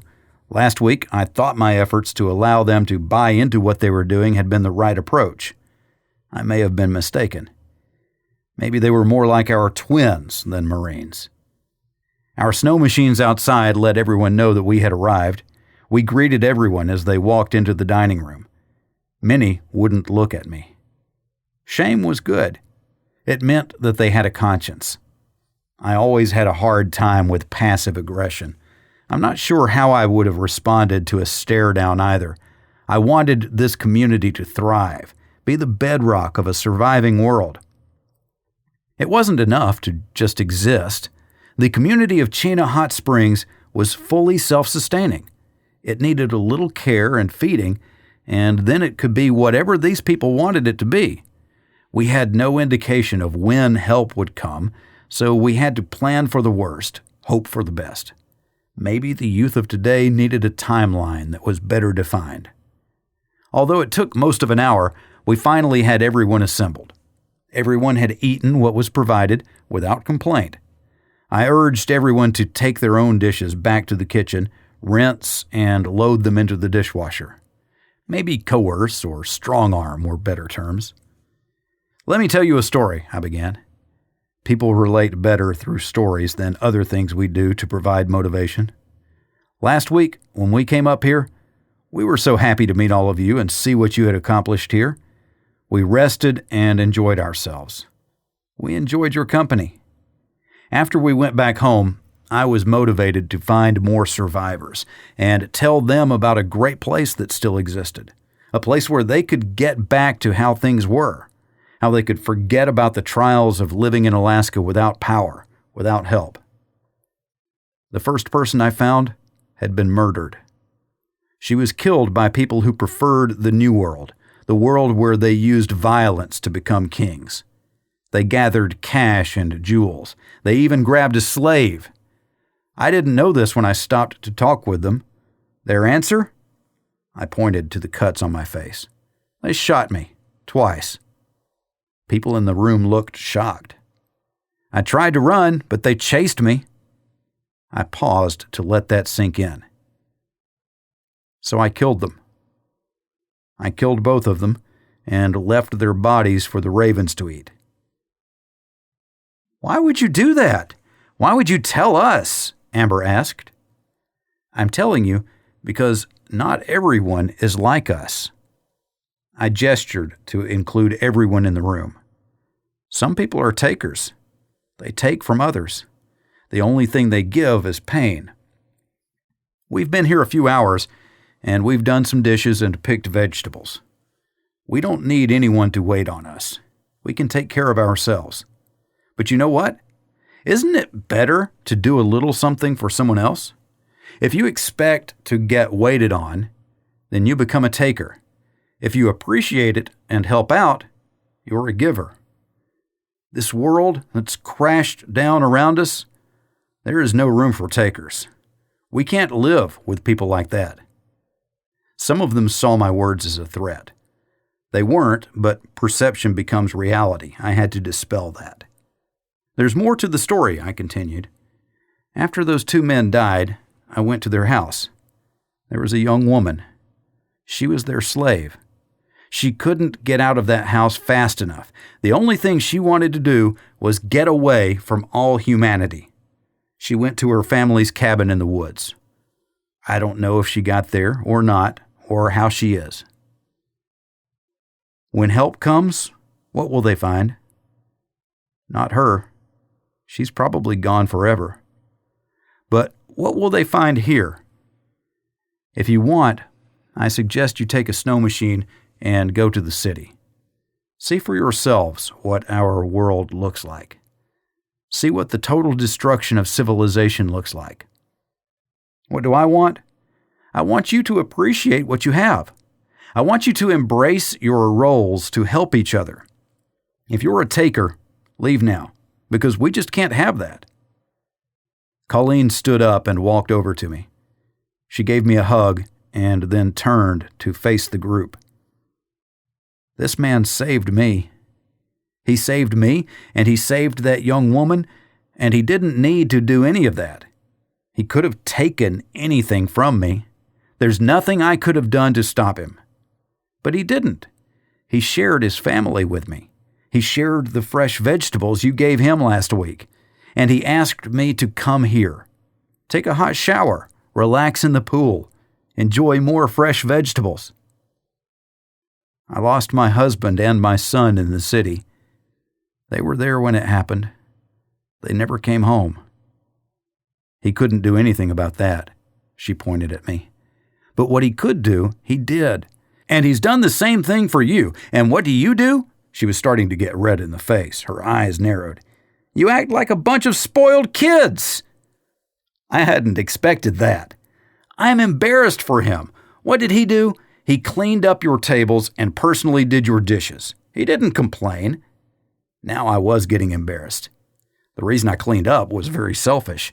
I wanted a good meal, and there wouldn't be one if the chef was unhappy. I intended to clean up after lunch, too, because I had high hopes for dinner. No one would meet Colleen's glare. Not even me. I'm sorry. I didn't mean to come up here and yell at everybody. I've lost almost everything that was important to me. If it weren't for my horses, I would not have made it. I still can't believe that my family is gone. She closed her eyes and stood there. Joe got up and put an arm around her, guiding her back to the table so she could sit. Amber took the floor and looked right at me. I'm sorry. I failed you, and I failed the community. I laughed, which took her aback. No, not at all. It's what we call growing pains. Everyone needs to figure out who they want to be. If help came today and somebody wrote a book about what you all did after the loss of Fairbanks, what would it say? I hope that it would say you learned and got better with each day. You helped. You built a sanctuary. You built a community. I could see them thinking about what they had done, what they would do. But what could they commit to? I didn't see them coming together. Not yet, anyway. Colleen stood back up. If you'll have me, I'd like to stay a few extra days. I'm tired of being alone. Amber gave Colleen a hug and welcomed her. I watched the group. 2 of the young men were put off. I wonder what they were thinking. Only one way to find out. I'd ask them. Could you guys give me a hand, please? As the old guy of the group, these 2 didn't turn me down. They gathered up their dishes and walked with me to the kitchen. What's up? I don't get the feeling you're fans of the arrangement. Anger. They looked at each other. They wanted to unload, but something was holding them back. We can't fix it if we don't know what it is. Tell me, I coaxed them. You think we want to be here? A bunch of whiny girls. I came here to make some quick money, but this isn't my life. I'm not here to play Little House on the Prairie. And there it was. This young man wasn't able to accept his role in a new world, even if it was only temporary. The other was Darren, our hunter. I understand. Think what can be done about it. Darren, what about you? I went out to hunt, but couldn't get a shot. Looking at the floor, he shuffled his feet uncomfortably. I don't want to be here. We had 2 very different problems. One was toxic. The other would be fine with a little attention. Both had egos that needed managed in a completely different way. What's your name? I asked the first man. John, he said simply. Do you think you can make it to Canada? Do you think you can go for help? I asked. The easiest answer for me was to get rid of the problem.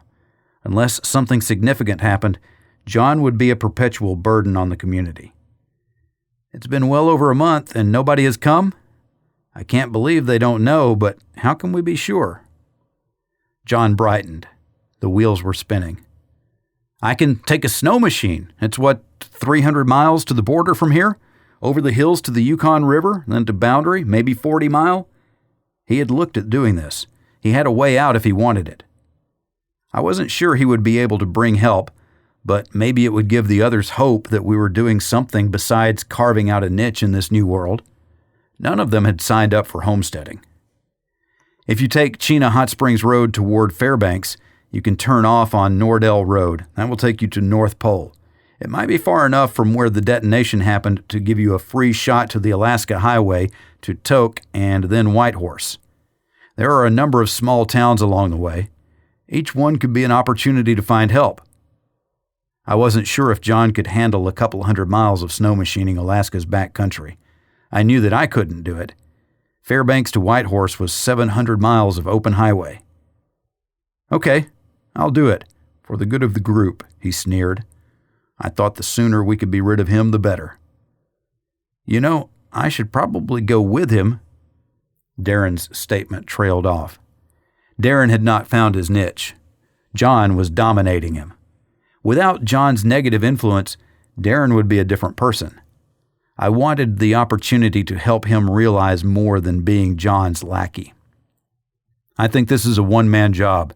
If John makes it, a week, 2 weeks? We should see help in less than a month. If no one comes after that, someone else may have to try it.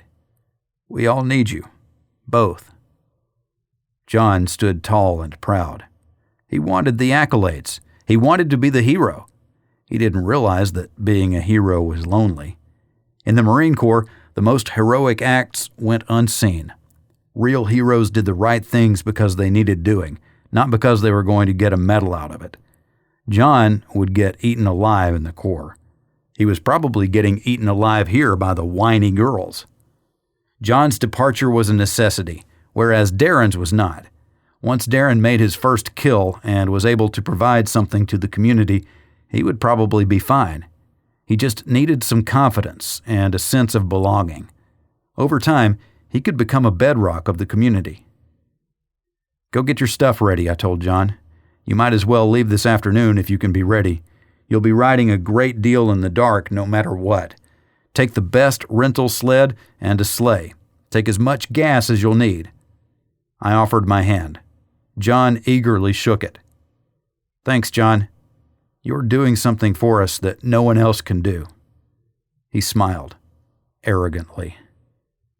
It didn't cost me anything to stroke his ego. He truly was doing something for the community simply by leaving. It was an easy way out for me, but harmony was fragile, and I saw the chaos from the past week. Probably it was a lot of John's doing, but maybe not. We went back to the dining room. "Hey, everyone," I said to get their attention. "John is going to take a snow machine to Canada to let someone know we're here and to send help." The looks on their faces was one of relief, but not because of the stated objective. "Please help John with 2 weeks of food, a tent, sleeping bag, whatever, so he can get on the road sooner. The sooner he gets there, the sooner help will arrive." I turned to Darren. "Let's do some hunting. No time like the present."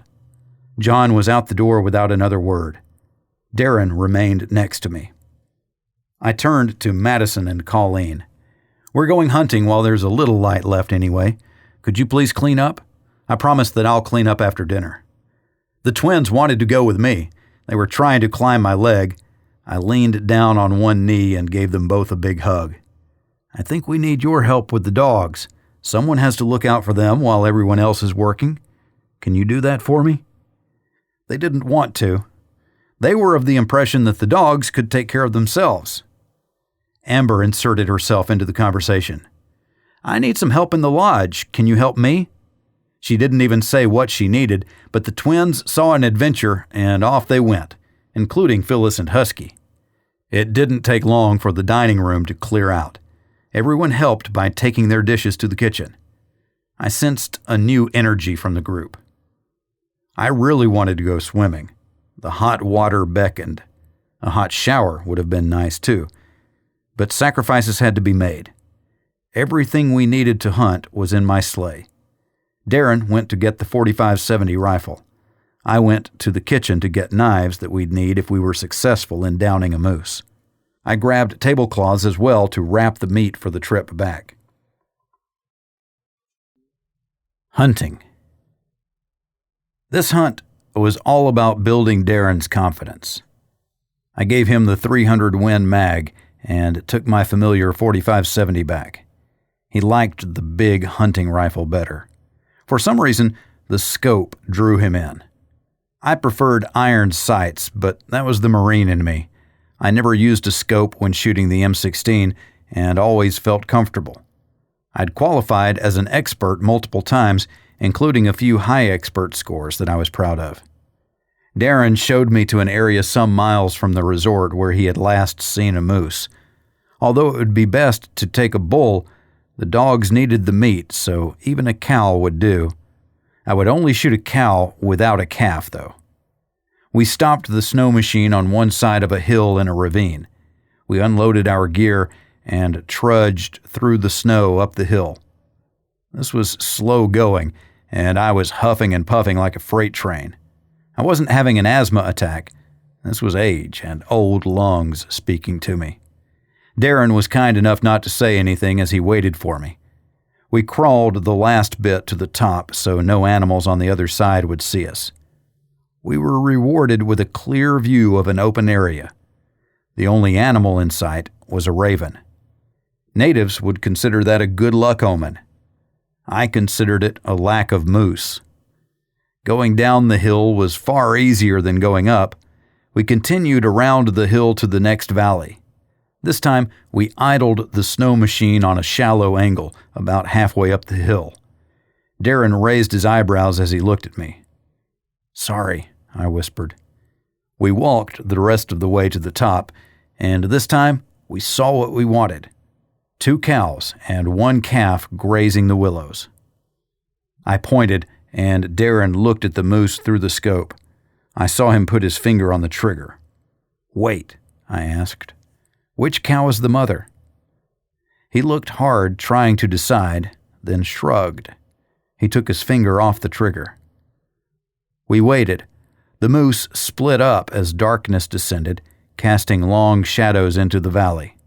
The calf and 1 cow were close together, while the second cow angled up the hillside. I pointed and nodded.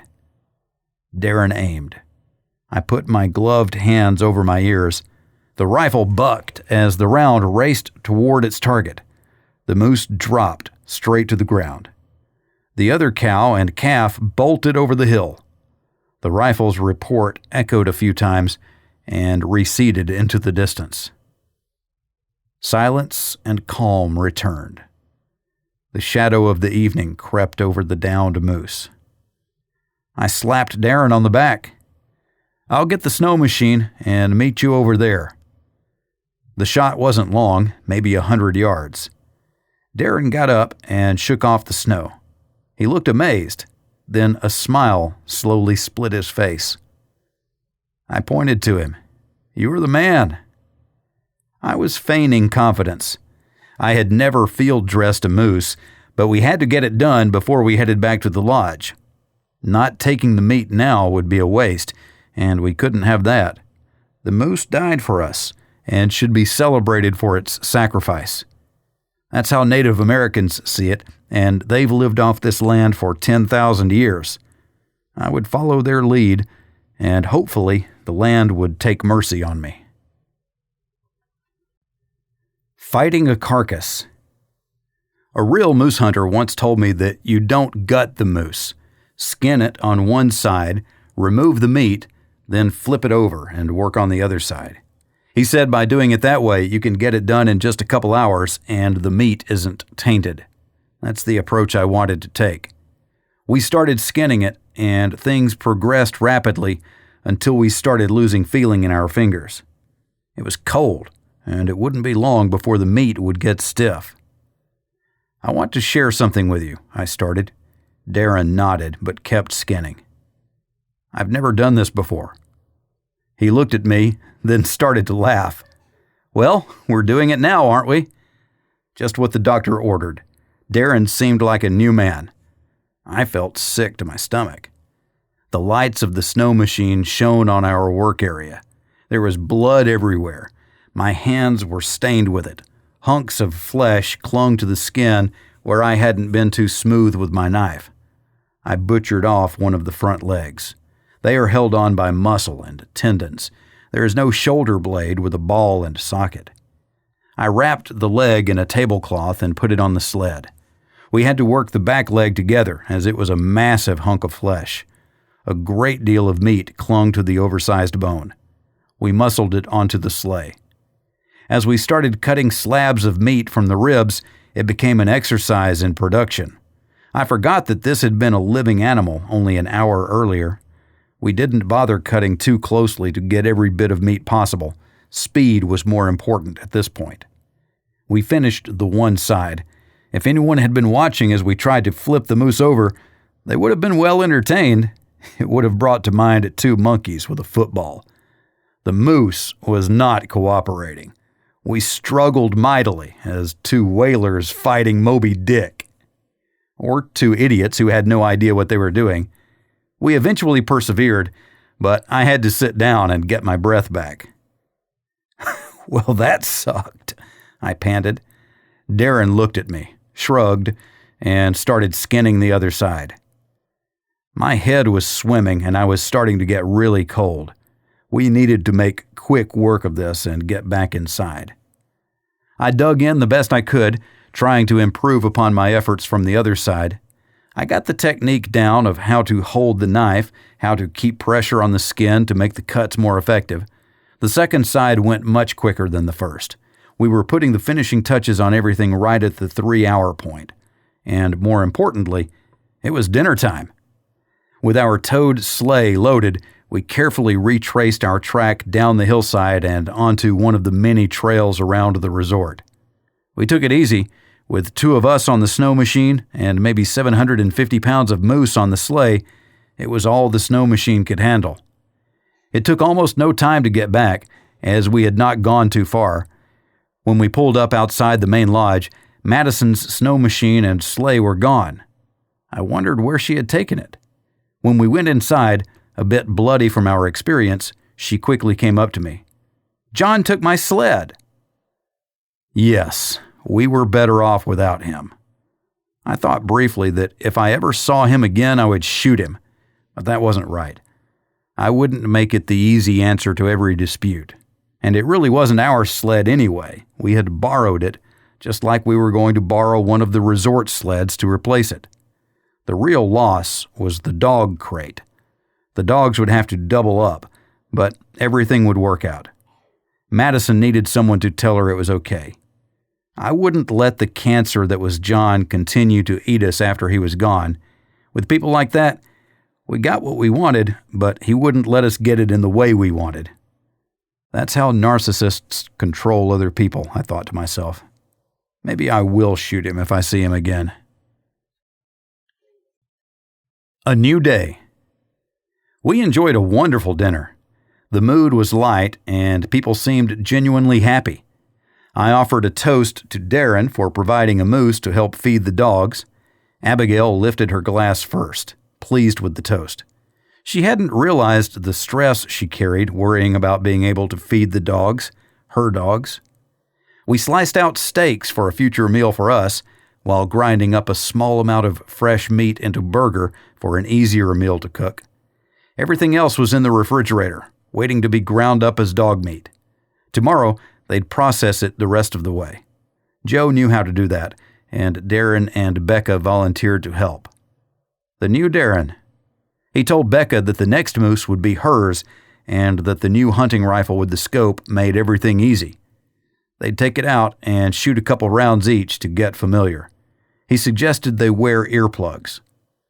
I especially enjoyed the salad that night.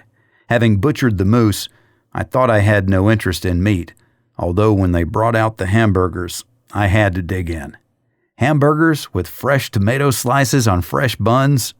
I'm not sure I ever had a meal that tasted so good.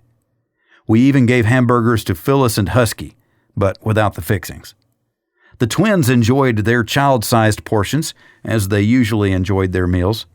They didn't seem to take this as anything special, except that they were surrounded by happy people. I looked around the room at the variety of faces. Chris had been hired as a housekeeper.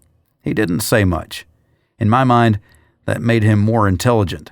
When he did speak, you had to listen carefully, because what he said was important. Felicia was hired to work in the greenhouse. She always watched what was going on. She smiled often, but it seemed forced, and didn't smile when she thought no one was watching. Emma was hired as a housekeeper. She was easygoing. Her joy at John's departure was apparent. It was like someone flipped a switch. I wondered what John had done, and it made me dislike him that much more. Amber joined us at our table. I think we should set up work schedules to share the burden a bit. What do you think? I liked it. There are jobs that no one likes doing. Giving someone responsibility for doing the dishes in perpetuity was not going to work, but rotating it through a schedule would remove any individual anguish. People would be kings in their own area. Joe might never have to do another dish as long as there were people to help, and then Joe would take a turn in the greenhouse, at the kennel, elsewhere. Bring it up to everybody. This may be the missing piece that will bring everyone together. Everyone is a king, and everyone is a pauper. After dinner, Amber raised it as a proposal and said that she would set up a rotating work schedule. She sat down at the bar and started scribbling on a notepad. Joe stood up and apologized to everyone for not cooking for most of the past week. Lucas apologized to everyone for not taking the gardening seriously. He would remedy that first thing in the morning. The others followed suit. It felt like an AA meeting. Who was I to interrupt the reckoning? I couldn't have been more pleased with the change in attitudes. Maybe instead of an AA meeting, it was an AJ meeting, Life After John. I was glad he was gone and hoped that we would never see him again. I didn't care if he was successful or not. As long as we kept a watch on the skies over Fairbanks, we could signal if a helicopter flew by. If John told people in a small city in Canada, there probably wouldn't be anything they could do. We were better off just waiting and watching. John was gone, and that was all that mattered. For the community of Chena Hot Springs, it was a new day, and we had clean laundry. I was looking forward to a hot shower and a warm bed until Joe showed up with ice cream and apple pie. Then I was looking forward to dessert. After that, dishes, then we'd think about going to the room. It was nice to see the group's excitement about what their future held. A full vacation day. We took care of the dishes, got a hot shower, and settled in to watch a Disney movie they had in the recreation room. Everyone was satisfied, and the twins were sound asleep halfway through the movie. We kept the movie playing while we retired to the bathroom for a hot shower together. We hadn't been intimate since the explosion. The twins were always with us, as well as the dogs, and it was cold in the house. We were always clothed in multiple layers. It was nice getting naked with my wife. The next day, I awoke early and took the dogs out. After playing for a bit, I brought them inside, and they were happy to get back into the big bed in my spot that was still warm. I went to the lodge to make coffee and listen to some music. Glasses had been left out from the night before. I washed them and put them away behind the bar while I was waiting for the coffee. There was some fresh bread in the kitchen. I helped myself to some of that with jelly and a nice big cup of coffee. I made a fire in the fireplace, but only for effect. The dining room was well heated. It made for a cozy morning. There were numerous books lying around. I looked them over. One was a James Patterson mystery. I picked it up and started reading. Time disappeared until people started drifting in for their morning coffee. Cereal had gone out of vogue with the fresh milk. There were cases of dehydrated milk, but that wasn't the same. Although I had to admit that I liked eating frosted mini-wheats right out of the box. Toast made with fresh bread and plenty of jelly made a better meal than I deserved. There were no eggs, but there was bacon. Since Joe offered, I had to accept. Bacon goes with anything. It's the ultimate food accessory. I helped clean up, although there seemed to be no limit of volunteers this morning. I thanked all of them personally with a handshake and gave Joe a bear hug with many superlatives. She was the only one who wasn't allowed to clean up. I expected lunch would be great and dinner spectacular. I hurried back to the room to find Madison and the twins just getting out of bed. We quickly cleaned up and headed back to the restaurant for a more private breakfast. Everyone else was already out and about with their duties. Joe was guiding Darren and Becca in how to process the moose. That was going to be a sloppy process, but there was only room for 2 people to work at one time. They would take care of it. Darren waved me away. Becca looked at him with a smile. Joe was pleased to guide the work, using a meat mallet as a gavel. I told them we'd return after a while to see if they needed help. I expected they wouldn't. Colleen had gone with Lucas to the greenhouse to help straighten things up. I was happy watching my family eat. "What was that? Which one of you gave bacon to the dog?" Two innocent smiles. I moved my chair closer to them. The dogs were drooling. It was disgusting. Worse than that, I was salivating too. Nothing like bacon. We then went swimming. The pool was a steamy 96 degrees, and we had it all to ourselves. The world was back on track. After a long swim, we put the dogs in the room as we all dressed warmly. We would help out at the kennel before going back home. There were almost 90 dogs here, and they made quite a racket when we arrived. We went into the dog musher's office where more coffee was brewing. We asked what they needed. They had already fed the dogs, but it was time for waste cleanup. They had shovels and buckets. Madison took one and I took one. We started at opposite ends and worked our way toward the middle. 90 dogs can be very productive. I had to stop and empty the bucket into a dumpster 3 times before getting halfway. I think this meant that the dogs were eating well. They needed to run. The mushers were both women and not too experienced, in their words. They loved the dogs, though, and that made the difference. If they ran teams of 12 dogs, they could give all the dogs a run over the course of 8 trips. That would almost be a full-time job. If they had half the number of dogs, it would be more manageable, but no one would approve killing dogs just because there might be too many. We didn't know when help would come, so we would make do. It took us an hour and a half to finish the job of cleaning up. The good news was that it only had to be done like that every couple days. We were glad to save someone else from doing it, although it was nice to go back into a warm building and drink hot chocolate. The dog mushers had put the twins on a sled and taken it out. They were covered up with a blanket and happy as could be. Their faces were all red when they returned, but everyone was happy. Both of them wanted to become dog mushers. It was a laudable goal. We would see as they got older. We went back to the lodge to clean up our room and get ready to go back home. Colleen had put a sleigh behind her snow machine. She found it in the snow machine garage.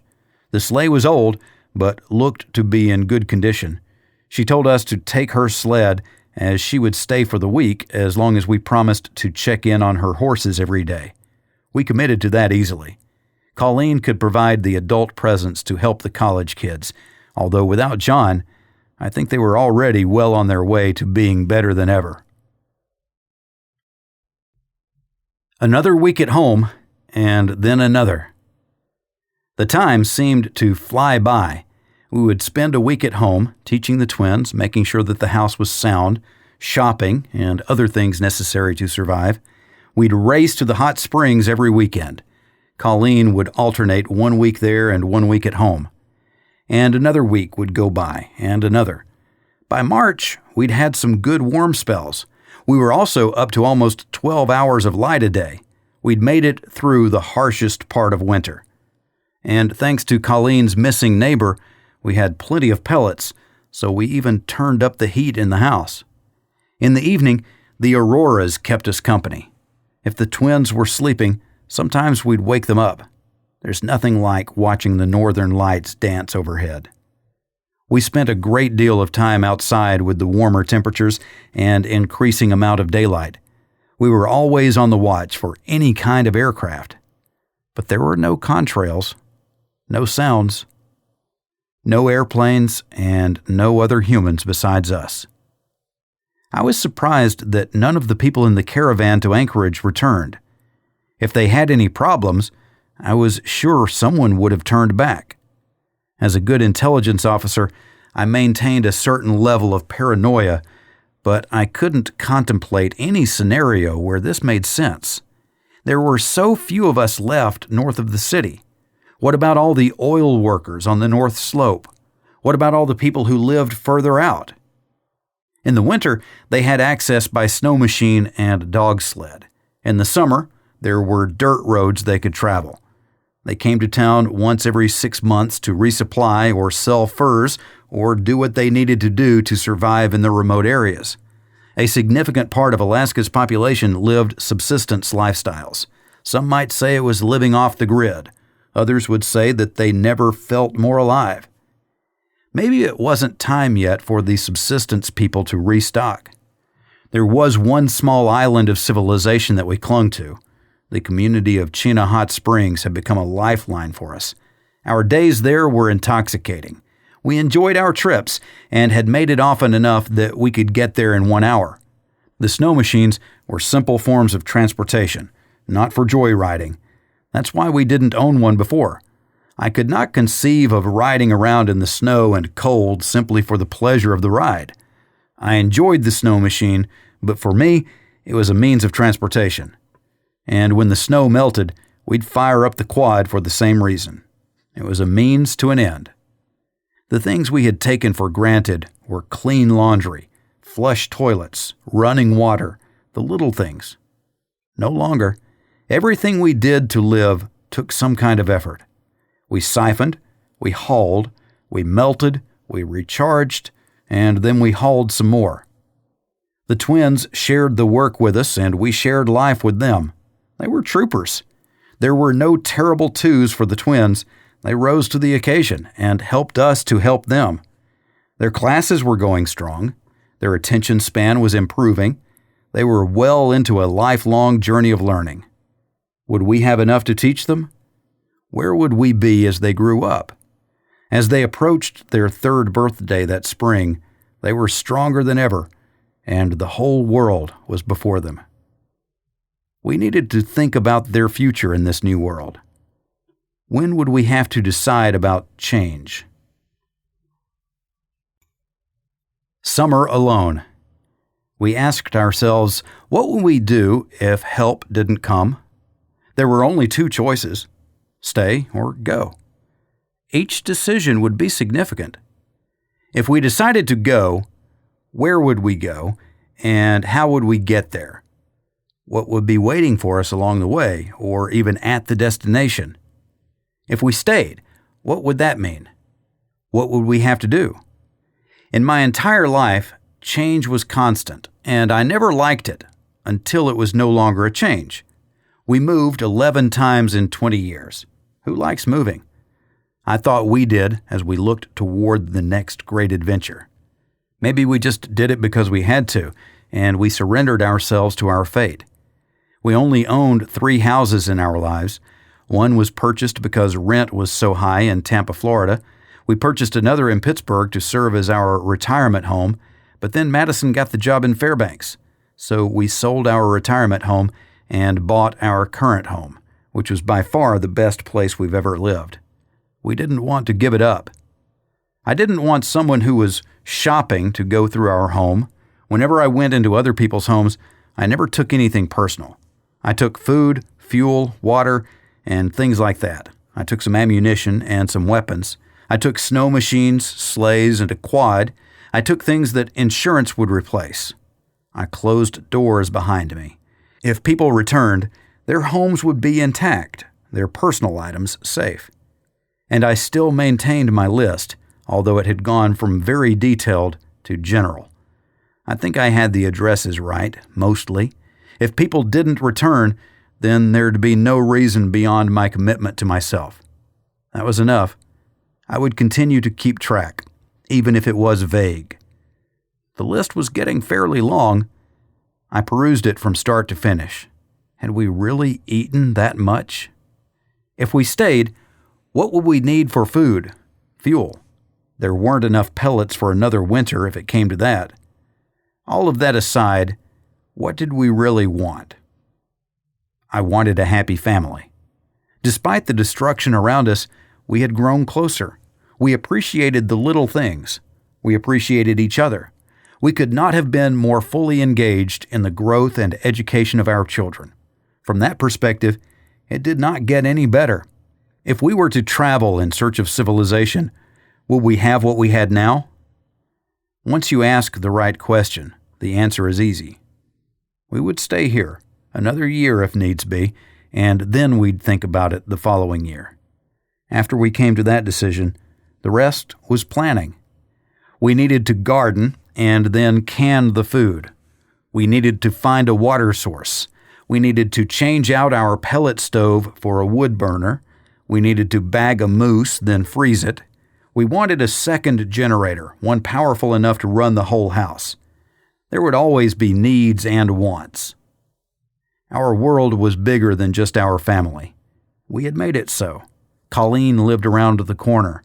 We had started the community, and it was flourishing. We had gone no further than Bennett Road for the rest of the winter. I did not want to explore too far and wide in the area where the Goldstream brothers had spread fear. Maybe we'd rethink that come summer. In the interim, we'd have to talk with the community. I didn't think Colleen wanted to go anywhere, as she had her horses to take care of.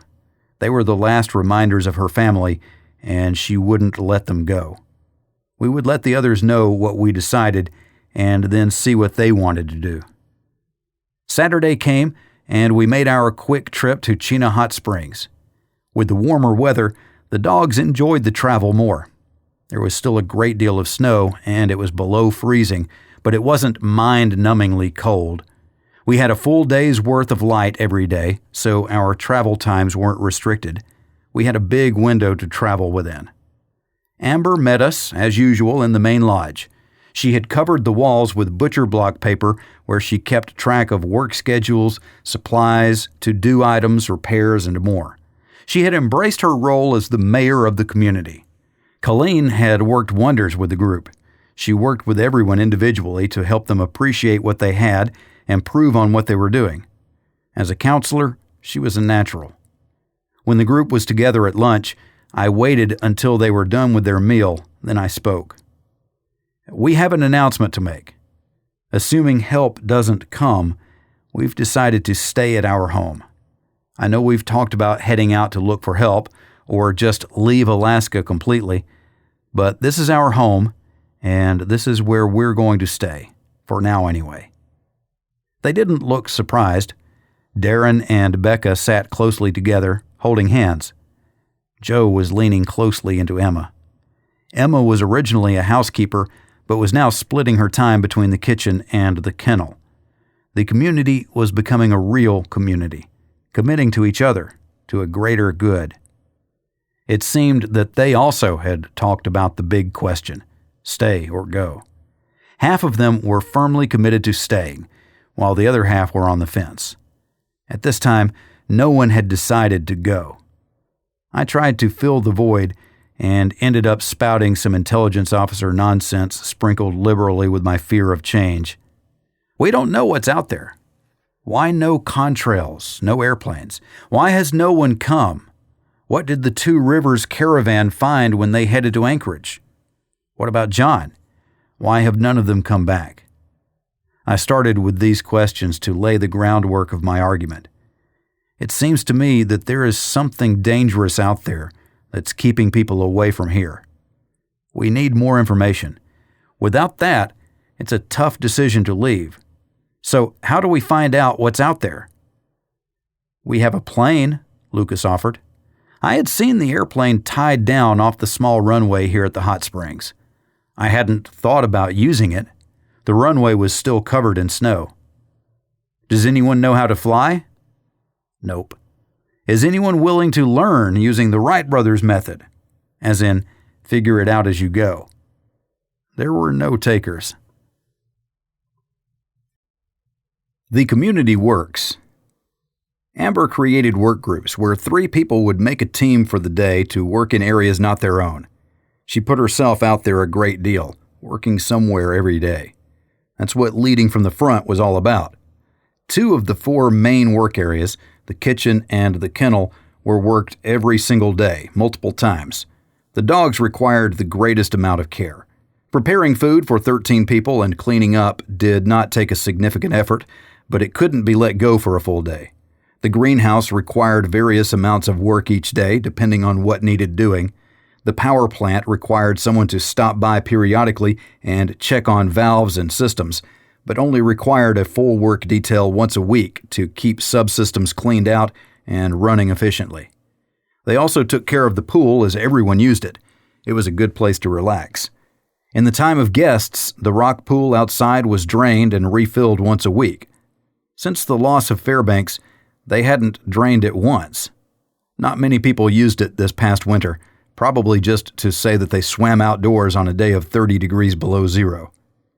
Even with the work schedules, everyone worked part of Sunday, but then everyone had the rest of the time off.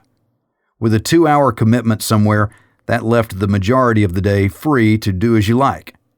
Becca and Darren moved in together. As a couple, they took 2 connected rooms and turned one side into a living room and the other into the bedroom. They seemed happy. They made a dynamic pair of hunters. I gave them my 12-gauge shotgun to supplement their high-powered rifle, and they put it to good use. 4 caribou and a flock of ptarmigan later, there was plenty of meat and variety for all. The dogs benefited as they were treated all the way around. Extra greens from the greenhouse went into their kibble, along with a fair bit of meat. By doing this, the hard dog food lasted much longer. The target of making it to spring would be easily met, and they would now make it halfway through summer. A sickness like kennel cough passed among the dogs, and many didn't survive. As it turned out, we lost 13 dogs to the disease, many of them older. The remainder recovered and stayed strong through the rest of the winter. Everyone had their favorites. It seemed that no matter what work detail someone was on, they would find time during the day to visit the kennel. The dogs had their favorites too. Always trust a dog who likes a person. Lucas was mechanically inclined and became the go-to guy to fix things. There was always something, from a busted water line to a bathroom fan to the water pump for the pool. Lucas was good enough in getting things back into operation. They weren't pretty when he finished, but they worked. So he was turned loose on the fleet of snow machines and quads to make sure that they ran when needed. He used a number of the vehicles for parts on the others. He kept running what needed to run. Darren and Becca had their hunting sleds always in top shape. There were a couple others that they used to break trails for dog sledding. No one used the snow machines for recreation. With Joe and Emma paying more attention to each other, there was always 2 people in the kitchen, which kept kitchen duty to a minimum for whoever was assigned there for the day. They generally carried things from storage to where it would be thawed for preparation. Greenhouse duties overlapped with kitchen duties. It was more moving and cleaning than food preparation or cooking. Sometimes people would volunteer to make their favorite dish. This was encouraged as it kept people in touch with their lives from before and opened the others up to variety. After things settled in and people got used to doing their share of work as well as leading a work detail, they got more efficient. Work that initially took 6 hours was down to 4. Some things could be done in an hour. There were days where everyone checked in at all the workstations to see if anything needed doing. It had blossomed into a collaborative effort where everyone benefited. What did people do in their time off? There were numerous unheated cabins for camping and a yurt on top of the hill where you could go for the best views of the aurora. Some took advantage of this. If help came and they returned to their homes in the lower 48, they might never get the opportunity again to see the northern lights, to experience the real Alaska. They consolidated all the books in what used to be the gift shop. Amber had boxed everything from the gift shop and put it all in storage. It would be available if the resort ever opened back up for regular guests. Books filled a void, but also many people had computers with digital books and movies. The resort itself had a small collection of DVDs for checkout, but between the people there, they probably had many thousands of hours of digital movies and TV shows. By pooling what they had, they were able to load up a 1 terabyte external hard drive with nothing but videos. Everyone could download what they wanted onto their individual notebook computers. Some movies were only available on people's personal iPads. To get one of these, you had to borrow the person's iPad. This usually meant watching the movie with the owner present. Who knows what else was stored on those iPads? Surprisingly, the workout room received a great deal of attention. Everyone was younger and still had things to prove, even if only to themselves, so they worked out. There were many strength contests of all sorts. Everyone improved their health and fitness. The so-called lazy millennials of today were anything but. They worked hard to achieve the common good. This system worked well for them, just like a kibbutz we had visited in Israel a long time ago. It is amazing what happy people can accomplish. These college kids had been thrown off the deep end. They missed their families and longed for a way to get word out that they were fine. Their families had to be worried. But it wasn't time yet to take a chance. They all talked about who would be next to risk leaving and trying to make contact with the outside world, to get word back. They wanted to know what happened. We all wanted to know. The Master Gardeners. My naive prepping from the time before paid off in this case. I had purchased an emergency seed pack with 32,000 seeds of a variety of vegetables and a book on how to grow your own food. It was March. We had to become experts immediately to start the seeds and then prepare a garden. This was Alaska, and as the weather turned, we'd get more and more light until the midsummer months, where we'd have light for nearly 24 hours a day. It was a prime growing season if we prepared everything properly. The book became my new favorite. It stayed on the dining room table and no one touched it. I had a notepad as I laid out our plan of attack. Preparing seedlings, using a greenhouse, making sure the soil was ready, planting, watering, and more. Moose. Where we established our garden, we had to keep the moose away. In no time, they could destroy a year's worth of crops. There would be no recovery for us here. We couldn't simply run to the nursery and replace our plants. But we could always count on the community, as they were producing far more than they needed. We had a safety net. That gave us time to learn by trial and error. We had a book and could leverage the wisdom of the authors. I wanted to be self-sufficient, while still appreciating the value of the safety net at Chena Hot Springs. Gardening was a skill the twins could use no matter if we were rescued or not. Rescue. An interesting word. What would we be rescued from? What were we really missing? The ability to flip a switch on the wall and have lights go on? To have constant heat without having to do any work? To watch television? We were certain that if help came, we would ask for things, but we wouldn't leave. The other world lost its allure. We had grown very close as a family. That isn't something to be rescued from. What would happen now if we went back to the way it was? I was sure that we wanted more of this and less of that. So gardening it was. There was a creek at the bottom of the hill between us and the gas station. It was about a half-mile away, but once things thawed, we'd have running water. I had no idea how to check if the water was potable or not. As it was the only source in the area, we needed it to be good. I would have to follow the stream up the hill until it was well past any populated areas just to see. As long as there weren't any car batteries dumped in the stream or whatever, I thought we'd be fine. The wells in this area pumped water that smelled horrible. That would be an obvious bar to use. Pumped water. No one's well was pumping anything nowadays.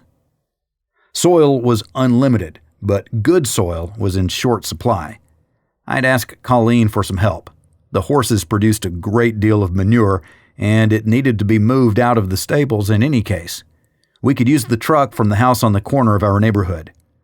We could do it, but it would take more work than what I had done in the winter. Siphoning and hauling wasn't that demanding. I was down to a lean 175 pounds. I lost a total of 15 pounds over the winter. Not bad, and our trips to the resort probably kept me from losing more weight. 3 of our neighbors had small greenhouses, but without a way to heat them, they wouldn't do what we needed. I wanted to build a greenhouse on our parking pad and heat it using the generator. Once we started the seedlings, we couldn't take a day off. We could never let the greenhouse get below freezing. Water, heat, and light were critical for the plants at all stages. We had a plan. Time to get to work. Time indeed. It seemed like we had all the time in the world. The only deadlines were of our own design. There was a certain freedom that we enjoyed. We received no bills. We traded in things and knowledge. We worked at the resort for the meals they provided. We weren't a burden on any other person. It was liberating. We shared our time with those in the same situation, working hard day in, day out to survive. There were two things I always had with me, and that was my wallet and my .45. I hadn't needed my wallet since November, but I felt like I was missing something with an empty front pocket. My pistol was in my shoulder holster and seemed a part of me. I needed it at times when my life was in jeopardy. It was my safety blanket more than anything else. And then there were the dogs. Phyllis and Husky were inseparable. They always stayed close to their humans. They understood their role as protectors of the twins, although the dogs probably caused more falls and scrapes than anything that threatened the two toddlers. I think our dogs would take on a pack of wolves to keep any of us safe. It was the same thing I'd do. Our new world was so much smaller, yet more fulfilling. It was odd. How much life had we missed out on before? Everyone complained about the fast pace of modern society, but no one left their smartphone at home. We struggled for just one more thing, one more award, one more year toward retirement. Now that we had time, we took the time to be thankful for what we had. Months after the world changed, we still reviewed everything we had done during the day to make ourselves just a little bit better. It wasn't about things, it was about what we did for each other, about what we did to improve ourselves. My asthma bothered me a lot less nowadays, too. Maybe it was the weight, or maybe it was a diet that lacked junk food. Maybe it was the fitness. I was in the best shape I'd been in a long time. Madison, too. She carried water and fuel and food. She drove the snow machine like a champ.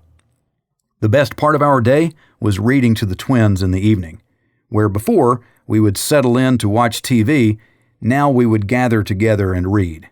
It didn't matter what we read. We had gone through numerous volumes of Dr. Seuss, but we also read them the gardening book, the Bible, Master and Margarita by Bulgakov. Anything and everything. When you read every day, you go through a lot of books. Getting ready for spring.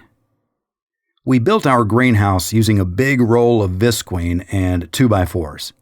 We built an inner shell and an outer shell to use the air gap as an insulator. We initially heated it with the kerosene stove burning fuel oil. We vented with a heat-driven fan, and we used a 2-foot thick bed of wood chips and sawdust to help keep the heat steady. Once that was done and the wood chips heated, we removed the kerosene stove. There was no sense in poisoning our young plants with the toxic air. I ran the generator so we could use an electric heater in the greenhouse. This meant that I had to run the generator every few hours. Madison would stay up later, and I'd get up early. It wasn't optimal, but it was all we had until it got warmer outside. We planted seeds for tomatoes, peppers, and green beans. When the time came, we'd plant cabbage, kale, and other greens. In order to hedge our bet, we planted triple the number of seeds we wanted to get in plants, just in case. With the greenhouse, one of us had to stay home at all times. The twins would be really put out if they didn't get their weekly trip to the resort, so Colleen and Madison took them. They traveled light, pulling only one sleigh with the emergency gear: tent, sleeping bags, food, fuel. I kept the dogs with me at home. This also gave me some freedom to shop for things that we would need come summer. A truck with a trailer would be nice. Maybe even something like a backhoe, as digging an outhouse was one of the first things on my agenda when the ground thawed. I saw 12-hour workdays ahead. The twins needed to learn how to weed the garden. Well, maybe they were still too young for that. They would get their chance soon enough. We couldn't build the garden at our house. There simply wasn't enough water. The closest viable garden spot was a half-mile away. It seemed like no matter what I needed to do, there were moving parts with missing pieces. I needed to get an inventory of what was available for us to use. I better pick up the pace of inventory management. Not working was getting to be like a real job. The first medical emergency.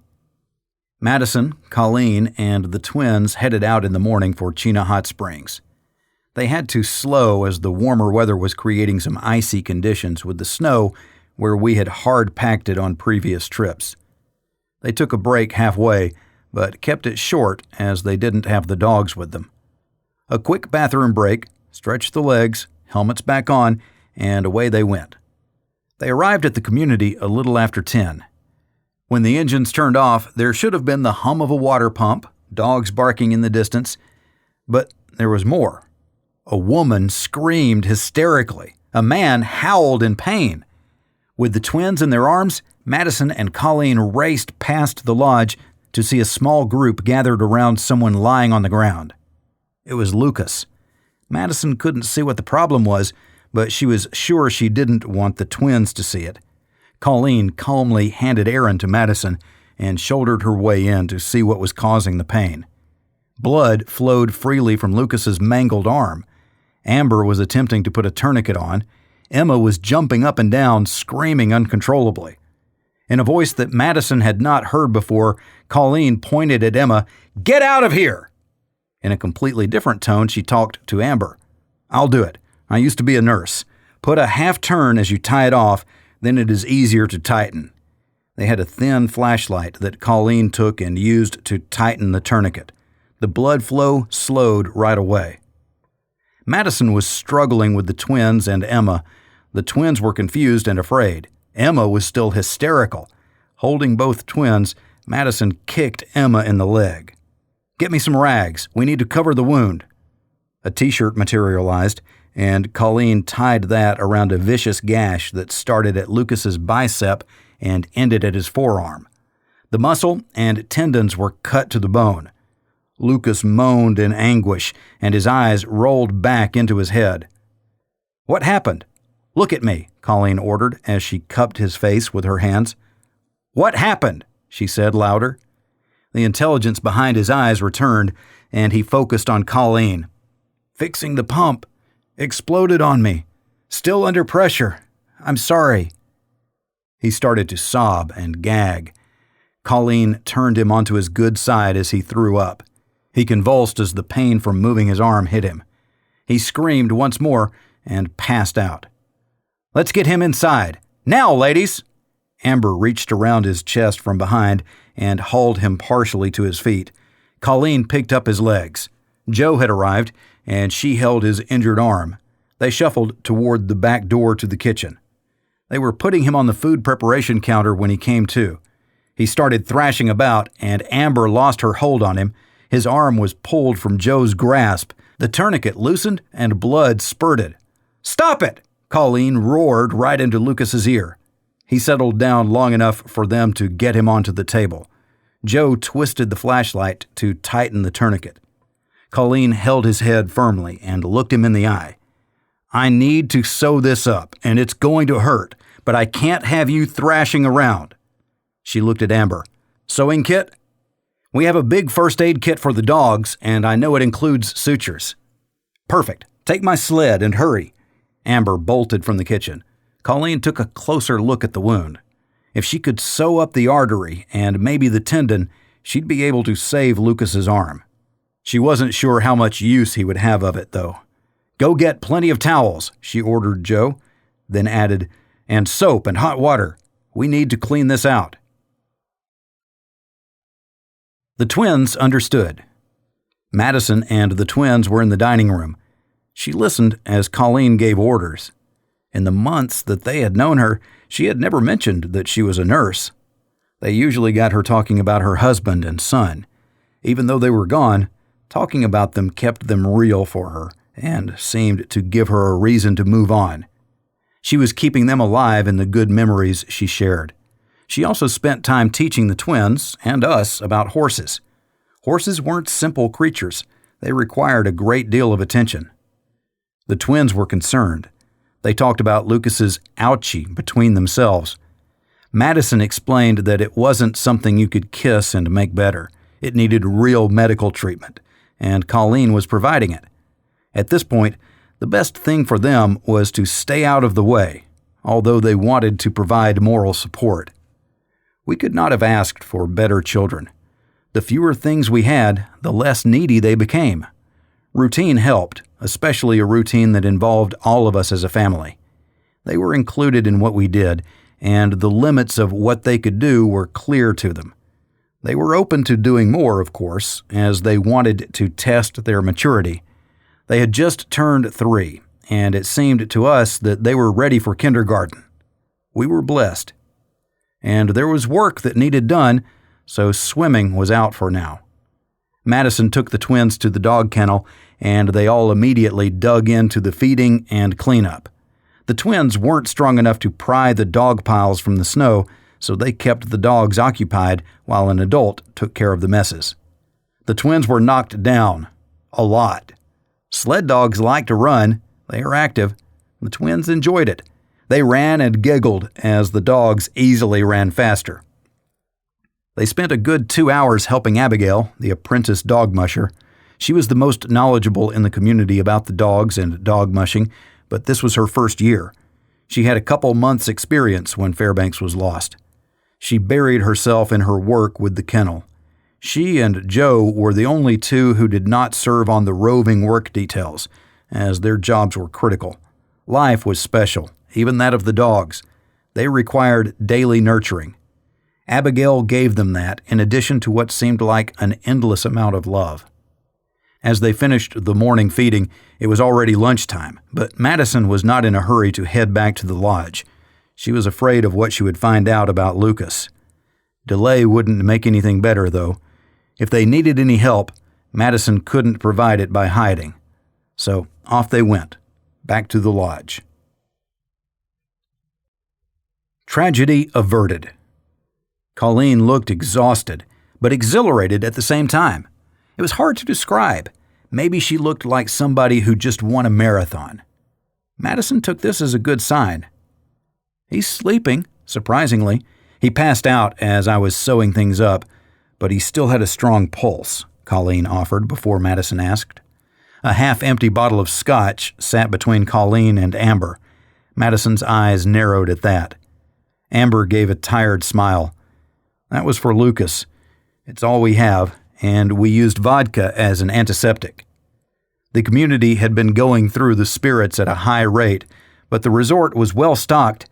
Maybe some needed to be set aside in case of emergencies like this. They would have to think about that. Plus, there was the stock at the gas station. That had remained mostly untouched. Having a nurse available was an amazing bit of luck. Lucas probably would have lost his arm otherwise, maybe even his life. Having no medical care would make the new world a dangerous place. How long could we stay apart? How long would we have to?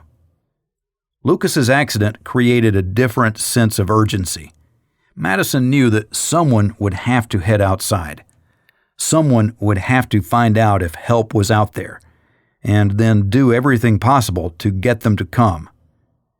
Madison would not let it be me. Joe and Emma were still cleaning up the kitchen. Emma had gotten hysterical since she thought it was her fault Lucas got hurt. She'd opened the wrong valve when Lucas had pointed at something by her.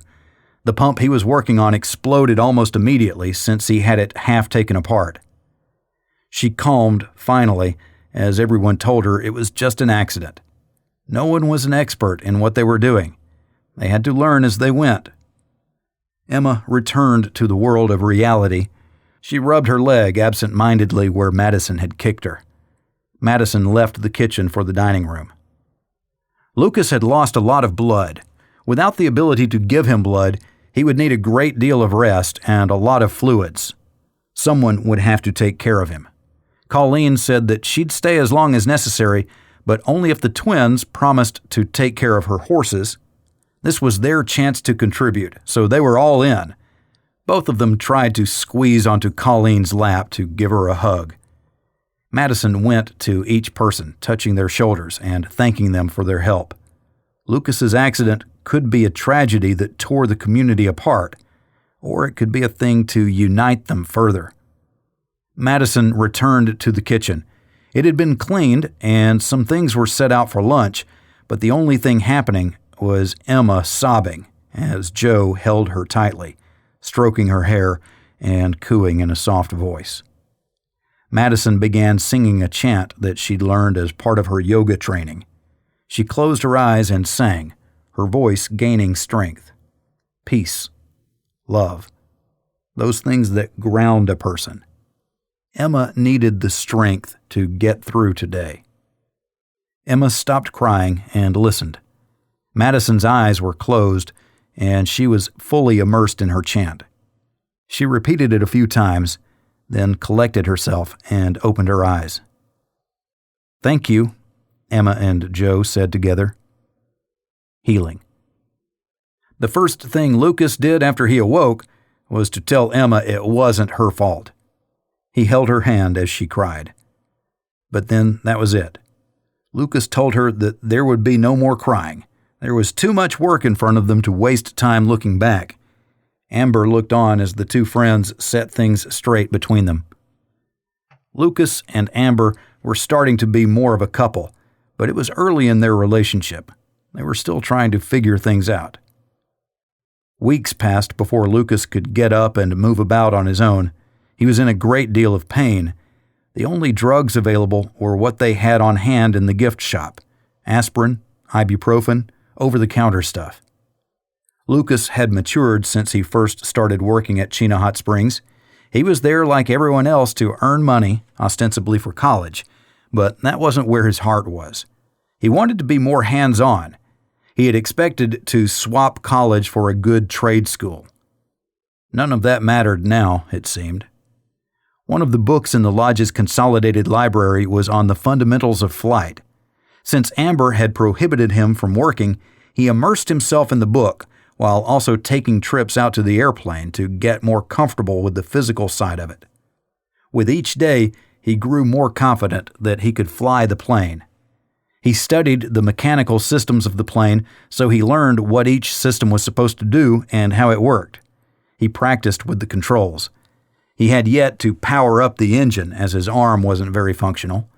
He was learning to do things left-handed.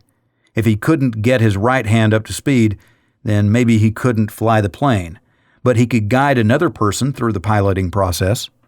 Lucas could control the flaps, propeller pitch, and throttles left-handed. A plan was forming itself in his mind that had the potential to give the community a look at things hundreds of miles away. Lucas committed to make that happen. He continued his studies and became a new man. He worked with Colleen on what it would take to rehabilitate his arm. She gave him some exercises to start off with, but injury rehab wasn't her specialty. Once she got back home, she would check some books she had, but until then, he could start with some simple things. He got to work, and she left him to it, making sure that Amber didn't let him overdo it. Long days. As March gave way to April, my work extended to almost 16 hours a day, every day of the week. The seeds, the garden prep, the shopping. My scavenging had resulted in rolls of barbed wire, fence posts, clips, and all manner of hand tools. I couldn't sink the poles until the ground thawed, although I could bring in horse manure and good dirt that people had stored in their sheds, seeds, and anything else I could find, especially commercial fertilizers. I had to be careful with these, as some weren't meant for gardens. Something like 7 was a product to be used specifically to combat various bugs. I found both powder and liquid versions. Since our garden was going to be a ways away from the house, I dragged someone's portable shed down there. That was a painful and time-consuming affair, but it gave me a way to store all the little things. Once breakup was underway, mud and standing water would wreak havoc on any kind of order. Since I was close to the stream, anything I had could wash away if I wasn't careful. I looked at everything as irreplaceable. I was a slave to modern technology and needed all of it if there was any chance for us to have a successful garden. I didn't want to risk failure.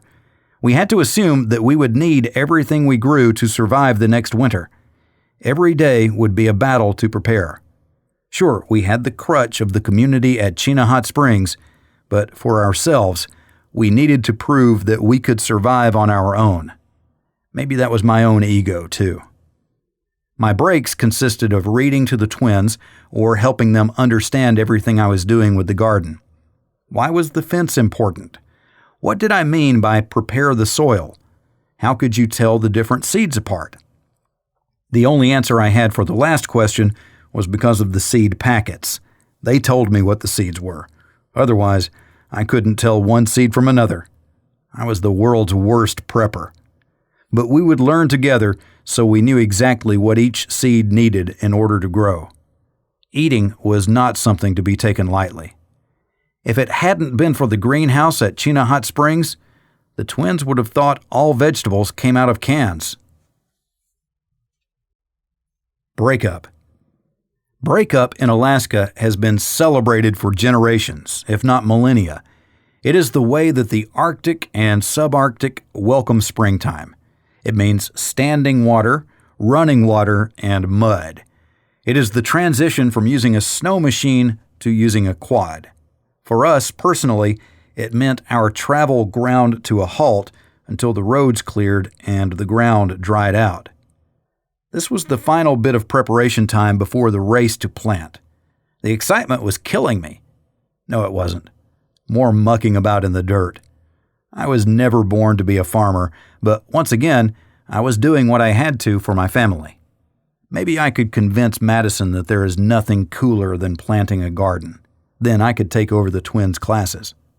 Actually, their classes needed to be about the garden and the outdoors, so we would all be at the garden regardless. Some would watch and learn, and others would be mucking about in the mud. As we waited for breakup to wring itself out, we made sure the battery on Colleen's truck was charged. I took the opportunity to charge the battery on my Jeep, too. It hadn't run all winter. I was happy when it started right up. I also fired up the quad, although I had driven that around a little bit at times. It would be a good ride. Although for trips back to the resort, we'd probably just take the Jeep. I wish we would have found a Geiger counter so we could see if Madison's Jeep was contaminated. It would be the better ride. We hadn't looked for a Geiger counter. I wondered if there was one at the university. After any spring rains and the final runoff had gone downriver, maybe we'd take a trip back. The route on Goldstream to Baleine would still be clear. The original fire had not burned far, not even past the first hill. Everything was probably as we had last seen it. With breakup comes warmer weather. There would be bodies. That could be a problem. I wasn't exactly queasy, but then again, I'd never seen anything like what we could encounter. I wanted to know that Madison's Jeep was okay. I wanted to know if there was anyone on the other side of town. Once we got the garden planted, we'd have time to make a run. I could leave at 4 a.m. and it would already be light out. Maybe that was a better plan. I had a gas mask in the garage that I'd bought surplus a long time ago. The filters were still sealed. I could wear the gas mask and a full set of coveralls. No exposed skin and breathing filtered air. I could take Madison's Jeep, so if there was contamination still at the university, it wouldn't ruin my Jeep too. That would work. I'd talk Madison into letting me take another trip into the city. The intelligence officer in me begged for new information. Why had no help come? Where were the airplanes? End of Book 1. This has been End Times Alaska, Endure, Book 1. Written by Craig Martelle. Narrated by Chris Abernathy. Copyright 2016, Craig Martelle. Production copyright 2016 by Permuted Press.